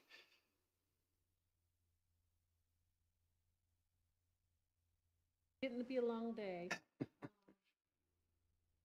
Okay, Utah Lane. are we aware of what kind of improvements, if we were to make that even a dirt road of the county? So let's just go with the basic dirt. What kind of engineering improvements might we need under that? There's usually pipes and stuff. I don't have a specific answer as far as what we would be required. I mean, currently it is like as you mentioned, like a dirt private road. Sure. It would need to be improved to county standards. A rural gravel roadway is, I don't have the criteria in front of me, but it's around 32 foot in width. It does not have that. So there would be significant improvements that would be needed. Appropriate ditches is things that I could think of to bring it up to a county standard that we would be willing to accept. So it would be quite a bit of an undertaking. Yeah, I know of at least one road in my district, and I won't even tell you how much it would cost because that would be unfair. But when you get to the private roads, it's just really hard. Correct. Okay. That's all I have. Thank you. Okay. Any additional questions from commissioners? One last Commissioner Vanderwerf. Yes, thank you, Madam Chair. Again, kind of continuing to pull on this thread about access rights and so forth for the other residents. And I know, the road in question is Nevada, but I'd like to actually ask a question about Utah and Maine, because it does sound like there's private ownership and all kinds of different easements and so forth on there. What I would like to ask the question is, has it been the practice of those residents to use, to have the ability to use Utah Lane and Maine Lane as an ingress and egress point? Have there been any restrictions for them on either of those roads, or can they use those roads? Do you know? I do not specifically know. Those are private roads. I'm not sure what those easements identify as far as any restrictions or anything like that for Utah and Main Lane and California Drive. Wow. Okay. As our county attorney, Lori Segal, indicated, it's all within those deeds and what those, I guess, what was granted to each of those landowners, if I'm not mistaken. And thank you. And without knowing what's in those deeds, I mean, there's, which is not necessarily relevant for what's in front of us today. Those are deeds of other properties and so forth. Correct. But this is kind of an interesting situation where it just seems like kind of the intense planning that we do today wasn't necessarily addressed in this area in the 20 or 30 years ago or whenever it was when this was all put together. And that might actually have some other kind of adverse situations, although we don't know that for sure. All right, thank you. Commissioner Williams. And I may have to have the applicant's attorney state this again. So if the private property owners wanted to get together and do some type of an agreement off of Utah Lane, is that what you said recommended? Okay, thank you. You have to speak into the mic. Sorry. Otherwise the record Seems doesn't like pick a it up. small room. So yes, my client is interested in working on that with the neighbors. We've had several meetings. My client has sat down and had a beer with a couple of the different neighbors. Like, we're glad to talk to them about improving Utah. And my client will pay for the drafting of the document to create that. So we're happy to do that. But not pay for the improvements. We'll not pay for all of it. There's a church and there's all kinds of other stuff there too. There's a lot of stuff there. We will share in it. Okay, thanks. Any other questions for me? Thank you for coming back up. I apologize for going out of order. Thank you. Okay. Additional questions from commissioners? This is in my district. Oh, did you have something to add? I want to make sure there wasn't any more questions for me. This is in my district, and sometimes these decisions are very difficult, and we get to hear all kinds of pieces of information that sometimes are very relevant to our criteria and sometimes not as relevant to our criteria. Interesting situations nonetheless. in this particular situation, it seems to me that the applicant has the absolute right to this.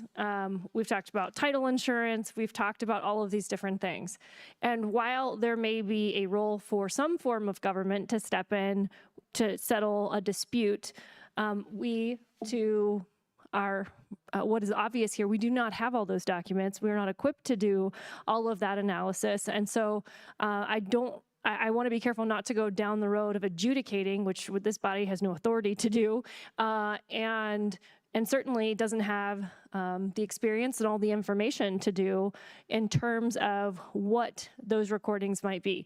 Very sympathetic to that. I also grew up in an area that was an old camp and had a lot of those kind of handshake deals and different things that were not always recorded well. So I'm familiar with how impactful that can be and sympathetic to that. At the same point, in order to be fair to the applicant, I think it would be, quite frankly, a taking for this board to make a decision to not allow them to utilize their property when we have no evidence that is being presented here that is relevant to this particular criteria, that they should not have the use and access of this property. So I really appreciate the attorney being here today for the applicant and explaining that process. There is a remedy, though, as often is the case, not 100% ideal that we have to go through these processes, but it seems like there may be some optimistic outcomes that would not be going through the legal process, but to find those that are just more of a friendly, neighborly type of dealing with the situation. But I find otherwise this application is in it meets all of our criteria for the variance, in my opinion. And I think that it is wonderful that, again, the applicant wants to continue to work with the neighbors in this situation. But unfortunately, I am not willing to, as I said, what I feel would be a taking to take this property without a court hearing that and being the proper authority to make that decision at this point. I'm glad to know it does not close off any avenues for the neighbors to continue to pursue that if they so choose. But at this point, I think granting the variance, unless a court decides to step in, is the appropriate way to move forward. So with that, I would like to move approval of item 13.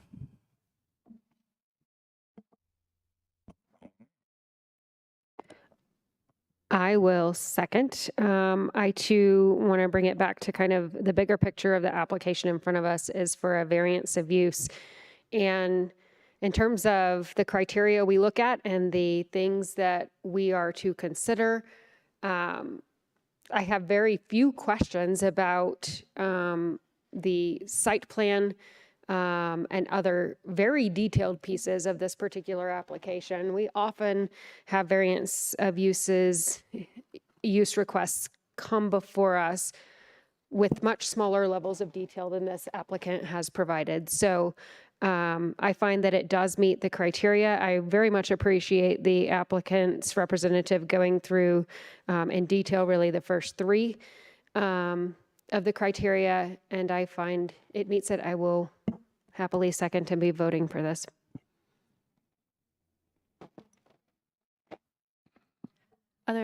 Yeah, Commissioner Williams. Thank you. I do feel it meets the criteria of approval. It's got me digging down deep into rabbit holes to see if I can't see a picture of the actual deed of trust and the warranty deed, but I think that there are some good proposed solutions on the part of the applicant, certainly to get the neighbors together and try and figure out a way to make this work.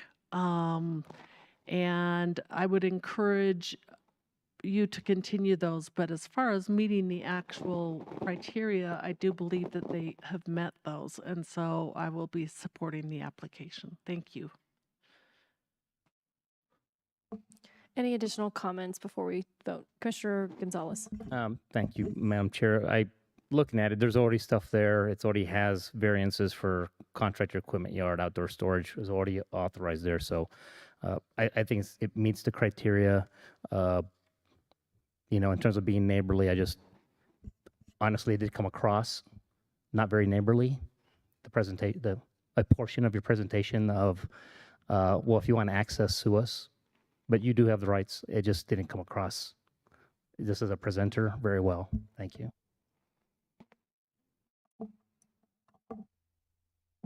Commissioner Vanderwerf. Yes, thank you, Madam Chair. And we're going to take a vote on this here shortly. And regardless of how this vote goes, I would encourage the applicant and the neighbor landowners that are potentially affected to immediately after this hearing to take an opportunity to get together and start working on a collaborative effort with regard to Utah to ensure that there can remain some type of pathway for continued good and guaranteed access for the neighbors into this neighborhood. And that would be, frankly, with or without, regardless of where the outcome of this vote will go, that just sounds like a good, prudent measure for all of the affected landowners to engage in. So I'll just simply make that point, although it's similar to the points made by some of my fellow commissioners. Thank you. Okay, one last call for comments. I will call the roll. Commissioner Williams. Aye. Commissioner Vanderwerf. Aye. Commissioner Gonzalez. Aye. Vice Chair Bremer. Aye. And the chair votes aye. That passes 5-0. Item 14. Item number 14 is the Land Development Code Amendment for Natural Medicine, amendments to Chapters 1 and 5 of the El Paso County Land Development Code 2022 as it pertains to definitions and use standards for natural medicine. The Planning Commission heard the code amendment as a regular item on December 5th, 2024, and voted 9-0 to recommend approval to the Board of County Commissioners. All commissioner districts file LDC 243, Megan Harrington, AICP Executive Director, Planning and Community Development.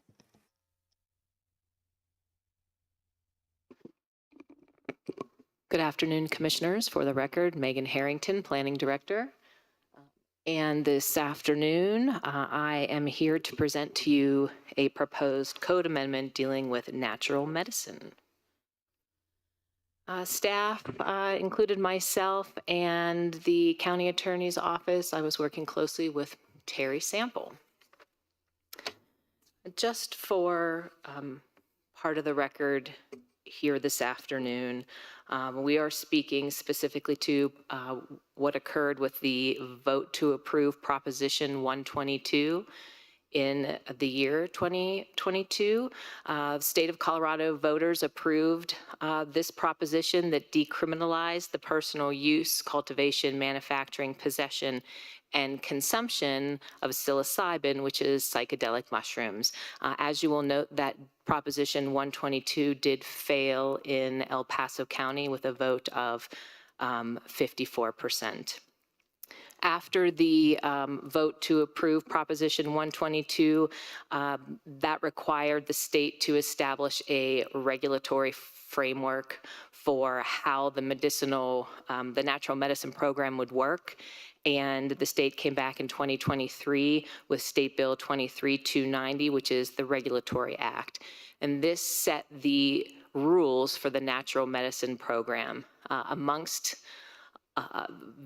very many rules that are included in this Regulatory Act, it did say that the state will begin to issue licensing for natural medicine businesses in January of 2025, that applicants can begin the application process as early as December 31st of 2024. State Bill 23290 also laid out very specific language related to the local authority. It does state that local jurisdictions may enact ordinance regulations governing only time, place, and manner. It prohibits the establishment or operation of licenses, prohibits the transportation of natural medicine through the jurisdiction, and also states that a jurisdiction may not adopt ordinances or regulations that are deemed unreasonable.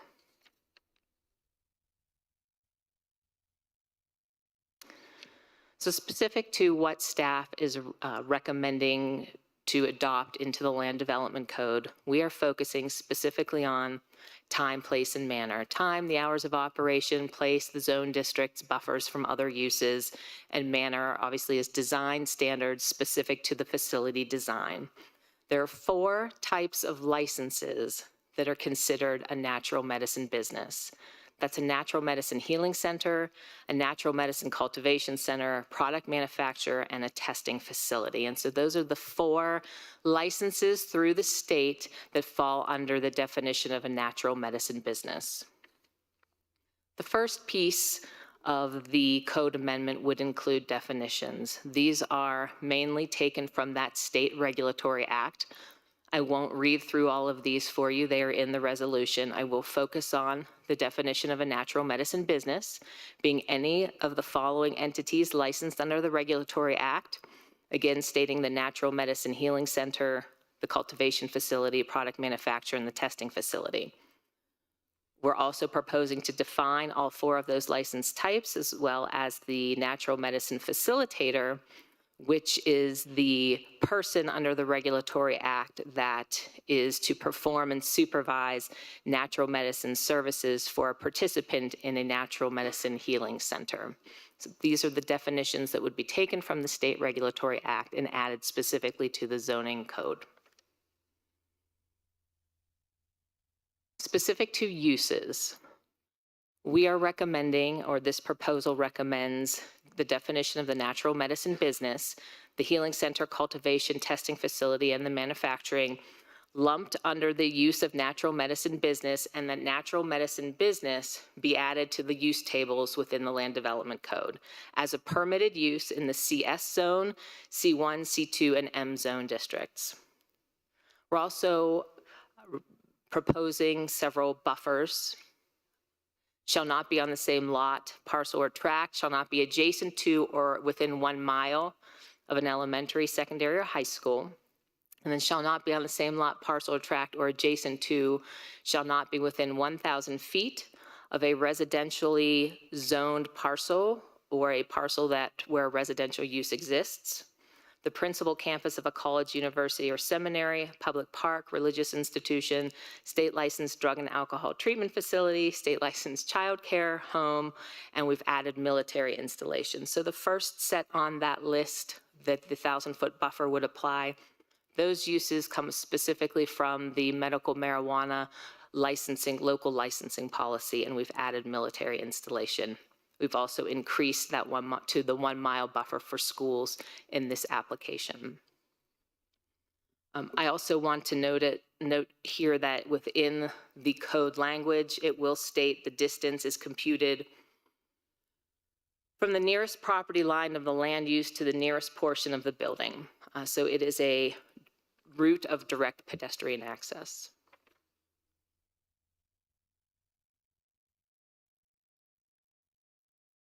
Within the code to be codified would be development standards, hours of operation, 8 a.m. to 5 p.m. Monday through Friday, and then these other design standards do have language within the resolution: public view, lighting, storage, odor, secure disposal would all be specific to the natural medicine business. Personal cultivation is another piece of this. We cannot prohibit personal cultivation. This language is straight from the Regulatory Act, and we would want to include this within the zoning ordinance as well. And this would limit the amount that can be grown via personal cultivation. And here is the map. I break this map down on future slides here, but I wanted to show you the big picture. This is a map of all of the properties zoned CS, C1, C2, and M that currently exist today with the buffers applied. We cannot map the buffer via direct pedestrian access. So these are just buffers around the individual parcels. And so I will say, as this moves forward and we are looking at direct pedestrian access, there could be small differences, but I would expect that to be slim. But this is just a mapping exercise of what this would look like within unincorporated El Paso County. So boiling that down, there are 4 areas within unincorporated El Paso County following these locational regulations that where this use could be established. The first one here on your map is Mark Shuffle Road area, property zoned M1. That is this property here. There's another property just to the east of Powers off of Paonia Street that is CS Commercial. East Las Vegas Street. And then directly north of Space Village Avenue, another M industrial zone property. Those are the 4 areas that would fall under these buffers as being potential for being permitted as natural medicine. We have been asked, we've been coordinating with the city of Colorado Springs. We've been asked, what is the county doing? We were looking at the cities. There was a statement made that perhaps the county was taking a more liberal stance on this. I would say our recommendation is just different than the city of Colorado Springs. The city of Colorado Springs is in their use table calling out all 4 of the licensing separately.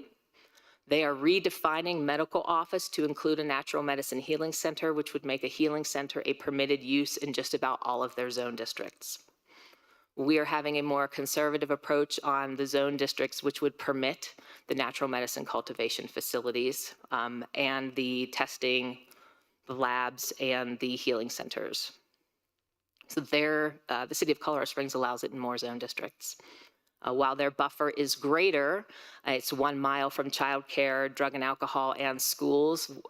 The buffer we are recommending is the 1 mile from schools, 1,000 feet from those other uses, because we cannot prohibit this, and increasing the buffers could potentially do that. There would potentially not be any other properties within unincorporated El Paso County. And so again, not being more liberal, just more applicable to unincorporated El Paso County. Planning Commission heard the item on December 5th, and they did make a recommendation 9-0 to recommend approval to you here today, and just asked staff to monitor the state regulatory process as this moves forward. I'm happy to answer any questions that I can. Questions from commissioners? Or comments, I should say. Vice Chair Brummer.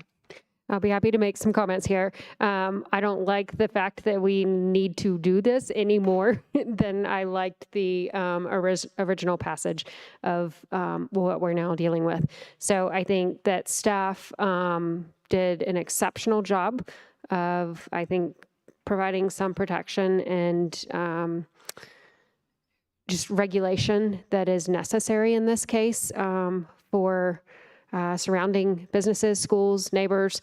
I think it's the best we can do to protect from something that I don't personally believe in, and I don't necessarily want to see proliferating in El Paso County. Well done on doing what's necessary here. I'll be casting a yes vote, but not happy about the fact that this is even in front of us, to be honest with you. That's my final commentary on that. What's done is done. Commissioner Vanderwerf. Yes, thank you, Madam Chair. I find an analogy in this in comparison to a lot of the deliberations that I have at the State Board of Health, where in this particular case, we're designing the regulatory environment for management of a law that was enacted by the state legislature, and that is very similar to what I've done several times over as well in the State Board of Health. In this particular case, I just do not understand the logic of the legalization of this. It's consistent with Commissioner Bremer's point. It does not make sense to me. I think it will end up harming people. So I don't agree with the law itself, but since the law was created, we do have a statutory obligation to produce the regulatory environment for it. And I think what we've done here is we've done the best we can to provide some kind of a balance. Because over-regulating it might engender action on somebody else's part, saying that we're just trying to prevent it altogether. And under-regulation might end up producing unfortunate access to schools and things like that. So I think what we have here is a balance between those two views. And I also, consistent with Commissioner Bremer's comments, wish to thank the staff for the hard work you did here, because that was, thousands of little ovals and circles that you had to create to figure out what parts of the county jurisdiction these kinds of facilities will be allowed in. So thank you. Other comments?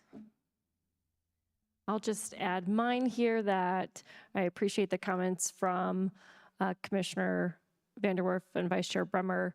I think this is a really difficult topic for our community, and in looking at what we need to enact here, I think the questions are really around safety and doing the best that we can, where clearly our community did not vote for this. And I think it's important that we take a cautious approach to something new. Unfortunately, you know, Colorado kind of made a name for itself by going down the marijuana road, really first in the nation. And we've seen a lot of problems as a result of that. And we started to see a little bit of questioning how smart that was. And this goes far beyond anything partisan or anything along those lines. The more doctors and nurses and health professionals that I've talked to in our community who are seeing the very negative effects that weren't well studied when it came to use of marijuana, I think we're gonna potentially go down the same road with this, and it's very concerning what the potential impacts are. We really just don't know. Outside of looking to our neighbor to the north, Denver, and I think most of us don't really want to become Denver. That's why we live down here in El Paso County. And obviously, you know, they went down this path a little bit before, so we can look to other states. And I've often said this, we should be looking to other states around us. And I believe it was Oregon who just many cities really, there's been a backlash against the kind of legalization because they have seen the real problems that it creates in the community. At the same point, I will say that does not mean that there is no real potential therapeutic benefit. I think there have been some studies done that I have seen specifically from Johns Hopkins, but they're generally in very, very regulated environments where you have a whole lot of supervision of legitimate medical professionals. And so I just think that we're going down another road in Colorado that we should be very cautious on. I think this approach allows us to be cautious and try to understand a bit about what this is going to look like for our community before we end up with the genie out of the bottle, so to speak. And so I think this is appropriate. This is an appropriate way for us to handle this. I too am saddened that we are here today. I sure wish that our state would have allowed some local control on this issue that was more similar to the marijuana issue. But unfortunately, that's not the case. And I think we are making lemonade out of lemons, so to speak. So I really appreciate staff's work on this as well, and hopeful that our community sees that we really truly are trying to have their best interest at heart here and establishing some zoning regulations that will make sense and do our very best to protect our community from what is a big unknown in my mind at this point. Any additional comments before we proceed with a motion and a vote? I move approval of item 14. I'll second. It's been moved and seconded. I will call the roll. Commissioner Williams. Aye. Commissioner Vanderwerf. Aye. Commissioner Gonzalez. Vice Chair Bremer. Aye. And the chair votes aye. That passes 5-0. I think we got you on the record there, Commissioner Gonzalez. I don't see the clerk flagging us down, so you're okay here. Okay, item 15. I'm sorry, Madam Chairman and fellow commissioners, I do need to leave since this is a non-action item. I do apologize. Thank you. Item number 15 is department and committee reports, non-action items. 15A, annexation impact report Rock Creek Mesa Edition numbers 1, 2, 3, 4, 5, and 6. Acknowledgement of an annexation impact report for the Rock Creek Mesa Edition numbers 1 through 6 annexation. Pursuant to state statute, the Board of County Commissioners does not approve or deny an annexation impact report. The report provided by the City of Colorado Springs notifies the county of the annexation requests and describes potential impacts in very general terms. The 109 acres are currently zoned RS 5000, residential suburban, and F5 forestry. The properties are located south of Cheyenne Mountain State Park and west of US Highway 115. This item is scheduled to be heard before the City of Colorado Springs City Council in January of 2025. Parcel number 65300000169, 65303000023, 65304000003, 65303000017, 65304000009, 65303000026, and 028. Commissioner District Number 2, File ANX 245, Joe Letke, Planner, Planning and Community Development. Good afternoon, Madam Chair and Board of County Commissioners. My name is Joseph Letke, and I will be giving you a short presentation on this annexation impact report.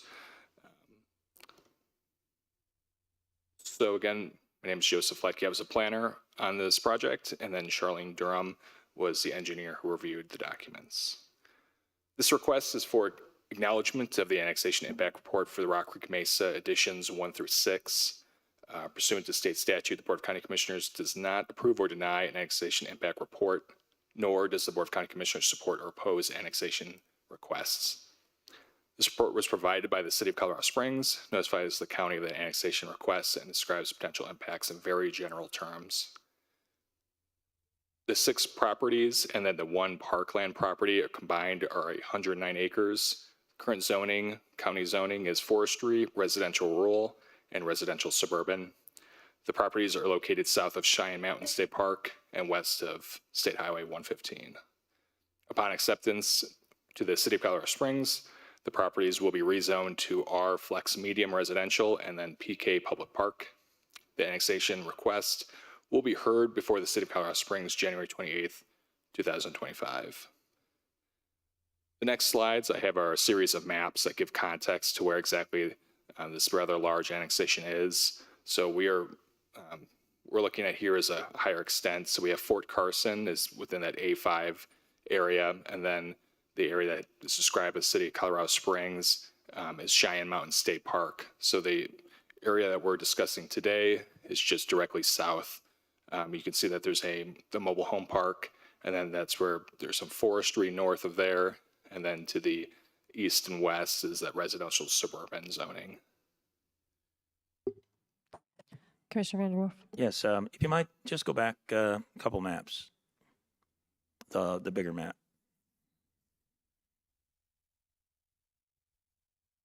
Can you go? There you go. So where is Cheyenne Mountain State Park on that map? I think I know where it is, but. So it is directly north of where it says MHP. That is the actual Cheyenne Mountain State Park. There's not parcel lines between them, but that state park is within the City of Colorado Springs jurisdiction. Oh, Cheyenne Mountain State Park is inside the city limits. Correct. Oh, I did not know that. That's interesting. I just thought it was state jurisdiction and was not in a city jurisdiction. And then, unless I'm misreading something, may I possibly ask for a correction of the record, because what's on the agenda is that this is Commissioner District 2, and it should be Commissioner District 3. Yep. So if we could just have the record corrected. So for the record, it's in Commissioner District 3. Thank you very much. Okay. Thank you, Commissioner Vanderwerf.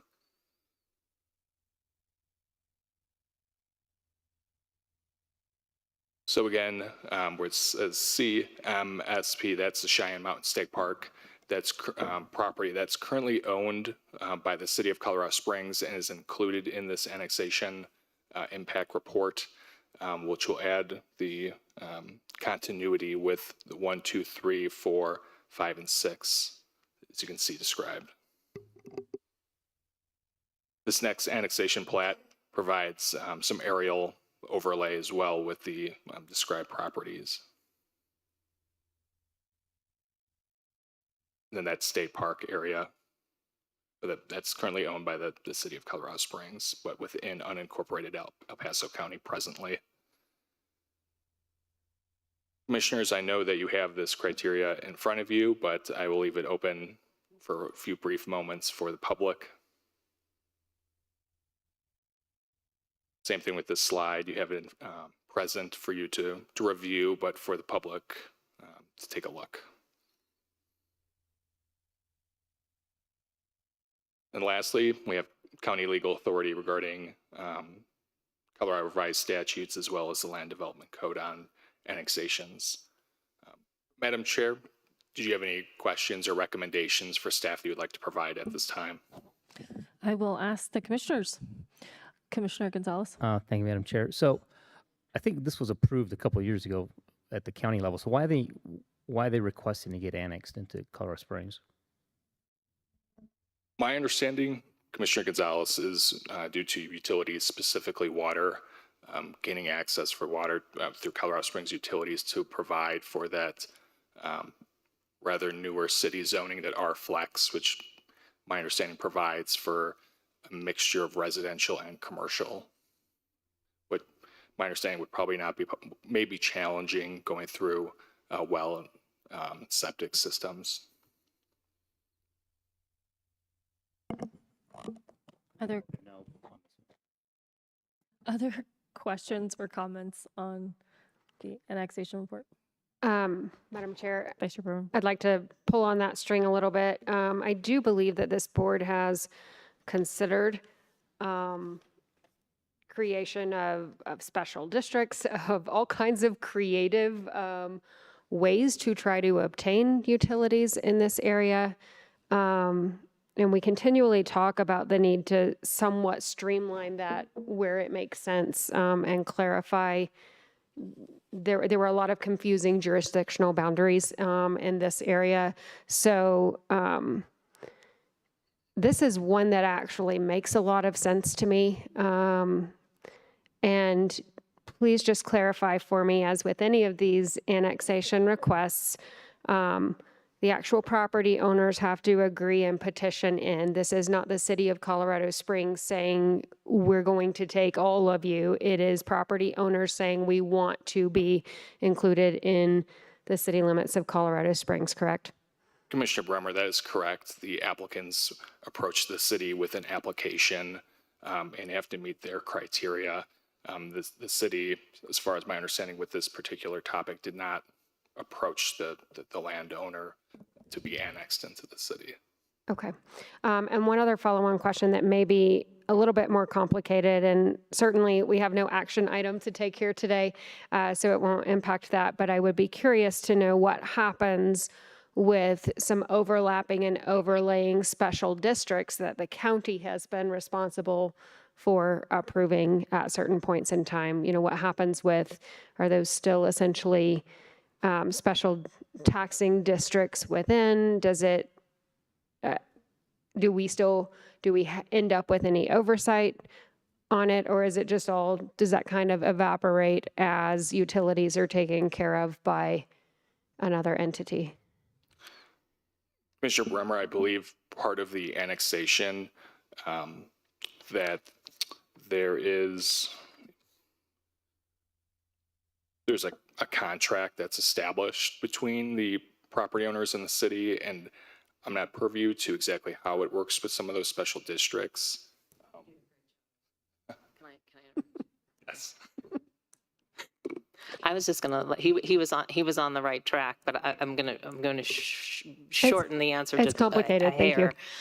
If there is existing special districts that were created through unincorporated El Paso County and the entire area is annexed into the city of Colorado Springs, the city of Colorado Springs City Council then becomes the overseeing authority, who could potentially approve service district changes in the future. And so that would all change all of those annual reporting. If the entire district then transfers into the city of Colorado Springs, the annual reporting then goes to the city of Colorado Springs. It would not come to El Paso County.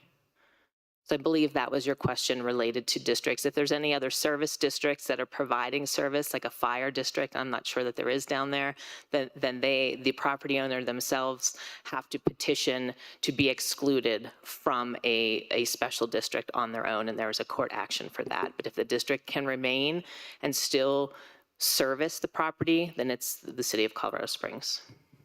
But again, I didn't mean to interrupt Joe. He was doing a great job. Commissioner Vandenberg. Indeed. Yes, thank you, Madam Chair.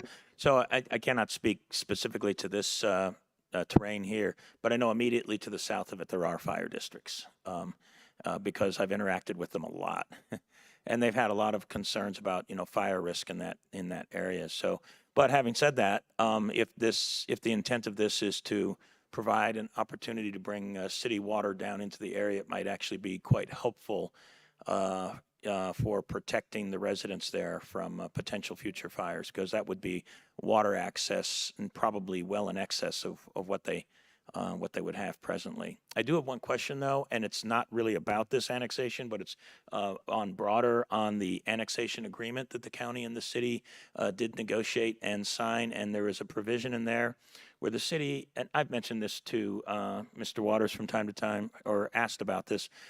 There is a requirement in there for the city to give us kind of like future annexation plans.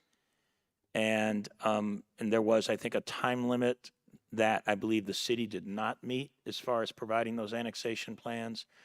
What is the status of that today? We're supposed to have some kind of documentation that talks about declarations of intent in the next, 5 years or something like that. Well, Commissioner, I cannot specifically speak to timing, but the city of Colorado Springs is working through their annex COS currently, and there is a map that they are looking to formalize, which is their areas of interest map. And so we have been utilizing the areas of interest map that's attached to that agreement for some years as an informal, not adopted map by the city of Colorado Springs, but through this process, they are looking to adopt that. And the county planning department is a stakeholder, and we have been participating with the city through that process. And so we still utilize that agreement. When the city is proposing to annex a property, they come to us early. We have early assistance meetings with them. We can request, as well as the city can request of us, when infrastructure should be built to a more urban standard, as the city would potentially prepare to annex certain areas. We are doing all of that. If there was a timing, we may be a little bit behind that timing, but we are doing all of the things. October, we're hitting up against that timing from that agreement, but we are continuing to move forward. Thank you. Well, it's good to hear that they at least have an informal map. And I don't know, again, you might have just mentioned the timing, but I thought we were at least a year or two late in delivery of that map. And maybe they've delivered an informal map that hasn't been approved, and that might be the nuanced difference. So, okay, thank you. Okay, are there any additional comments or concerns that we'd like to share on this annexation report? Okay, with that, thank you very much, and we will move on to item 16. Item number 16 is the addendum, and there are no addendums today. Item 17. Item number 17 is the executive session, and there is no request for executive session. Okay, with that, we've come to the end of our agenda. This meeting is adjourned. Longinos has stacked his papers.